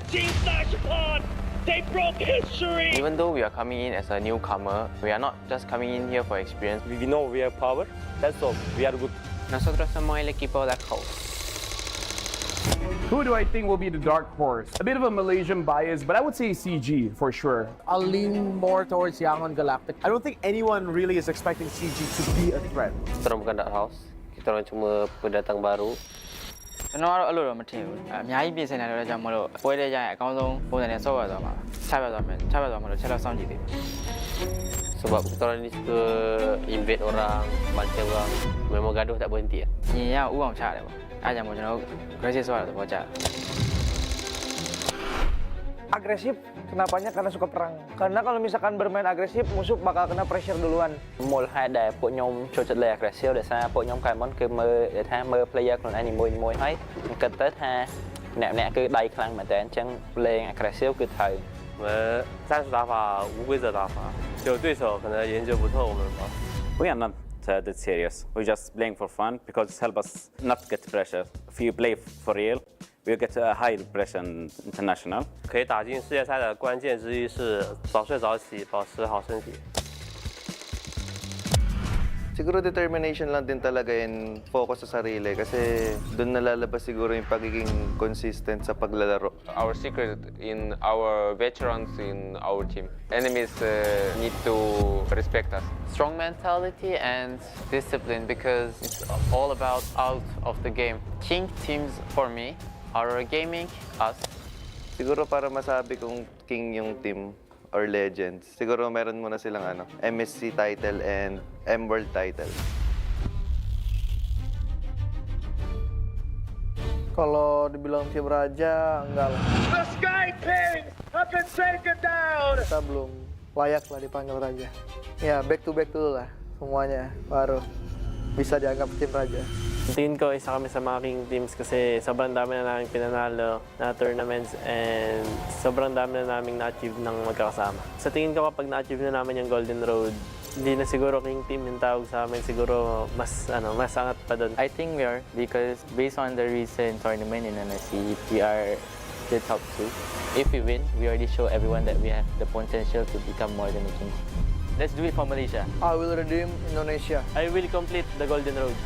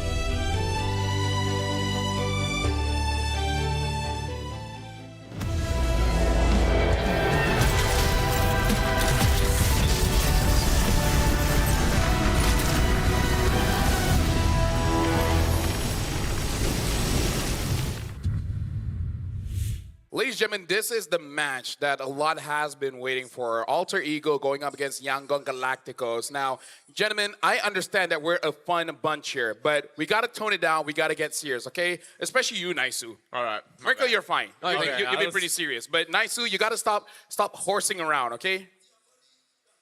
You're having too much fun. We're a fun bunch. This is a serious. I just won't talk. Yeah. No, he will, but he will talk sexily. That's just normal. Oh yeah, you know what? My bad. That's all right. That's all right. Every time you talk, my earwax melts. That's the first I've heard. Hey, that's why I'm special. Thank you. I learn how to compliment people in so many ways that they have no choice but to take it. Because if you hear the same compliment over and over again, boring. You know how to say no. Yep. But if you say that your voice clears my earwax, then you're like, okay. Thank you very much. Yeah. That really touches me. You can pause, but you can use that on someone else. If you want. Yeah. Would you use it? I personally would not. Okay, well, AE against YG here. So, Yangon Galacticos, let's talk about this one first because they really come up with a lot of new things that teams just could not prepare against. But that's best of one. Now it's a best of three. Are they going to do for, basically the same kind of strategy or be more safe, be more meta with whatever meta means now? Tell them, nice. I don't know, man. Like, when we talk about Yangon Galacticos and just Myanmar in general, I don't think they are just meta, Like, that's a region with some of the strongest and most memorable teams and players that we've seen in the competitive scene. I mean, that's one thing, but also just when we got to watch them in their qualifying matches over here to M7, I think there was just so much that we got to see unfold for them. And I feel like, when we look at this team, we look at this matchup, this is a big question because of what happened here, because the Sky Kings have fallen. Now, can AE stop Yangon Galacticos? The real question is, if AE wins here, are they now stronger than Onyx? Ooh, think about that. I think styles makes matchups. That's No, what I think. you have to think of yourself like the netizens, Like, you guys are being too smart, too analytical. How about you guys just dumb it down just a little bit and be like, oh, they win, therefore they're better. Yeah, they win, they're better. Just like BTR. They beat SRG, so they are better. Oh, he's got you there. He's got you He told me to be there. a netizen, man. That sounds like a netizen. Yeah. Looks like he's been prepared for this for quite a while. Hey, when it's about BTR, I know my stuff. Don't talk about BT. Don't talk about my goats. What stuff do you know? Everything. Oh, now that's a statement. I know that there's 16 teams. There's only 15 now. Oh, you're right, Yan Feng Yao Bai. Sorry. Sky Kings Had to have do it. fallen. AE, can they do it? Okay, let's just ask that question first. Can or can they not? Alter Ego. Yes. Yes, they can. Yes, they can. It's a What possibility. about you, Naisu? Man. Just say cannot so that we have a diverse. Cannot. There you What go. about there you? What about you, Lefel? Leif. What about? Yes, sir. Can they or can they not? Oh, sorry. I got lost. So can they or no? Yes You know or what? no? You know what? I always ask myself this. If I were to choose a side. Can No, or listen, can? Can or cannot, man. If I were to choose a side, would I side with Naisu or Merkel? In what context are we talking about here? You know what? You've been proven to be the smarter of all of us. You're the analyst. Yeah. So I'm gonna go with you. He said YG is gonna stop me E, so I gotta go with it. That's what he said. I don't know. So I'm just I thought I melted the earwax. Wow, over here. nice. You're going to say that right in front of the Ultra Champs? That's crazy. They're on our side, man. Walk by. Hey, I thought the earwax melted, man, because that would make your hearing better. I did not say stomp. The earwax Sorry, did what? melt, but the delusion stays That strong. delusion- Yeah, that's true. Sorry, what? The delulu's still there, man. You gotta come closer. I can barely hear you. Let's talk about the headline here, right? Okay, the race to the knockout stage. Can AE stop YG from becoming Indonesian Slayers? And let's actually talk about what if AE makes it, right? They went from a team that has been struggling towards MPL for a while and then able to qualify to the M7 with a very emotional storyline in MPL. And now being the first team to qualify to the knockout stage, now that's a huge improvement. That's big brand awareness to the split personalities. I mean, Alter Champs. The 3 masks. Absolutely. As They an might have Indonesian- more masks. They might have more masks. after they win, if they win M Series, they might have to add 2 more just so that they can have even more mass. But yeah, the story has been very, very inspiring, Alter Ego. And the fact that their fans as well have created a meme around Alter Ego where every time you see an Alter Ego post on social media, you just see a lot of people saying they're lucky. Yeah. Okay. You know why? Why? Because you can never rate Alter Ego. If you rate Alter Ego, they do bad. But if you always just discredit them, they do really good. You know what? So that's why me and Naisu, we think they're gonna get stopped. This is our way of helping them out. And look at them. They're showing that Indonesia is hot. So wait, that's the mural, no? yeah, Nino just took. So That's far away from here. Blink was using an Onyx fan. Yeah. Nino snatched the Onyx fan, put it in his pocket, and then he just started fanning himself with Alter Ego. So the symbolism there is that he's saying Onyx di pocket gua. Yeah. Yeah. He What's that mean? pocketed Onyx. I put you in my pocket? Yeah. So I will represent Indonesia right now? I guess. Yep. That's symbolism. That's only something that smart people get. If you guys don't get it, I don't know what to tell you. Are you smart? He's smart. Blink is really, really Blink. good. Hey, I think you just ban out the Helker in this. Yes. Well, actually, now that it's a best of 3, maybe it won't, and maybe we'll actually get to see it pop up again. And not only that, but you gotta also consider the fact that Yangon Galacticos and even their match yesterday, surprising everybody. Remember, in their mind, and I know this is big for you, Lafel, because you always talk about the mindset. Their mindset, yeah. Okay. Their mindset is literally, before yesterday, it was Onyx and them. And now they've just proved that, at least in their mind, they're better than even Onyx. So they are automatically #1 in their mind right now. Yeah, they always have to think that they're the best. They gotta be, a little bit cocky. And as that's all I have, yeah. Alter Ego, they're lucky to be here. They don't deserve this spot. You know what? They're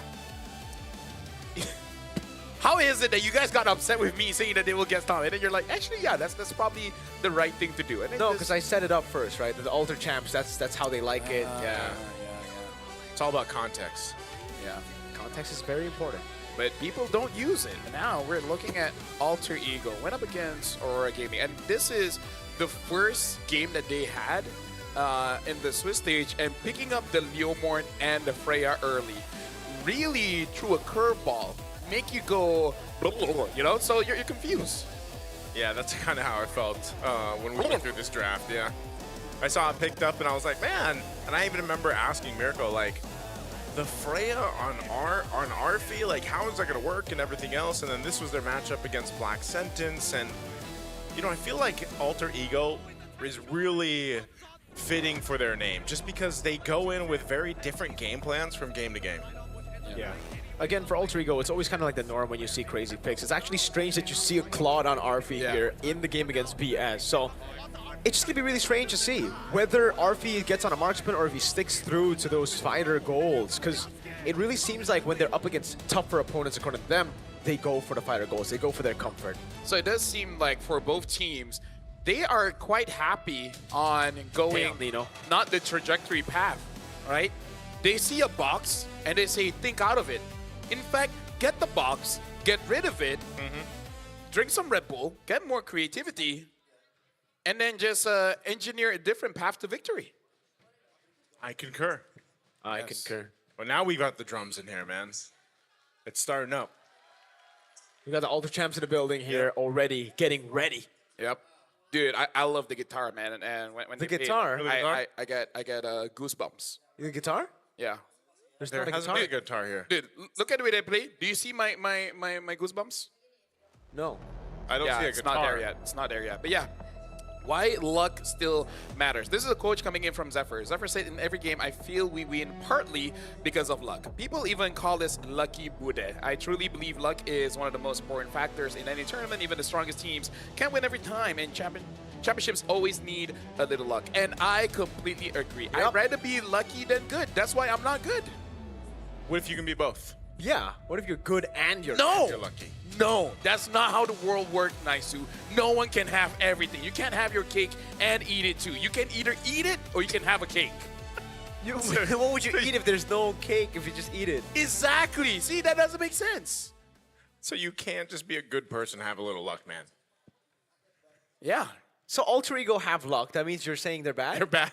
My name literally means luck, and I'm convinced that's all I have. Does it actually means luck? Yeah. Wow. I thought it means like lapel. Yeah. No, as in like my real name. Speaking of real name, do you want to call out the names of the players coming up? Well, now's your chance. Let's call them up. They made the Sky Kings fall to evolve into true contenders. Amid a roaring crowd, can they evolve once more to further into Indonesian Slayers? It's Ying in the XP, Han in the jungle, Lina in mid, Blink in the roam, and Stitch in the gold lane. Ladies and gentlemen, welcome to the stage. It's Myanmar's Yangon Galacticos. And I'm gonna say Yangon Galacticos so far, they've been playing very explosively, and it's very hard for you to really predict what they're gonna do. This is gonna be a tough situation for Coach Zephyr to really be prepared. Can he even really be prepared?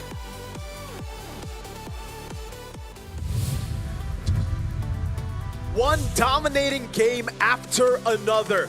El Familia graces the stage once more to defend their pride and be the first team to the knockout stage. In the XP leading Alter Ego, it's Nino. In the jungle, the rookie Yazuke. Mid lane Hijume, the roamer Alec, and in the gold, it's Arfi. Alter champs, give it up for Alter Ego! And Alter Ego, what a story they have. Feels like an underdog story. They've been one of the longest orgs here in MPL Indonesia, now on the world stage. You can definitely feel the support. All is for them. Again, both of these teams, one of them will be the first to lock in a spot in the knockouts. That's going to be a great thing moving forward. And of course, we've got their coaches here. For Alter Ego, we've got Coach Zephyr and Styx. And over for Yangon Galacticos, we've got Coach Marv and M-God. And again, when it comes to the draft, it's going to be very, very important. Even though we heard from coaches in best of one, it's super important when it comes to the draft. But in this best of three, it's really about adaptation. And I do not know which team has deeper pockets. I haven't checked. I don't know, man. I think based on what we've seen, like with best of ones, you always have to consider, just how deep that hero pool can go.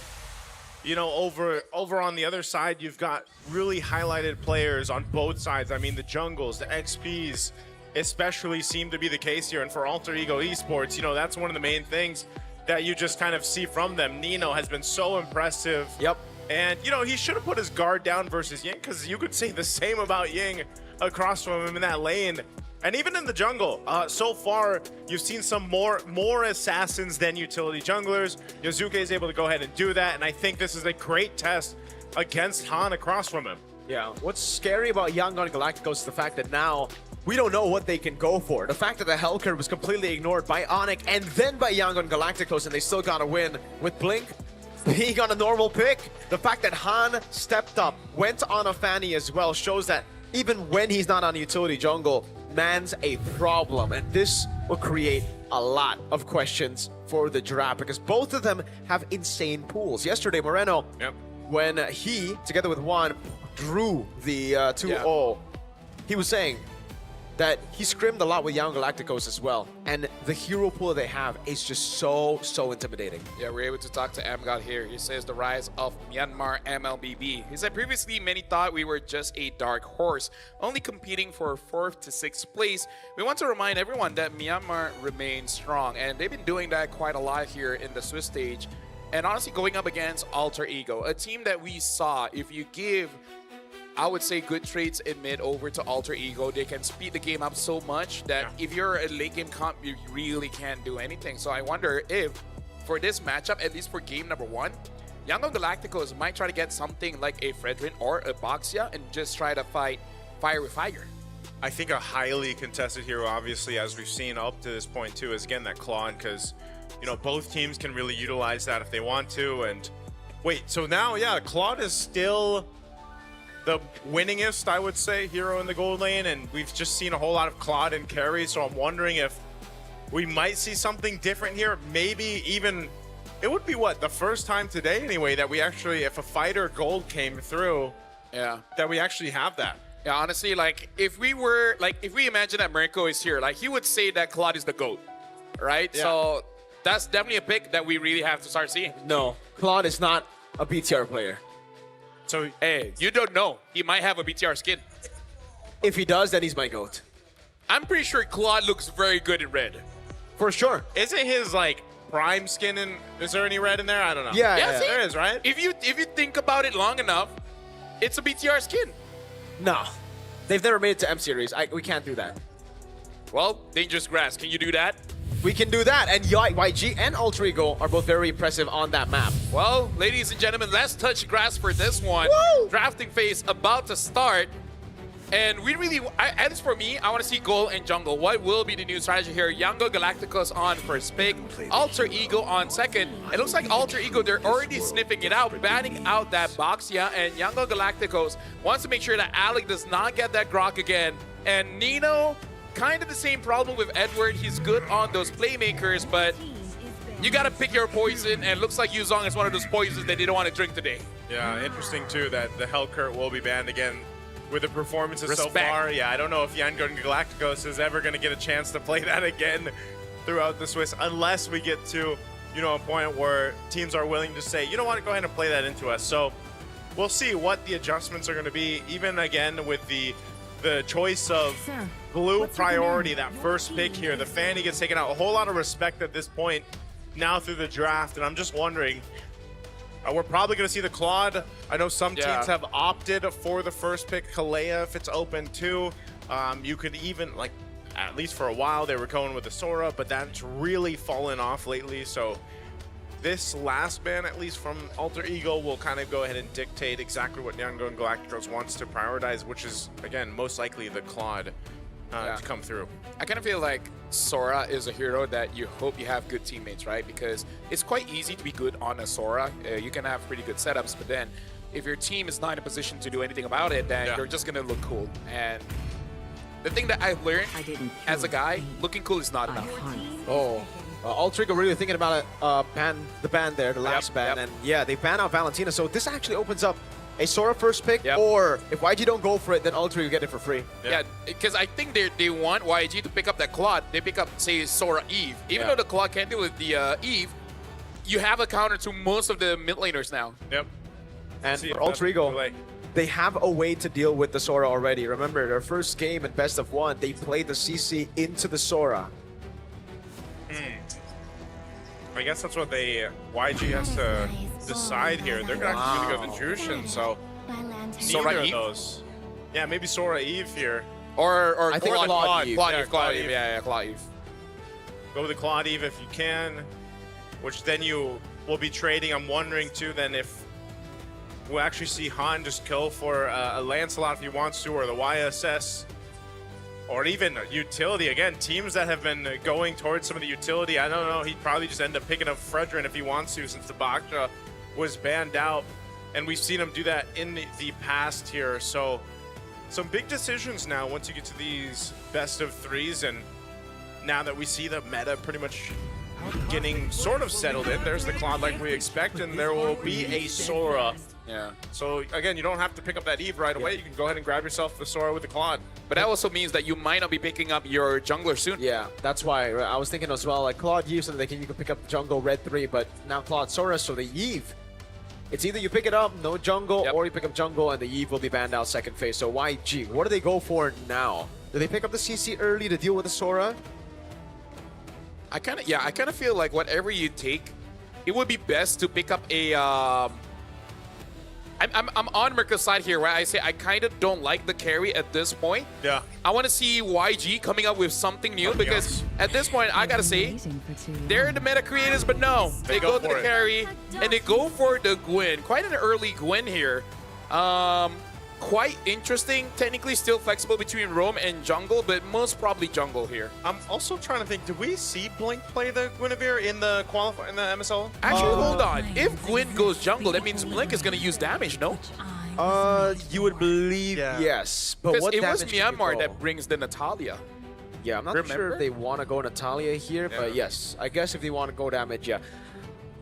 No, I don't think so. I think mostly it was just Han. Every time I pick up Guinevere jungle, and Han is phenomenal Yeah. at playing the Guinevere jungle, man. When he's on utility jungles, he's just a different beast. Yeah. So, Guinevere terms of- carry Juicin. In terms of other picks, it's the Cho damage. Yeah. Which is still okay. Still okay. And can actually deal with the Claude. So Nah, that no, in I terms don't of, like that, man. Like, Hey, I know that was a Claude- thing, but like I think that's so bad. That Cho damage was just Cho bad. damage. I've never been a fan of that. The roam Hey, Cho damage. The roam Cho Yeah. damage. Hey, you kick the Claude once and the Claude snites out, even with Purify.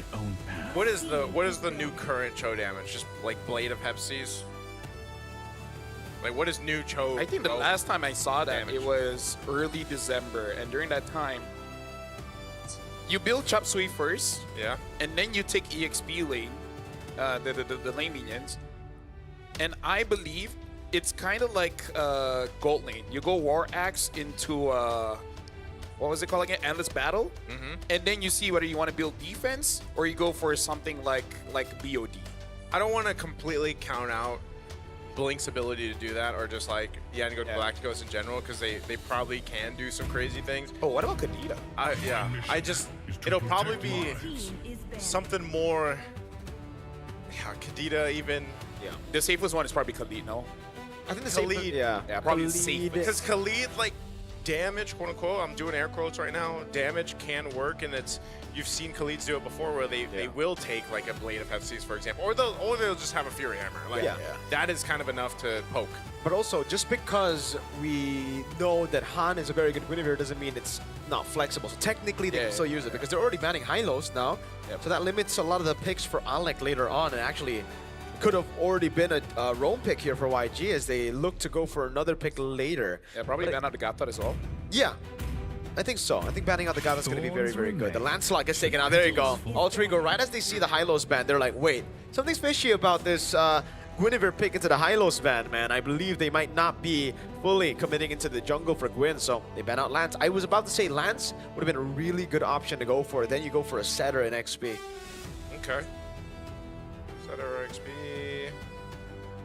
I like that Alter Ego ban out the Arlet as well. Yep. Because it makes it so that you get the damage coming in from EXP, so your roamer is not pressured to deal the damage. Yeah, and fun fact, Guinevere and Arlet combo was used by Alter Ego in MP Indonesia to very, very good success. Like very, very good plays as well because of the combo. Right as you find a slash, all you need to do is pop in ult and you get the knock-up. I wonder if Alter Ego is thinking of Joy or Leo Mort here, because I think both can work okay. It's funny where I feel like we've seen more Leo Morts than Joy. Yeah. Yeah, actually.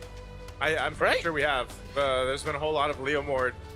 There's only been a couple of Joys, but with this now, the options being narrowed down, there there it is, we mentioned it. Leo Mort comes through. That's kind of crazy though too. He's been picked 4 times at a 25% win rate. Yeah.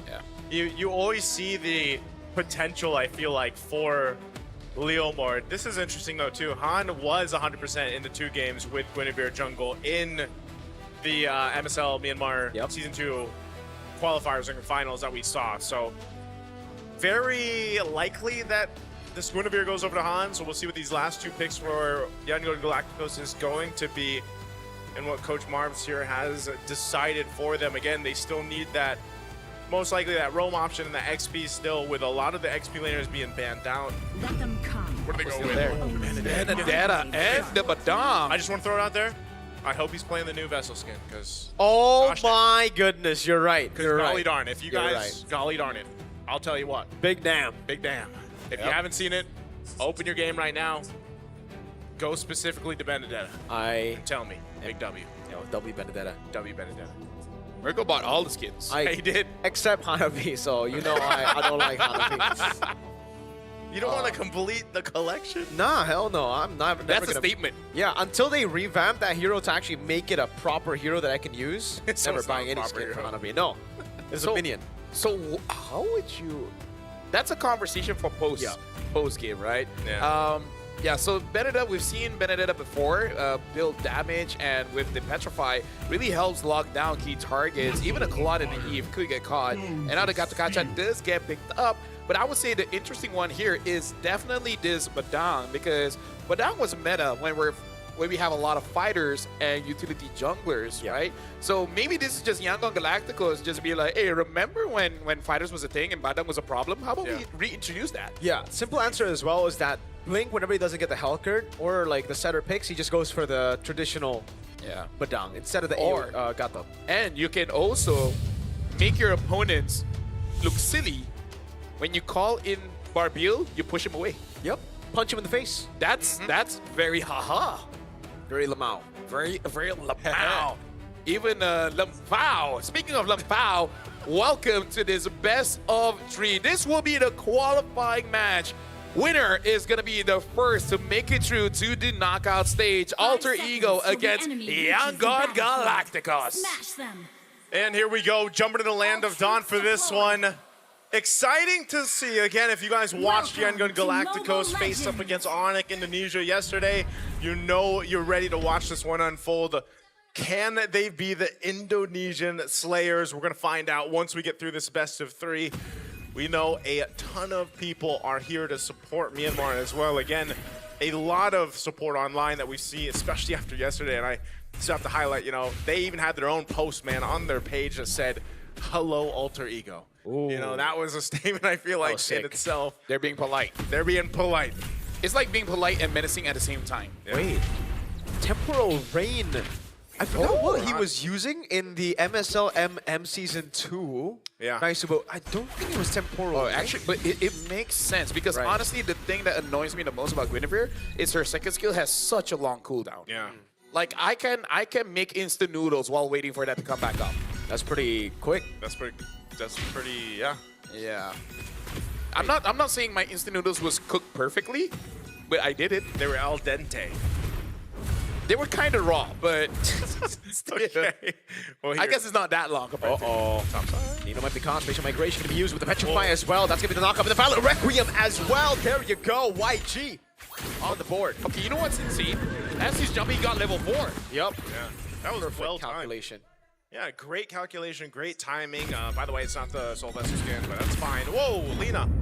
Already going to burn the flicker. This is what we see from the Leomord. Like, his threat potential is really good, especially in the early game, which is just crazy to think that, yeah, again, he hasn't had that much success. So again, 25% win rate right now with this Leomord, but we'll have to see how it fares up. This is going to be a quick turtle, though. Yeah, with the final blow. That's a good taunt coming down. Yasuke trying to go for the red tree. Will be able to snatch it away from Han as he goes in for the spatial migration to escape. Nino looking for the play, jumps in over. That is just Han's clone. Ying gets disintegrated by the real world manipulation. Wow, they just stampeded all over Yan going for that turtle. And now Yuzuke on this side of the jungle. Han's gonna have to go and get his orange. And all this, by the way, Alec not even level 4, just hitting it now on the Scattercontra. Trying to make a play here for Stitch if they can make one. Yeah, honestly, Yazuki on his Leomord is a nightmare. Now, Han is there. Would be able to retaliate, but looks like Alter Ego, they're just gonna get out of there. And this is a small thing, but I have noticed one of the most dangerous thing that you can do after securing Turtle and your HP is low is actually running mid, because that speed boost can help your opponent. Man, again, the threat of this Stampede and just having this Phantom Steed is proven to be a nuisance right now. For Han specifically.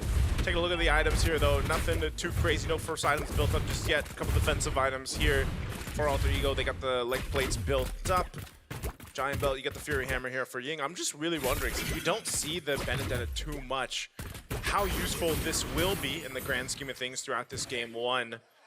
Especially dealing with that Eve in the hands of Hijime here. So one of the things too is, you know, Blink nearly a level behind Alec right now. I mean, that's quite a gap, at least between the roamers. Yeah. Is it because... Okay, that's a Purify out from Arfi. Is it because of itemization? I cannot... Yeah, because right now... Yeah, it is. Alec went in Courage, not the instant conceal, and I think Blink went conceal. Did Blink go with conceal? I think he did instantly, because like he was so far behind. Oh no, he's also in Courage, so he's just not getting as much poke. Okay, my bad. Yeah, it was just more of the rotational thing. Blink though, oh, they're gonna go. What a flank stampede. Oh my goodness, Blink's gonna be caught, still able to find it, able to flick around as well, actually. Han caught in the midst of it all. Ying, very awkward final blow, petrify the AOG as well. A lot of skills missing. Arfi with a blazing duet, and Nino picks up the kill. Yeah, I gotta say, Alter Ego is looking pretty good. Very good.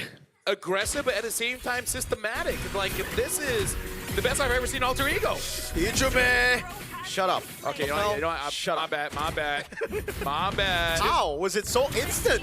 Hey, I just want to say you both have curses. I don't. So, like, I'm trying to... Let him do the thing. I'm trying to help here. Let nice Keep it in neutral. I'm trying to think of my contract. What was I paid to do? Who am I paid to talk about? Am I paid to... That's a joke, by the way, Chad. That's a joke. Okay? That's a joke. You know? It's not... I don't read We're contracts. not the script writers. Yeah. The Leomord jumping in with the first kill is a Phantom Stomp. So you can say that he stomped them. Yep. Phantomly. Yeah, So, unless it's a Ducati. Then it's a... Ducati. Yeah. It's not really a stomp. It's a... Stompati. It's a wheelie. Oh, Nino, great reactions there. Able to knock him up now. AOG coming down, and that's going to be Blink. Locked down, taunted up, now smashed to the ground. Alec picking up a kill as Arfi rotates up top. BMI forward. Wow. I gotta say, like, that must feel bad because you're just stuck there and you're dying a slow death. You're being punched. So, like, if you're being stomped earlier, then you're being just battered into the ground. This is probably one of the better performances anyway that we've also seen on a Sora. Typically, again, if something bad happens later, I'm just saying. If something bad happens later. Hey, that's not on me, dude. You know? Like I said, I don't have a curse here, so it's fine. You're clean. But I will say, Sora does have an abysmal win rate. So this could be one of the cases where they turn it around. Han? Goodness, Yasuke solo kill! Under turret, the rookie! Well, Yazuke is the only guy that has a win with the Leomord.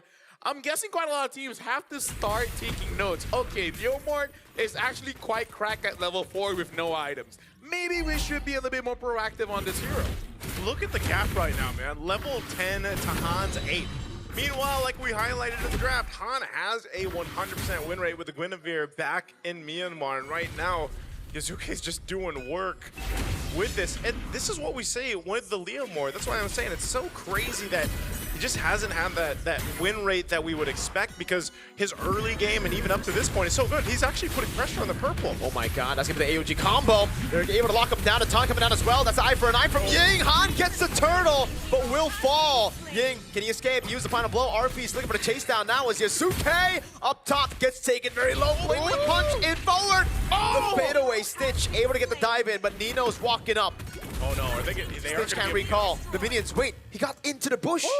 W bush, that change Dangerous really grabs. saved them, but Blink will be the sacrifice. Unless Blink! he walks away from it. What a Chad! RP, BMI, Purify even, Blink! What a play, what a survival from both of them after getting the kill on Yazuke. You quiet. Hey, what? Play by play. Oh yeah. Yeah. Well, as a host, I gotta say, I'm liking the the Gatot and Sora. This is the Sora Kacha. Sora Kacha. Sora Kacha. Right? Shifting wins into AOG. Yeah. This was what Onyx wanted to do yesterday. Yeah. It was unfortunate that they couldn't make it happen right now. Alter Ego, though, I feel like, you know, in some of these fights, you can see the difference here right now, at least in the jungles. If Han's able to catch up, it was great that, by the way, that he was able to actually get that turtle. Now, it doesn't amount into too much, but it just kind of slows things down from building up further for Alter Ego Esports. You know, he's got the brute force. He's going to be working into, what is it? Is it concentrated next? I'm not 100% even sure on the build right now for Guinevere, just because you don't see it much at all in the jungle. And every time you do, they lose. Interesting though. Except Han in Myanmar, man. 100% win rate. This is Jakarta. Yeah, that's true. It's nice for Hijume here because there's not a lot of healing that he has to worry about. So he goes for first item, Lightning Truncheon. And I really feel like that adds to the pressure that they're bringing onto Yangon Galacticos. Yeah, with this too. Oh, conceal? Blink? Where's he going to make a play? Hijume? Oh, good flicker out. Yeah. Okay, that's one thing down, I would say. You got the Lord coming up now, so that's actually pretty decent to get that resource out, but Hijime also doesn't have to worry too much because he can just set up the real-world manipulation. But if they're able to catch him even before or after he sets up, that's great, but they still have control of the space around this Lord. Already sitting at half health right now. Yangon Galacticos trying to get a range here. Gonna force them back a little bit further. Lord goes with a bit of a reset, but not fully. Meanwhile, still fighting for the space. Wow, RW, what?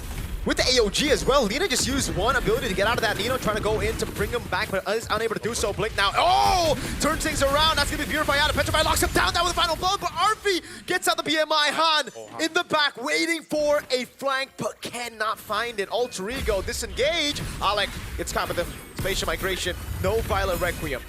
Oh, just because Hijime was there, they chose not to even follow through, just out of the being cautious that the rest of the team might have been there. So it all goes down to a reset. Lord's still going to be up. They reset what they can. They're going to have to wait for some of those resources to be back up here. And that's a whole lot of battle spells gone for Alter Ego as well. So Yangon Galacticos will start up this Lord here. Alec gives them the information.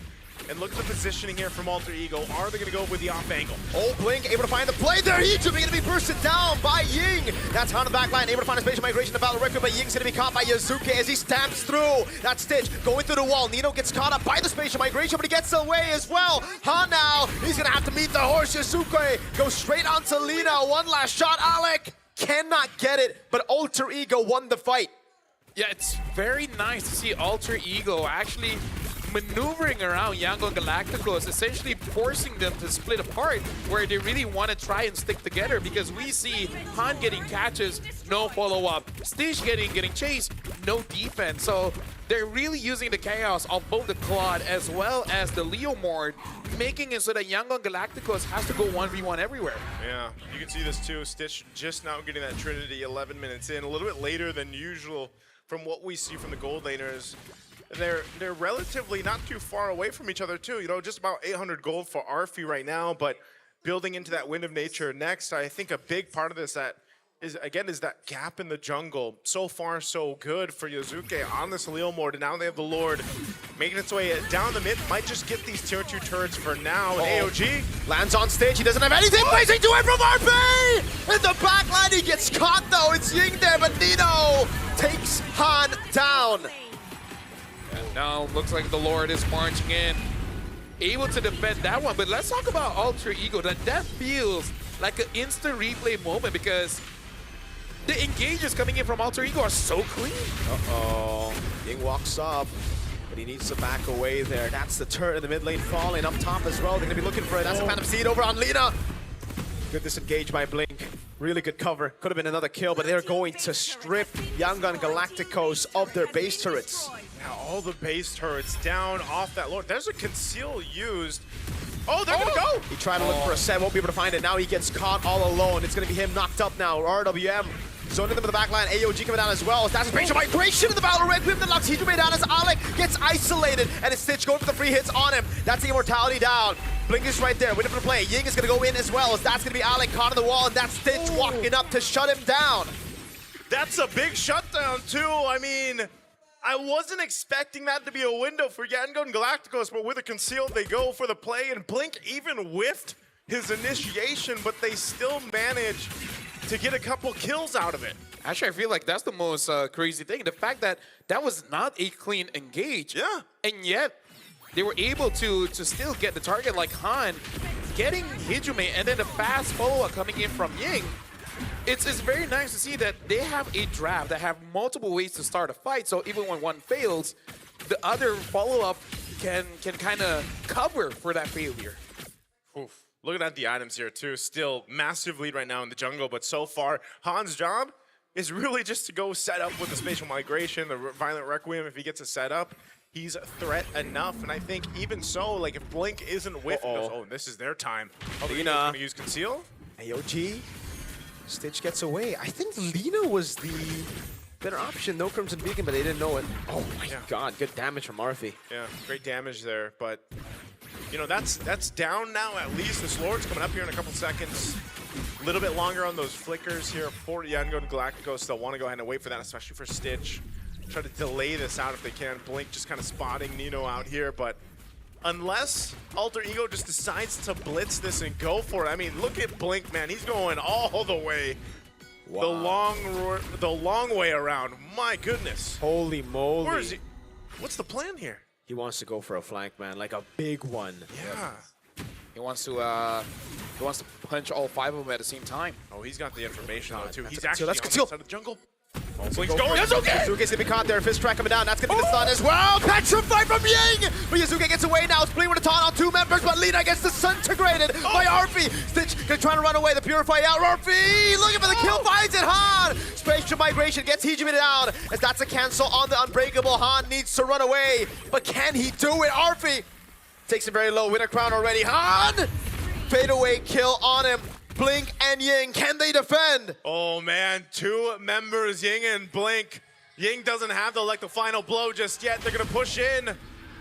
I think they can defend this though. They've got enough damage to clear the waves. Alter Ego gives it the call to go for the Lord here.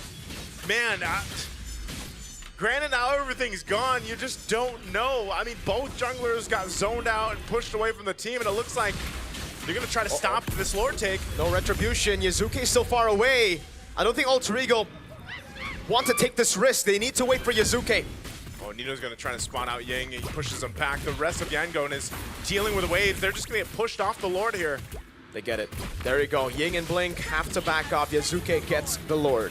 Yeah, and here's the thing. Yangon Galacticos, they only have okay wave clear. Not really the best. So I kind of feel like they got to engage fast. Once they see Alter Ego, especially if they clump up and Han is able to get at least 3, they kind of have to hope that they win the next team fight. Because, personally for me, if you just keep on the lane, you're just going to lose anyways, right? So might as well try to make a big play. If you win, you win. And if you lose, hey, there's the next game. This is a best of 3, not a best of 1.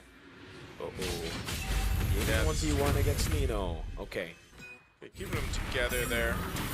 Now with this Lord coming through, like you mentioned, wave clear. It's going to be kind of difficult with this one. They have everything they need to set up. Lina just nearly has that flicker. You can see over up on this top side, Alec might go for his own play with the conceal. They're going to go towards the base. Yep. AOG to the back. Blink going to be caught now. That's a combo! Stitch able to flicker out now as the Wind of Nature gets used up by RP, and he goes in for the Blazing Whip, but it's already gone. Base wide open. Alter Ego targeted down. And a secure match point. I gotta say, man, Alter Ego on the world stage, at least at this point, a much different beast. It looks like they've been preparing for this meta for quite a while, because all these new picks like the Leomord, they understand this pick. See, they're looking very good. I'm very happy for the Alter Champs for now. For real. Yeah, very, very solid performance there, man. I mean, again, I gotta say, I gotta give it up to Yangon Galacticos for really trying all the way down to that last moment even. But it was just a really good use of having that conceal. Alec going in with the Avatar of the Guardian there just to kind of keep them busy enough. They knew the Lord was healthy, and they would have to make a choice. Do we go and fight, or do we try to clear out this Lord? And they were just kind of overloaded with a lineup that isn't meant for those base defenses really, unless they expend a ton of resources and ultimates. And so Alter Ego just really waited for that timing, and they make it happen there. Speaking of, I gotta say, it's very nice to see that Alter Ego, they perform individually well, because every time someone was a problem. In the early game, Yazuke was a problem, especially at mid. When it comes to the fights, Nino started becoming a problem, and RP 3 to 4 items, it makes it very difficult, where every single time you try to go for a fight, RP just has too much damage. Yep. And this is why, again, the Claude is just that prio, man. The carry is not the best matchup into it, just because in the fights, Claude has so much more impact. RP, this game, man, the Blazing Duets came through, and even when he was targeted down, dude, the healing is ridiculous with the Fighter Emblem. He just cannot die. I don't know at this point if you gotta consider banning out that Claude, because I feel like Carry is not a bad hero at all. Yeah. It's just that by comparison, right? If Claude's S tier, if Claude is S tier and then Carry is an A tier, you think it's close? Not really. Yeah. There's a reason there's only one hero in S tier in the gold lane, and really, I think it's Claude, dude. That's Claude only right now. Like the hardest to kill, deals a lot of damage, AoE. AoE is crazy. And honestly, one of the best duelers in the gold lane as well. So he kind of does it all at this point. I mean, even just that clip yesterday with Oheb, when he was like locked down with Yes, his mid, and he's just yes. blazing into it, getting his health back up. It's like, how many gold laners can do that right now? None. Can do that? No. It's just Claude. No, it's just Claude, you know? And how many times do we see Claude go in now, too, with Blazing Duet win a crown? You know, that's another option they have. So it's just really difficult. I do say, too, is this the first win for Sora now? Oh my lord. Is This this is like the the first first- Swiss win for Sora. Yeah. I mean, like, again, like, done, Sora. shout outs to Nino, but still, that Claude, I gotta say, like, this is why you cannot spell Claude without saying a very strong independent carry that is pretty strong when it comes to lane, team fights, as well as running away from chases.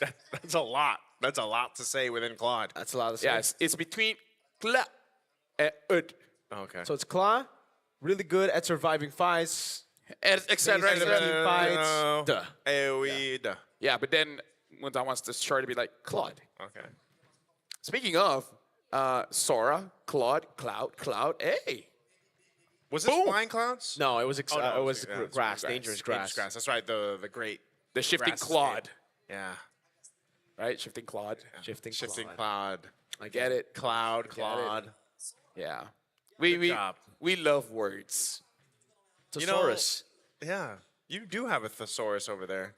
Yeah, it's somewhere over there. No, it's it's right very- here. You lost track of it. Y'all are making me look dumb, man. Although, to be fair, you kind of don't have to do that. I got it covered. In terms of, Cuckoo. Anyway, speaking of Cuckoo, let's talk about Alter Ego with the with this Leomore. Before that, we got to look at the MVP brought to us by our phone partner, which also is a thesaurus.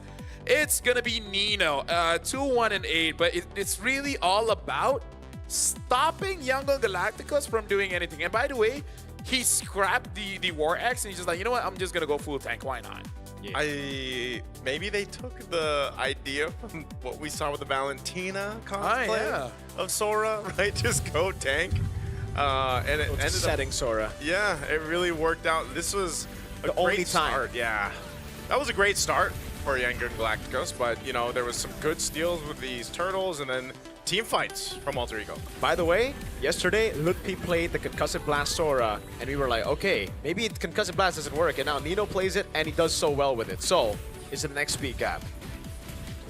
That's a good question. Hey, we also got to look at Zephyr's quote. Maybe it's luck. Luck? Maybe it is some You luck. know what? Alter Ego are just a lucky team. You're right. Yeah. I'll take it, man.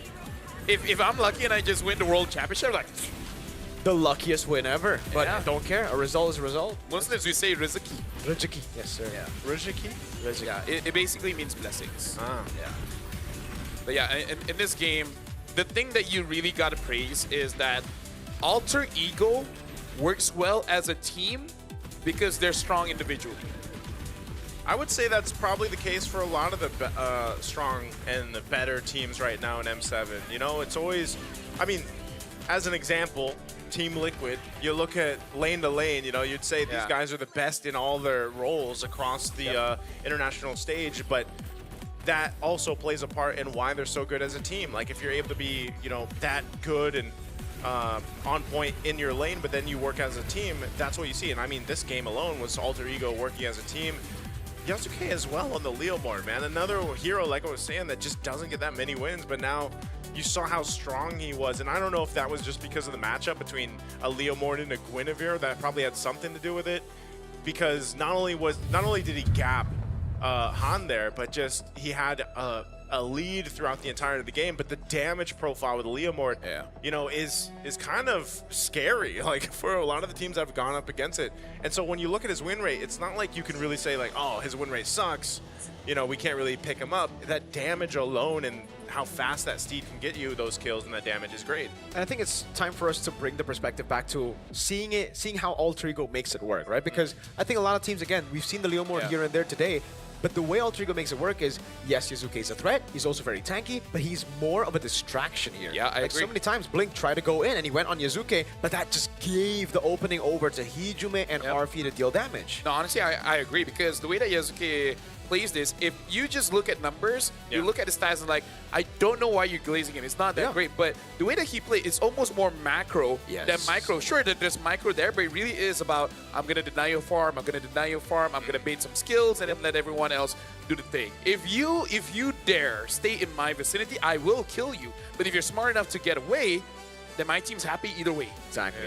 I really think right now the Claude is the best first pick in the game, or if not one of the best first picks in the game, because the fact that they ultimately got literally both. They were setting up for a trade. They were like, okay, we ban the balance, so you go Sora, we go Claude.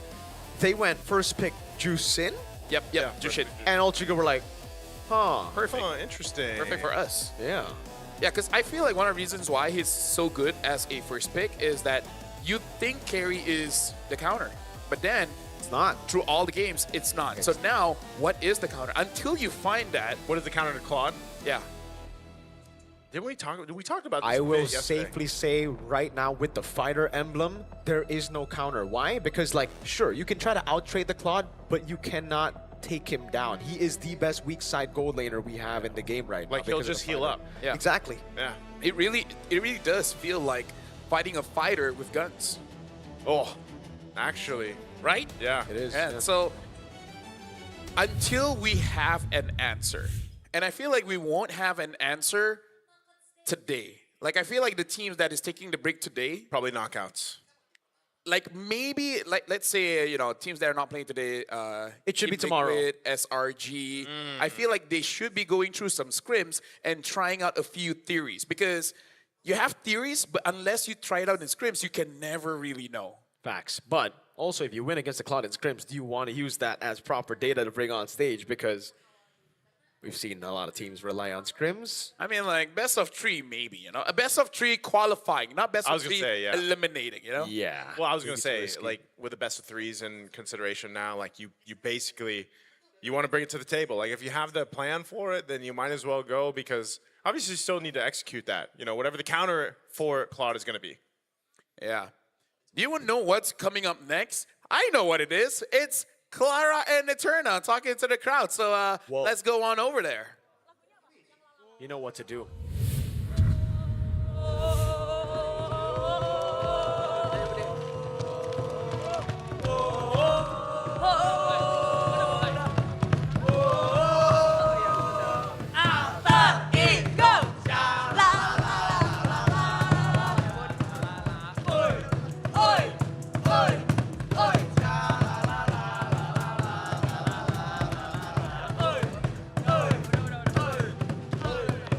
Eterna here, live reporting at the EXO Hall, the arena. Bude, what's going on here? What's going on? We want to show the world that the spirit from Alter Champs will shake the world, will shake M7. We're feeling it, Definitely even the casters were feeling it as they were casting through that game. I do have a few questions though for the Alter Champs.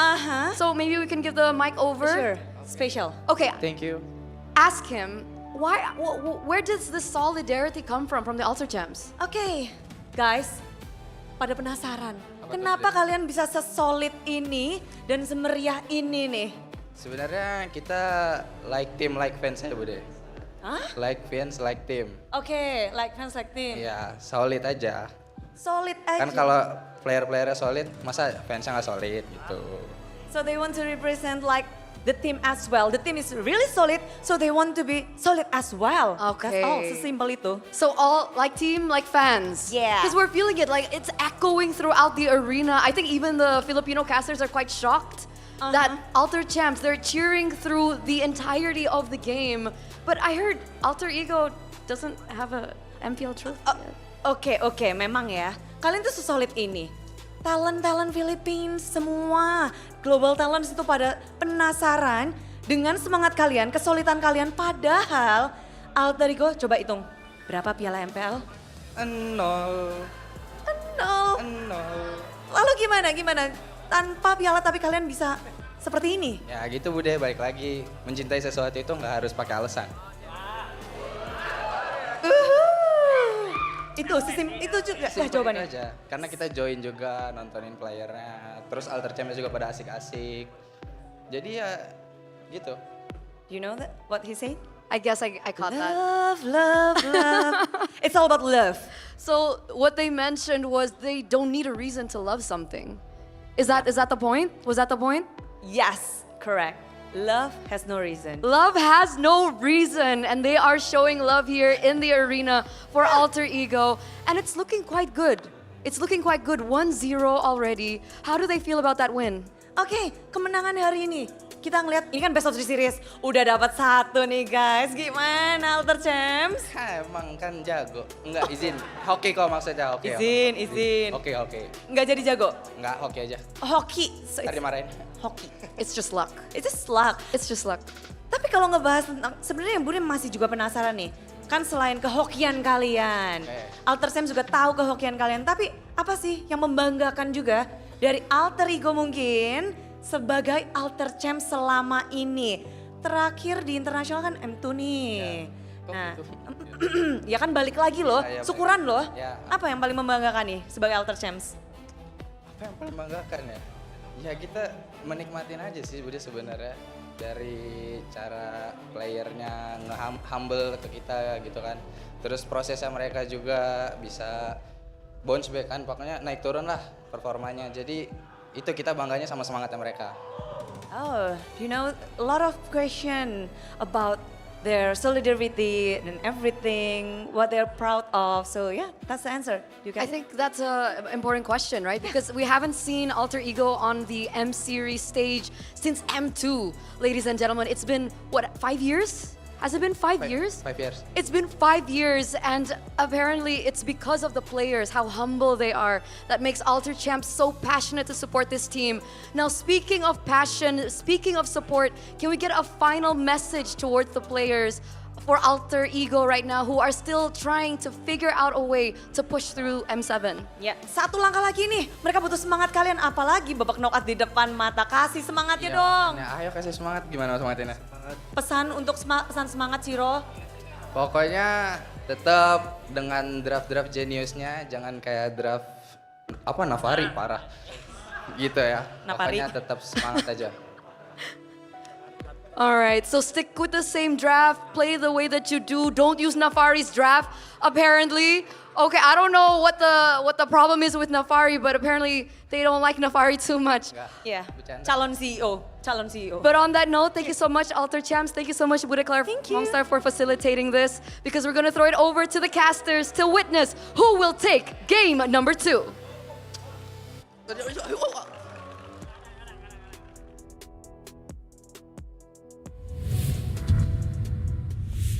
Thank you very much to Eterna with Clara as well as the Alter Champs. And it was unfortunate, but some friendly fire hit onto Nafari. Yeah. Shout out to Nafari, one of the funniest guys I know. And honestly, I do agree with both Eterna as well as Bude Clara. It's like, yeah, there is no reason to love. That's what they say. Why do you agree? Why do you agree? No, they keep on saying it. And aren't they our friends? We should agree with what they say. It's like, there's no reason to love. So like, Listen. hey. You can't be a yes man, LaFell. He's a yes Sorry, the man. producer was saying what? You can't Yes be a yes and. man, LaFell. Right, there's no reason to love. That's what you guys saying, right? No, there is He's a a yes reason to man. love. He's a yes man. All right, we all can't be sad. Yeah, but we There you all go. can have the Realme 15 Pro. It has the win rate predictions, analyze goal, and all the good things. And the AI gaming coach, this is something that you guys really need because they have consecutive skills where you guys just tap one button and it just completes the full combo for you. It guides your strategy and elevates your execution. That's a full AI-powered edge from prediction to performance. Thank you very much. You play, we carry is the Realme 15 Pro, the M7 official gaming phone. Now that's a reason to love. To have those macros. Yeah. That's a reason. Yeah, you want, there you go. No, a new you way got it. to celebrate esports highlights. The official MLB M Series Tournament trading cards. It brings premium design and modern tech together. This is the cards that you guys want. You guys want the MLB cards as well as Visa. So make sure you guys head over to play.com for early access and grab yours and hold a real piece of the M Series legacy. I wish these were the cards, by the way. No. Trust me, the cards are even better than that. Way better No, than that's that. why I said I wish these were the cards. Oh, you wish you had the cards right there. Yeah. What card do you want? Which signature? My Kyrie. I want a signature Sanford. I want Stormy. And for you guys, the MLB Academy has been fully upgraded. Get personal weekly reports to understand your pacing strengths as well as weaknesses, along with a complete match history. So every big moment is recorded. You can also have training topics as well. And the topic right now is Guinevere still at 0%. Why is that? So whether you're tracking stats or joining the conversation, MLBB Academy is where you watch matches and understand your growth in MLBB. It's mobilelegends.com/academy. So make sure you guys catch on that one. But yeah, Guinevere since wildcard until now, 0%. Zero. Well, to be fair, null. If we're looking at just stats, Sora as well has been pretty bad this Swiss stage. Until but now. Alter Ego were like, hold my cloud. Hold my cloud. Hold my cloud, man. That's clever because it could mean many different things. Yeah, exactly. Yeah. But the thing is, I really feel like Sora brings value even when Sora is losing, right? Your value. Because I don't think it's the Sora's fault. It's the, like, you just have crowd control, man. Yeah. And the crowd control I still remember, you know what? Shout out to L Crowd Control, wherever you are. I hope you're watching this. Oh my but, God, you're right. L yeah. Crowd Control. Wait, was that who's MSC? Huh? That was Who's L MSC. crowd control? It was during MSC. Yeah, back in Malaysia. What? What Yeah, is the SBS. story behind L crowd? SBS, Yeah, right. yeah, L yeah. Crowd Control. No, so we were it's playing so- rank and we saw L Crowd Control as our roamer. As the opponent roamer, and he was using the T-Grill. Yeah. And I forgot what I was using. I think it was the Kalia, and I just keep pulling him towards us. So I can do the thing. But either way, a message to the fans. Lina said to all our fans in Myanmar, we'll give everything to beat Alter Ego. I know a lot of you are AE fans too, so we will try harder. So the fact that he knows that they're fans of Alter Ego, they're like, now we want to crush him. Yeah. They're like, maybe you should be fans of us. Yeah. It's kind of like stealing someone's partner, you know? What? Well, yeah, it's like, oh, you like this guy? Well, I'm gonna beat him up. Beat him Wait, up? You said how do stealing. you Beat him steal up with is, beating yeah. him up? How do you steal? It's a step-by-step process. You can't. So you You beat can't him up? just go and just like, hey, you're mine. No. You gotta beat him up? I mean, it depends. I don't think that's a good risk lesson. Every fight has a different strategy. I think there's more steps to this madness, Mirko, than just beating. We need to ask a professional, you know? I thought you were the professional. That's why you were listening. Yeah, but, you know, it was a long time ago. I had different strats, but that He was had a the different old life. that was the old me, the me before MLBB. I'm Mr. Old LaFell. What was your name before? Was it even LaFell? No. Or was it Agent L? I miss my 007 days. Either way, Agent L. Broken walls. And my 007 days was like last week. We need an Agent W. Who is We Agent have an W? Agent L. Wheezy. Oh yeah! Shout out to Weezy. Shout out Wheezy. Agent W. So we got Agent T, Agent G, Agent B, Agent A, Agent N. N, M, L. M. Technically, we have two L's because Leo. Shout out to Leo. Shout out Leo. Oh, Wolf! Oh my God. How did we forget? No, listen. Oh my listen. God. He's a Cole. He's a Yeah, what? he's a He's a Cole. Cole. He's a Cole right now. He's a talent. He's a KOL. He's not ice with us KOL. yet. He's not a talent. So you're saying he's not even listening to us, huh? no, Nah. probably not. You know He's probably doing Cole things. It was just I. Yeah, that's why he's not Agent W. Yeah, he's not. Yeah, that's why he's not Agent W. Because he's not even watching. Maybe if he joins us, he'll be Agent W. Yeah. One day then. One Alright, day. one day. Day one. Day one or one day. Yeah. Dude, if it's not today, it's tomorrow. That's what LaFell says. By the up way, here. when there's no Sora and Valen, it should be Claude. Nope, it's E. Now it's free Claude for YG. We're gonna No, go game 3. At this point, Alter Ego, they're pushing YG. Be like, bro, I'm giving you the Claw. Dude, this is literally the whole game plan of having the masks, right? Like, it's just an alter ego. Yeah, split personalities. They're having a lot of whispers in their head. Yeah. But hey, I can relate. I can relate. So YG, this has to be a Claude, right? It's almost like you can't go for. It's against a Yves. That's perfect too. Claude Yuzong, Pick it up. Claude Lance. There you go. We're seeing game 3, folks. So, no. What if AE has that counter? Right? Let's see. Maybe they'll just show it today. If Like, they this pick is where carry, it do we comes agree game 3? We'll shake on it. Okay. If they really wanted to test, they should have just let the Helker go through. That would've been true. Let's not test that. Like, we got you. Dude, I feel like Link on this Hellcurt is more scary than eating the full spiciness of Ayam Gepo with no water and no bathroom. Damn. That's pretty scary. That is pretty scary. Yeah. No water, no bathroom. Yeah. Maybe no water you can survive, but no bathroom though. Ripperino. Ripperino. That's what all the Indonesians say. Yeah. Ripperino. Oh! Freya might be the answer to the Claude. Freya Kalia. Why do I feel like Freya has been the most exciting pick that we've had for M7 so far? And it's like, oh, because it has gone in the gold lane now. It's gone in the jungle. That's it. Have we seen EXP? No, right? No. Shoutouts to Brusco though. It's also his favorite pick, if you know what I mean. I don't know what you mean. You know, right, Nice? What? I don't know. No one knows what you mean. Dude, you guys are crazy. You What? don't know. Bro, now you the have winner to is explain it. coming tournament? The winner is coming tournament? Oh Yeah. that's right.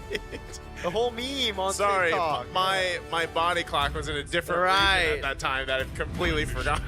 Yeah. I just have a lot of trauma. That's why memories are so hard to hold. But anyways, the Hylos has been picked up here. So for YG, they're actually going a pretty safe route. And AE is the one that's just beating the drums of liberation. Yep. Let's see. YG. For those that watch over 1,000 episodes, you guys know. For those who don't, See, you don't know. you have a life. There's things we don't know when we do know, and there's things we don't disclose, LaFell. Huh? I can't hear y'all. I can't hear you either. I haven't said it. I can hear you guys fine. I don't know why you guys I can't hear myself. No, I can hear you. I can only hear the guitar you mentioned. Yisun Shin. Where? Oh yeah, Yeah. Yisun Shin band. Dude, there's It's a not that. megaphone right here. See, Miracle is adapted to this. I by have the way. This is adapted. called assimilation. No, not gonna lie. After a few seasons of Team Hawk and SRG, I've gotten used to it as well. Wow. Yeah. Team Hawk. Dude, Team Hawk was the loudest. Wow. They Team were. Hawk? Yeah, they were the loud because they were the first to do it. And because they were the first, we don't know where the limit is. So they just keep on pushing until we set the limit. Yeah. I can't say the same for the Philippines. I mean, we do have like a drum once in a while, but they're getting better. I will say that. They are getting better. Right now, we're just waiting for fireworks indoors, you know? Do not do that, ladies and gentlemen. I keep suggesting it. They say it's a bad idea, but then I'm like, how is it a bad idea if you haven't tested it out? Maybe one day, but not day one. Anyways, the Farsa has been banned out, so making sure that the long-range heroes will be taken care of. YG betting on the Lapu as well. I think something like a Kadita could be considered. If not, what other mid laners that could be upon? Lunox? Yeah. Lunox. I don't know though. I think Ultra Ringo are fine going up against Lunox just because the Eve will bully the Lunox hard. Jungle pick too for Yangon. What is Han gonna play this time? Considering. Oh, and we he didn't just say saw. he's Agent Q, not Q. Agent G. He wants to be different. All right. Well, he gets It's Agent Q with a K. What a guy. What a guy. What a guy. Mr. Fatal Five-Way. Fatal Five-Way. Man, ever since I can't believe his actual name is cooler than his nickname. Shoutouts to Gideon, man. Shoutouts.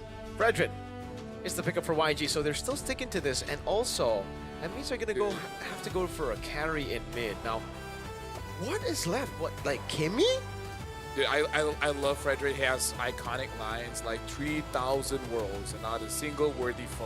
Okay, now that I is know smartest. what you're doing. Yeah, now I don't know now why I know you what guys you're are so late to keep up. How do I not know Frederick's lines? Come on. All right.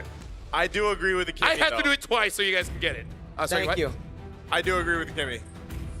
Because Kimmy Fred seems to be usually a combo. Oh. Whoa, no one though. No. Tarizla. I like it. Bring out the Rizzler. Debut pick for Tarizla. Tarizler. Tarizla. Thank you. YG, what's the body last of pick Smith. here? Mid lane. Body of Smith. I think this is what is left on the options here. Yeah, Kimmy, Lunox is still there, right? Yeah, you still got the Lunox.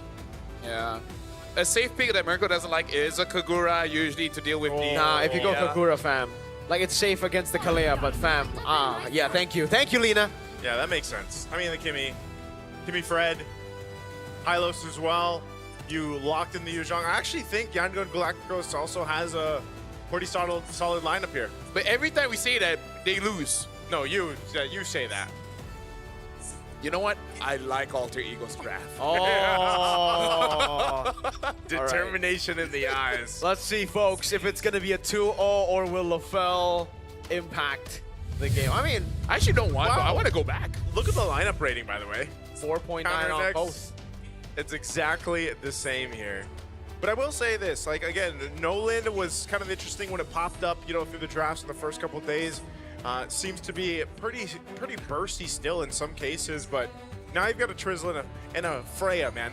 There's a whole lot of jumping going on from this lineup. Yeah, someone give him a skipping rope because they're going to be jumping all day. Ladies and gentlemen, we're about to jump into game number 2. Alter Ego is leading with 1 point. And now Alter Ego just needs 1 more to be the very first team to make it to the knockout stage. Or will YG say, you know what? No. All right, we're going to have to wait for those jumps a little bit longer. Hey, we get to talk. Yes. Hey, that's fine. Yeah. We can also listen to this, man. Yep. We can just have the audio be the Alter Ego chants, man. They're so passionate. How do you guys feel about dual casting for a while? Duo casting? Yeah, I want to go pray. Sure, dude, go ahead. All right, thanks. See y'all in 5 to 6 minutes. Hey. Or business days, we'll see. All right. Just hold it down, man. We got it. Don't worry, Naisu. Hey, we got this. This is almost... I feel like we've been doing this for a while now. Duo cast? Yeah. Duo cast. Sometimes solo when one of us disconnects online. Hey, that's my favorite time, man. When you're sitting there being like, you wait for a second, there's that pause, and then you're like, uh-oh. You disconnected. Nah. It's going down. But yeah, in terms of the draft here, I don't know actually, right? Like, yes, Young and Galacticos have a pretty solid draft, but it's very reliant on the front to back here. Yeah. Meanwhile, for Alter Ego, they have so much dive. Yeah, that's what I'm telling you. This is like an airtime lineup. Like Kalea, Freya, Tarizla. You've basically got everything you need to go ahead and start a fight if you want to. And then, I mean, think about it. If you get caught in the real world manipulation too, man, like that's going to be a very, not a fun time to be in. No, It's almost going to be like, what's those inflatable houses called? The fun houses? I don't know, but I understand. You understand. I understand. Yeah. I really wonder why they didn't go for Lancelot instead of the Nolan, right? Because it is up against the Yuzhong as well, and Nolan is way more vulnerable for the neutral objective battle. So we're going to jump into Lanadon, it seems, for the possibly final game of the day, or YG could equalize to get us to a game number 3. I'll say this, man. I still like what YG brought to the table in this draft specifically. As long as they're able to go ahead and withstand a lot of those initiations and the set potential from Alter Ego, I think they're going to be fine. And that's why you've also got 2 Purifies over here for YG. And someone's just shrieking in the crowd, man. Welcome to Indonesia, Welcome man. to Indonesia. Double pull yourself together. Ooh. Okay, so wanting to get those opportunities to set things up even quicker, and that's going to be fine. You can see some of the pressure already in the mid, too. Not too much happening. Yeah, there's... Hey, that's fine. Yep. I like it. You like it? Yeah. When I was casting for MPLID, I always complained about that. But hey, did you? Yeah. I'm like, what? Why? But what is these war cries? In here, yeah, man? very interesting war cries indeed. But the Freya was actually also used by RV against. Well, who was the first opponent? I forgot their first opponent, but it was a Claude on the other side too. So there you go. It was a Claude, and you notice in some of those fights when we first saw the Freya in the hands of Arfi, like there were some moments where it's like, man, he had a hard time like fighting against obviously like a range, right? And there was times too where once he got scaled up, he was in a much better position. And I think that's why they have the additional jumps, you know, these heroes like the Kalea, for example, or even the Tarizla. So it makes the job for Arfi a little bit easier. Like sometimes he doesn't have to be the one kind of zoning out Stitch here, for example. But Nino, able to get level 4. Let's see if he goes for the penalty zone. Answered by the PDF. That's going to be the RWM. Zoning Han away. Petrifying the Curious Dive over on Hejume. Now as Lina walks up, but Hejume is able to flick around the safety as RP jumps in as well as Dive Curious Set. Ying locked down by the Kalea.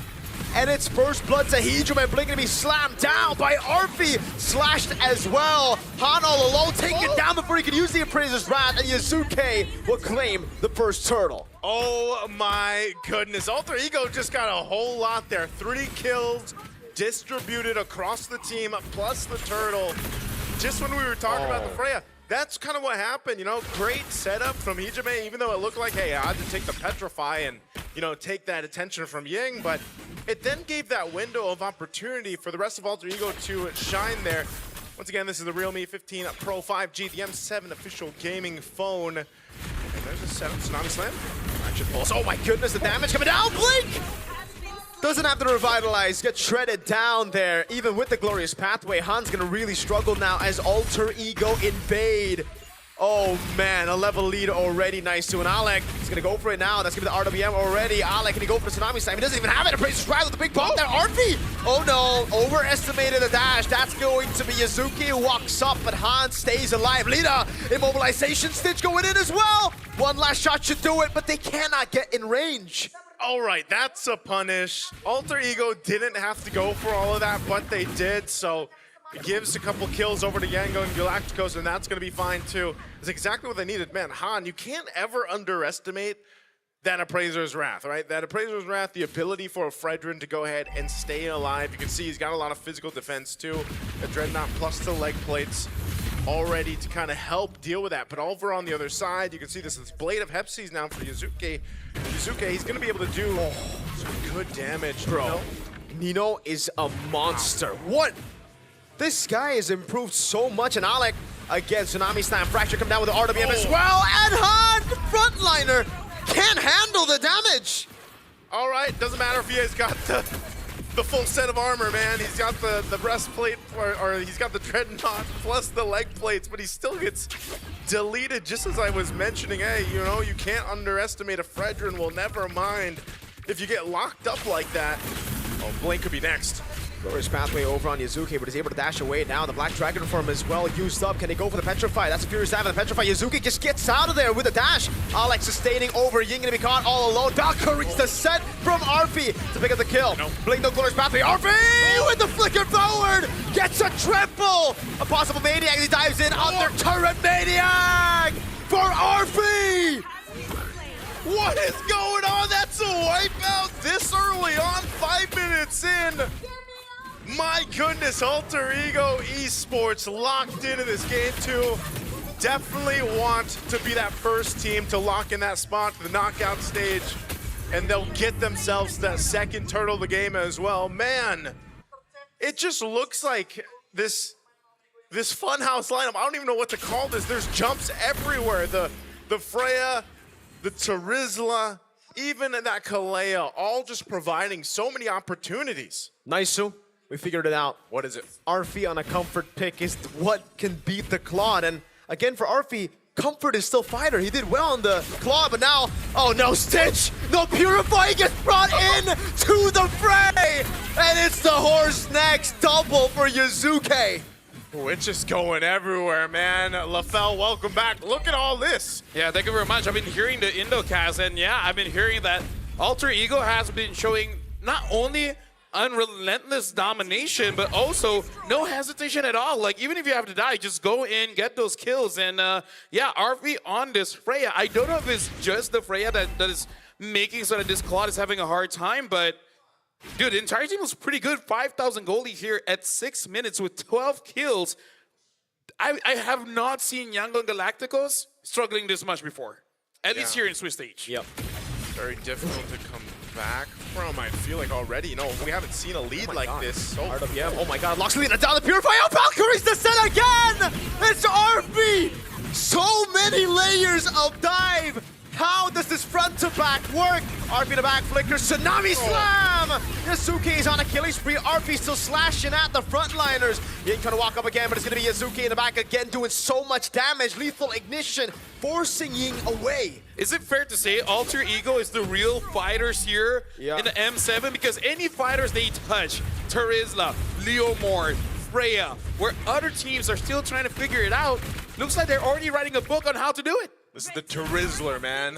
Like I mentioned in the draft, you don't see too many teams go for this, but it just seems to work so well with this kind of lineup to complement each other here. That's why when asked about what M7 has in store for us, people ask me what I think about Alter Ego, and I'm like, it depends on RP. It depends on what meta we have, because if it's the pure marksman meta, I actually don't know. But on fighters, I can guarantee you RP's up there. Yeah, it's so interesting because there's not many players that will go for the fighters right now. Yeah, he's a bi-marksman. He can do fighters and marksman. A bi-gold laner? Bi-gold laner. Yeah, that's the right term. Swings both ways. Exactly. Actually, all three. Yeah. He plays mages there too. He doesn't say no. So, and even tanks. Wow. Dude, he's an all-arounder. Yeah. He's a pentagon. What?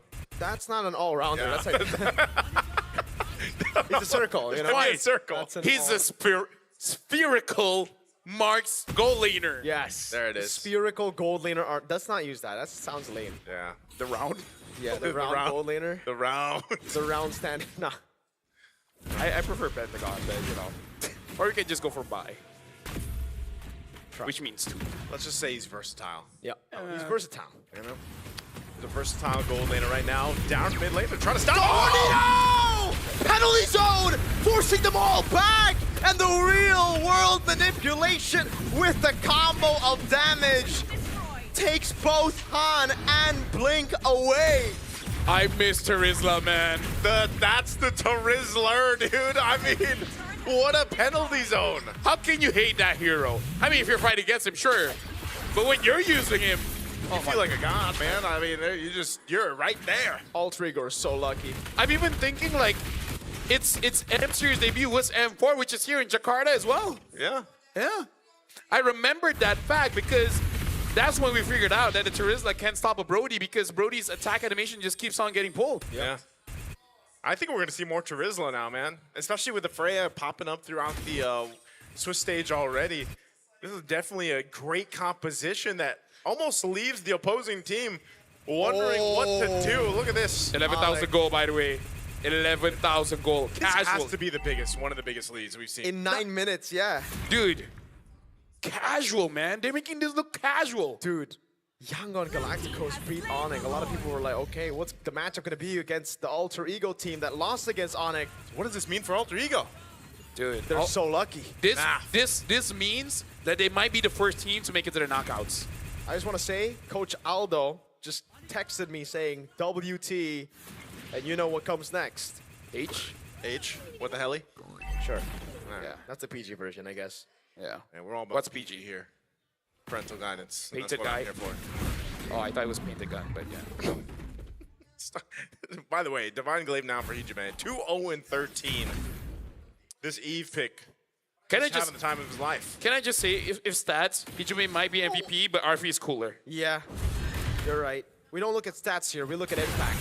Oh my goodness, fracture. Oh. Speaking of impact. Oh no. Talea again with a Tsunami Slam now on the plate. Nito with a backline. Oh, straight into Lita he goes. That's a lot of pressure coming down. Hijime popping in real motivation, but Nino still able to survive now. Gets caught with the Petrify. Hijime as well. RP working on the base turret, but won't be able to crack it open. You want to know why he did that? Why do you do that? Make sure Hijime dies. So he looks better. Facts. I mean, they just kind of trying to stop the bleeding at this point, man.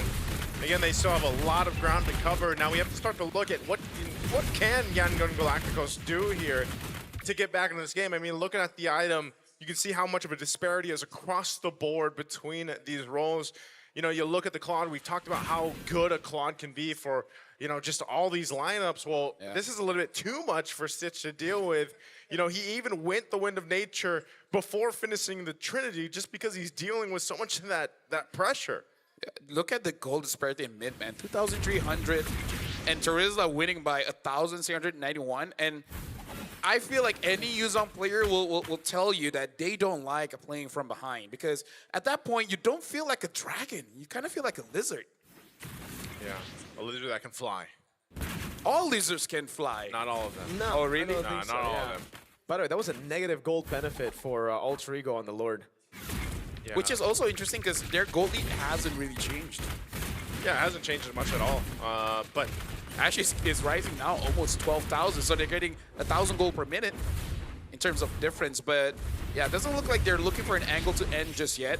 Looking for the Lord, trying to make it clean so that the coach will say nice things about them. well, part of that is just making sure you go through the fundamentals here. That is the Swift Trinity now locked in for Stitch, so he's got that. Again, he prioritized some defense here. But, you know, even with this kind of lead that Alter Ego has, you got to stick to the fundamentals because that's what's going to be needed when you go against even stronger teams throughout the M7, especially as they are nearing to secure their spot. Oh, Tsunami Slam over on Blink. That's middle. Oh, everything in the kitchen sink used up. Interaction Pulse locks two members down though as Nino holds them down to the back line, but Han gets bursted way too quickly. RP, Valkyrie descent already. The Black Dragon form used defensively now. Can they defend? Stitch holding onto the wave. Ying doing the same thing now as Nino swings down the hammer onto it. Furious dive defensively into the back. That's a cannon mini there. Yazuki has to dash out. That's a base turret up top, and Alter Ego decide it's A-OK. They'll go to the Lord.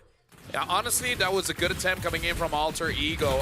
Understanding that if you take down the front line, it makes it almost impossible for Yangon Galacticos to really contest for this Lord, making it free and trying to end, but if you can't end, again, as long as there's no one giving you a way to actually get into the Lord pit, they basically won. That's the check, right? You're just waiting for that checkmate. yeah. With that Lord being secure now, they have everything and more that they need for Alter Ego to go ahead and sweep this series. This is going to be so difficult for Yangon Galacticos to defend. Lena picking up a concentrated energy here. They've got pretty much all the tools they need, maybe a little bit longer on that Petrify to come up. We'll see exactly what the approach is going to be here. Arfi now picking up in the Immortality as well. Expect them to just kind of jump in. There's the conceal. Here's the push. Flicker, Tsunami Slam on Blink. Arfi in the back, zoning them in the back as Blink gets taken down by Nino's hammer. Black Dragon form already. Han trying to hold down the Lord. That's going to be Nino again with a jump forward. Purify out from Lena. He's trying to go in. That's going to be Nino falling down. Blazing Duet for Stitches. Arfi losing Immortality. Blazing Yasuke is godlike. Now it's Stitch in the fountain. RP trying to end the game. Alter Ego have done it. They're the first team to make it to the knockout stage at the M7 World Championship. At this point, Alter Ego is the Indonesian sweethearts, man. Everyone is here wanting to see how far can this story go. They went for years having a dry spell, but now they're on top of the world. Congratulations to Alter Ego there. Man, they did it in such a clean fashion as well, especially in this game too. That might be the answer now for other teams going forward to deal with that Claude, but the execution was just on point across the board for them. And they'll be that first team to get that spot in the knockouts now. And right now, Yangon Galacticos, they got to figure it out because so far, they've been very dominant the entire Swiss stage. And that was not just a defeat, man. That was decimation. I'm pretty sure that they got a lot to discuss because in best of ones, they're looking pretty good. But in best of threes, it looks like they don't have enough just yet. I honestly don't think that's the case. I feel like for Yangon Galacticos, they're good in both best of ones and best of threes. It's just Alter Ego had the read on the meta, on the drafts. The drafts are so clean from them. And really is just phenomenal, man. It really is. Alter Ego, a team that has always been doubted, making it to the playoffs. A lot of people are doubting them, including me, myself. Coming into M7 with the meta changing, I was thinking, hey, how is this going to work for RP? How is this going to work for Egypt? How is this going to work for the team? Coach Sheffer and Coach Styx has really leveled up their game, and Alter Ego look completely different. They look so good. Yeah, lucky. Yeah. No, honestly, like, again, I'm a believer of luck, you know? Because I feel like our efforts is not enough. Yeah. You need something a little bit more. It's nice to see all the fans praying, celebrating, being happy for the current success of Alter Ego. Again, getting to the knockout stage is step number 1. Surviving the knockout stage is step number 2. Winning the grand finals is the final step to actually winning this M7. It's so hard to even pick an MVP here, man. Just because, again, everybody did so well in their lanes. I mean, setup after setup, allowing them to go ahead and just get this type of lead. Everybody had all they wanted, you know, and all shined in their own ways here. It was just so phenomenal, man. We found the answer to the Claude. It was a big question for us all. What is it going to be? And it's Arfi with the second time. Freya against Claude. There's a rule for it to be called a serial killer. It has to commit 3 times. So if Freya wins 3 times against the Claude, then yes, I believe that is going to be the answer. For now, with all the cheers coming in from the Alter Champs, I believe they want to see the Alter Ego on stage. So let's go for their interview. The crowd is going wild. Congratulations once again to Alter Ego! Against all odds, against everyone's expectations, Alter Ego is the first team to make it to the next stages of M7. Pulse check, Nino. How are you feeling? Apa yang kamu rasakan sekarang? Yang aku rasain lega aja sih. Jadi kita bisa latihan lebih banyak lagi sih. Soalnya kita nggak ada match lagi kan. Jadi lebih prepare aja sih. Okay, Nino says that he feels really relieved because after this they won't have any matches left until the next round into the knockouts. So they have a lot of time to prepare. Okay, yeah. Okay, man, the supporters, Alter Champs. Huge support coming through for Alter Ego. My next question is for Hijume. Hi, Hijume. Halo. Hi, Hijume. Hijume, we want to know, how does it feel to get your revenge over YG after they beat Onyx yesterday? Jadi kemarin YG itu mengalahkan Onyx. Apa rasanya sekarang kamu bisa balas dendam untuk Onyx? Mungkin kita lebih ke arah balesin dendam Onyx sih Bude. Soalnya kemarin juga Bude. Jadi Bude Eterna, anti Eterna. Sorry. Kebiasaannya. Lebih ke arah balasin dendam Onyx karena kemarin mereka taunting Onyx kan. Oh. Ya, jadi sesama Indo kita saling support sih. Kita pengen bantai dia banget lah. Okay. So it turns out that yesterday after YG won against Onyx, YG were taunting Onyx. So he was really feeling the fire, the spirit to take YG down today 2-0. Okay, impressive stuff. Next question is for Arfi. Arfi. Hello, Arfi. Halo. Hi, Arfi. Arfi, we're wondering, how were you able to prepare against YG? Because considering YG is looking like a strong contender for M7. Kelihatannya sepertinya YG tuh tim yang sangat kuat. Kalian tuh preparationnya tuh gimana sih? Kalian mempersiapkannya tuh gimana sih? Kalau dibilang kuat sih enggak sih sebenarnya. Oki aja kemarin dia menang lawan Onyx. Arfi said YG's not strong. They were just lucky to win against Onyx. Okay, so what were the preparations like? Okay, Nino, do you have something to say about that? Kayaknya aku mau nambahin sih. Okay, he wants to add something. Bisa dibilang kita juga panas sih. Mereka waktu latihan mereka taunting mulu sih. Benar. Oh. Ya, makanya kita panas di lawan mereka. Apalagi abang-abangan kita kemarin kalah kan. Jadi panas banget sih. Okay, Nino wanted to add. Nino said that when they were practicing. Ya dia kayak bisa dibilang tengil sih.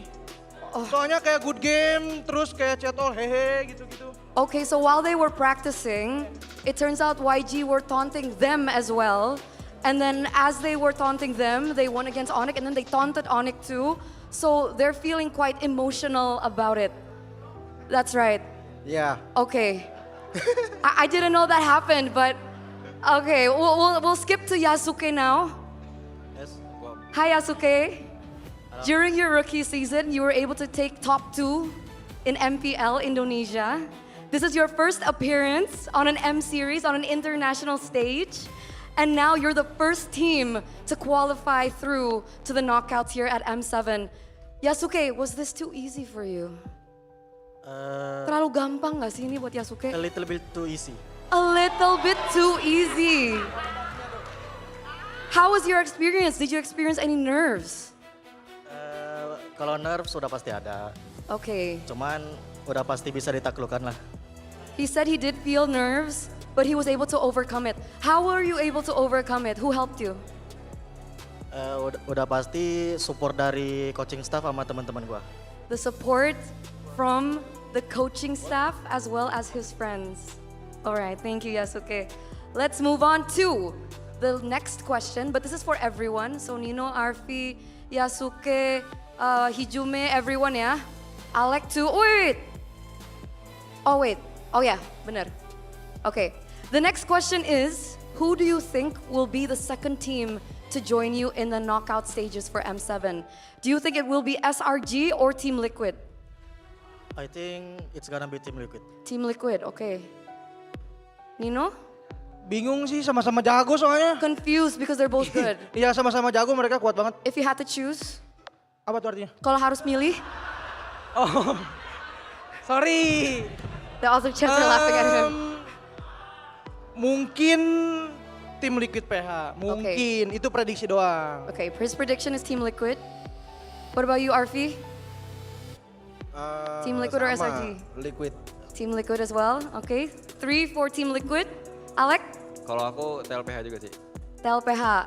Okay, 4 for Team Liquid. Aku SRG. Oh, okay, he joined for SRG. Why SRG? Why are you different? Karena dari kemarin-kemarin banyak yang nggak expect dia bakal sekuat itu loh.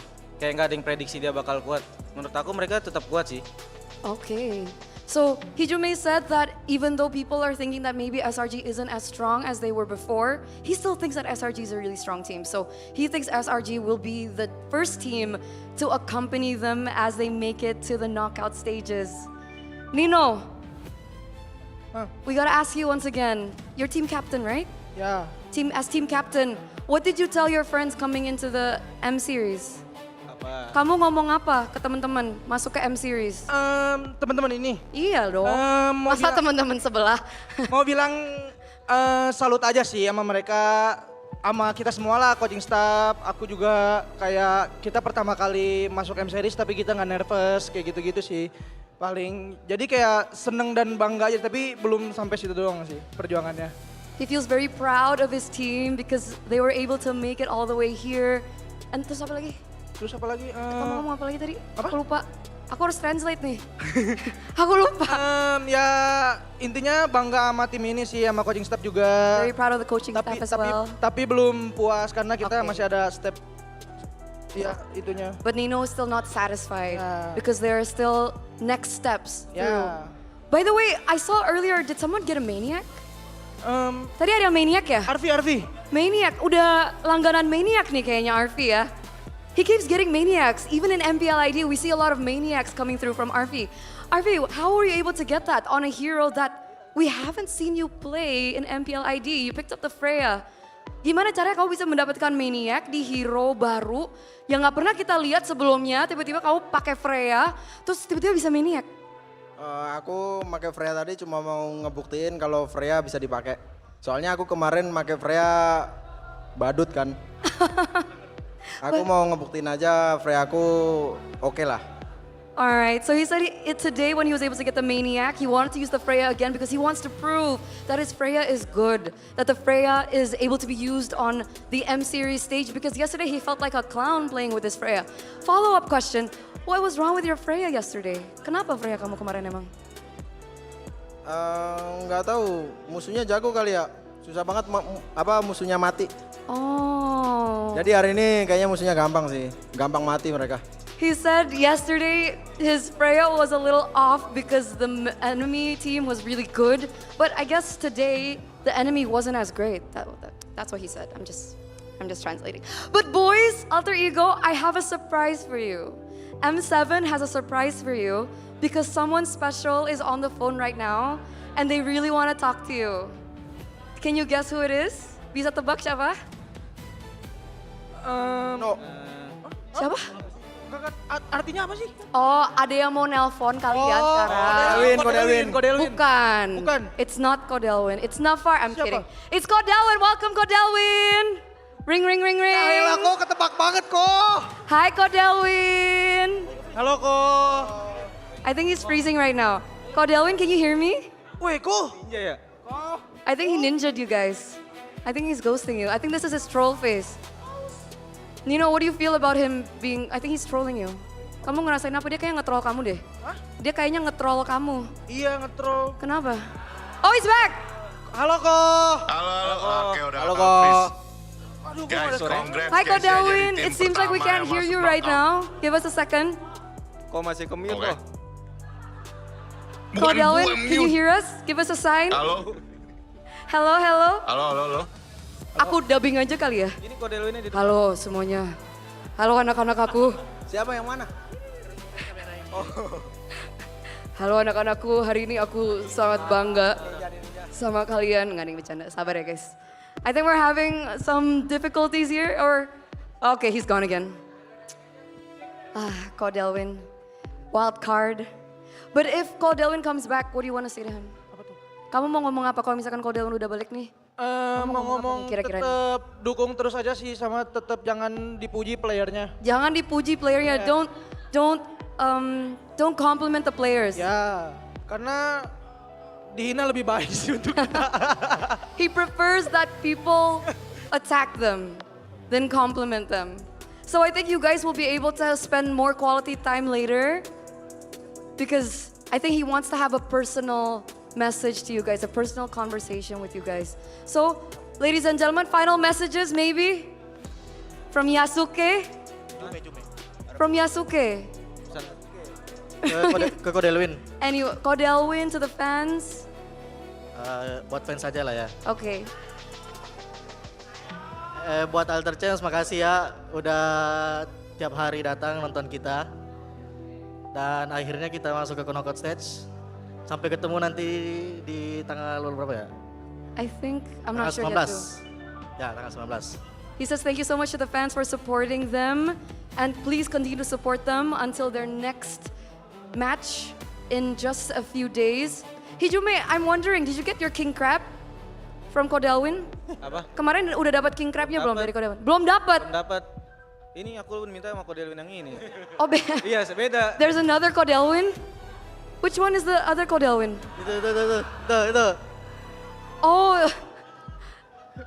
Okay. Beda ternyata. You wanna tell Kodalwin to give you your crab? Apaan, Cuk? Mau ngomong ke Kodalwin minta crabnya lagi? Kepitingnya lagi mau minta? Nanti aja sih mintanya pas udah grand final. Just later when you make it to the grand finals. All right, best of luck once again to Alter Ego!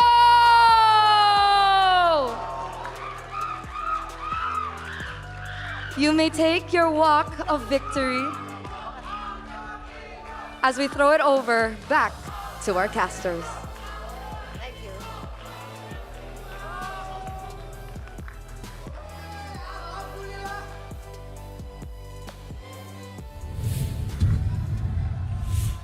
Thank you very much, Eterna, and of course, big congratulations to Alter Ego. And unfortunately, we couldn't hear more coming in from Kodalwin, but I'm pretty sure that they can meet each other back at home and be like, hey, good job. You want crab? Can I have crab? That's a joke. So apparently, if Hijume makes it to M7, yeah, he can request for King Crab. King Crab? Is it But super expensive? I guess so. But he hasn't received it yet. So that's why we're bringing it up. Kodalwin, it's due, bro. Maybe it's not the season yet. Is it like durian where there's seasons for I it? honestly have no idea. I've never eaten king crab. I've never eaten any seafood. Just makes, hopefully that stays that way because he's allergic. So if Yeah, he does, you're allergic. it'll be really bad for us here. Hey, but if I want to end it, I know how. Anyways, right now we got to look at the MVP by our official gaming phone partner here, Real Me, and it's Alec. And basically making it difficult for everyone coming in from YG. Has that mentality, I don't care if you're a tank, you're going to get taken down. Yeah, there's a reason why the Kalea is usually banned. Yeah. Again, it's so funny because ever since this hero came into the game, it's just like, it was constantly picked up, it went through a little bit of changes with the patches and everything, but still so strong. Now even with that build too, you get the Tsunami Slam even more, and then of course, it was complemented well with this lineup. That's what I was highlighting throughout the game, and then even in the draft where it was like, you've got this kind of funhouse composition where you're just suspended in the air, you're jumping in the air. You've got the Tsunami Slams, title strikes. Arfi can do what he wants to. Nino as well was my other contender for the MVP here, because even that last, or that big penalty zone where you got, 4 or 5 members of it with it, it just allowed Arfi to have a better time on his openings with this Freya in comparison to when we saw him first pick up the Freya in the gold lane. Yeah, honestly, like, I don't know, man. Kali is probably the strongest tadpole I've ever seen. Yeah. And it's really all about, I would say, balance here, because you were talking about Nino as well as Alec. Alec is there to isolate, and then Nino is just there to be like, oh, you're trying to help them out? I'm going to cut you off. So it really becomes, no matter what you choose, it's a bad option, because Alec takes someone, you're trying to save, and when you're trying to save, Nino is there to stop you. So it's a very good combination. And it's not just in game number 2. It happened in game number 1 as well with the Sora and the Gato Kacha. Yeah, I just like the way that this lineup was executed, and the really timings that we got to see from Alter Ego. It just feels like they were really locked in on getting the job done here in the series against Yangon Galacticos, and it goes all the way back to that video where you saw Nino pocket the Onyx flag or thing that was being held there by Yangon Galacticos, and they basically took it under their shoulders or on the top of their shoulders to say, you're not going to be the Indonesian Slayers here, Yangon. So again, congratulations to Alter Ego for being the first team to secure the spot, and they did it in a very dominant way in a sweep against a team that a lot of people have their eyes on. Yeah, honestly, they win with style here, and it's nice to see that, yes, they fight a lot, but it's systematic, right? So we're starting to see the evolution here of Alter Ego, and I feel like that's the best way of saying it, where usually the evolution happens in the regular season of an MPL, but now, I don't know. If any team were to tell me that they've been training hard, if Alter Ego says it, I believe it. Yeah, Alter Ego, man, they're the definition of hard work, I feel, man, because for the longest time, this team, again, it just, if you followed MPLID, you know the story. You know how they just never look like contenders. Yeah. Even this season when, well, especially this season, if you look at their lineup, now you look at them and you're like, man, Yuzuki is really good, all that. But Yuzuki is coming from MDL, and in his first few games, he was very underwhelming. I'll be honest with you. Everybody had the same opinion as well. And then Rin started becoming the mainstay jungler for the majority of like the middle part of the season. Then we were thinking, okay, that's it for Yuzuki, right? We're gonna see more Rin. Alec as well, having a lot of those season 14 moments when he was still Owen. Arfi's always just consistent. But then Yuzuki came back, and we were all like, wait, I don't know about this, right? They're swapping rosters. Yeah. Alec started to do really, really well. Yuzuki started to find his groove, and then once we got to playoffs, Yuzuki started to smash everyone, gapping everyone, even to a certain extent, showing glimpses of being better than Kyrie on some heroes. Yeah. And that's when we were like, man, this guy's a real deal as a rookie. Yeah. Onyx still won. We were like, okay. Then coming into this tournament, we were like, Onyx won. They beat him real good, 4-1. There's no way Alter Ego would do it. More doubts started showing, but they never doubted themselves.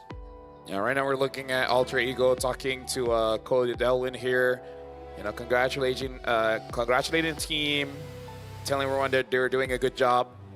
And I'm pretty sure everyone here, including CEO Cody Delwyn, is feeling very proud, because I even have seen chatters among the community. Nothing too serious, but they're saying like, something is wrong with MPLID when you see Alter Ego doing well, And yet now in M7, they're doing well as well. So this is kind of like a big change in the timeline, where people just put him at max 5 and 6. I think it's a big statement, though, too. Right? Yeah. I mean, from that journey, as someone who was not necessarily watching the entire run through the regular season of MPLID, to see what they did in the playoffs, and then now what they're doing here in the M7 stage to be the first team to secure that spot, too.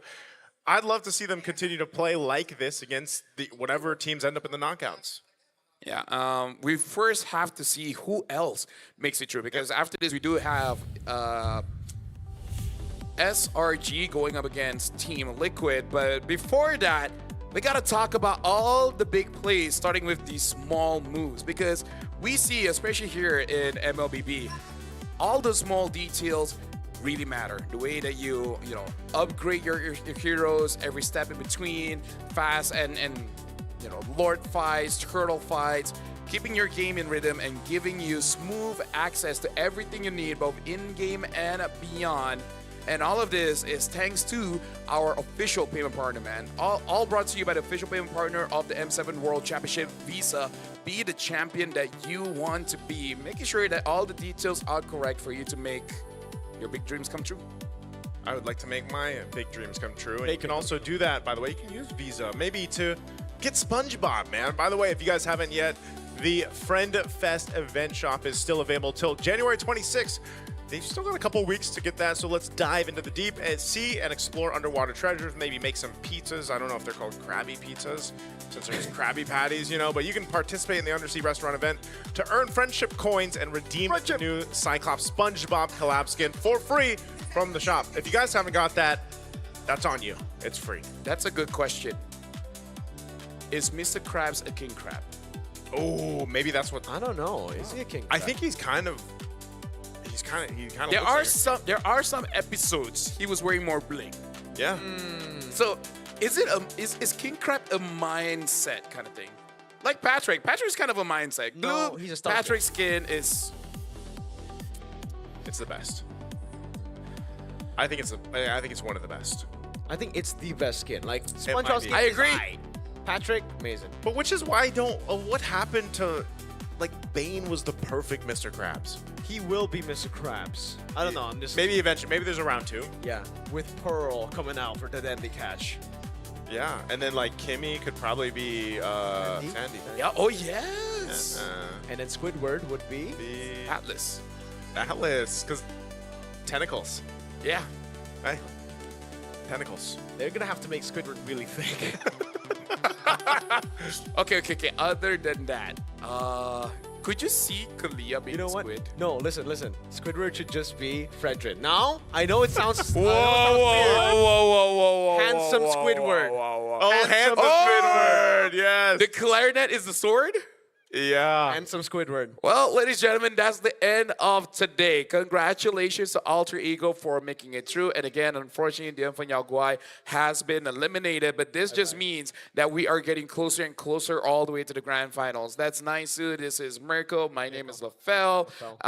We got Eterna, we got Bude Clara, and all the Indonesian casters, Papulong, Owl, KB, producers, directors, Scriptwriter. scriptwriter. You know, you're all great. And this is the end of the day, so we'll see you guys. You won't see us, but Someone else is working tomorrow, so you'll see them. You'll see for them. us, good night. What? Oh, We're gonna see have Bracket. more. Hold on Okay. now. Oh, wait, hold on now. When I see end of day, He's way too excited. Maybe that end of day should be below bracket up. Which should be and like- tomorrow's schedule. I was gonna say. There we go. yeah, That's what we're looking for. I feel like I need to redefine what I understand about end. Oh my lord. Bro, oh my goodness. I'm gonna watch party tomorrow, bro. SRGTL? I can't miss that, bro. I can't miss that. If I'm not casting, I'm watching. You're watching? I'm watching I thought party. we were gonna lift. We're gonna live today. I Tonight. thought it was tomorrow. Oh hell no. Oh man, tomorrow morning maybe. Dude, like, lifting takes like, I don't know, like 12 hours. I don't know how you can watch the game.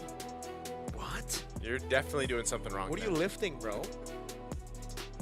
My What could be troubles. heavier? Heavy enough for that? My responsibility. Yeah, that's true.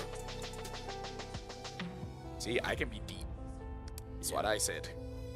And now we're going to be looking at the schedule for tomorrow. I believe we're starting with an elimination match, and it is Boostgate going up against CFU. Afterwards, it's Evil against Aurora, which I believe is Aurora Turkey, and then Team Spirit against Onyx Indonesia. Damn. And then closer. Oh my. A little rematch. See, Mirko, this is why you go to the gym in the morning. Yeah, you so you go to the gym in the morning. You and know then, what? I'm gonna skip the first 2 matches. I'm gonna go to the gym. Hey, we got to see who gets eliminated. Yeah. Nah. Yeah. I mean, I watch party tomorrow. I decide, you know, I'm just gonna watch the one that I care about. You know what? If I'm casting, then I gotta cast everything. But if I'm watching, that's how you be. You choose how you want to spend your day off. yeah. Yep. Be the champ that you want to be. Yep. With Visa, With Visa. Let There the you world see you. Rise is one. Rise is one. Let the world see you. Do it. You want to do it together, like the opening ceremony? go. Okay, which line? Yeah.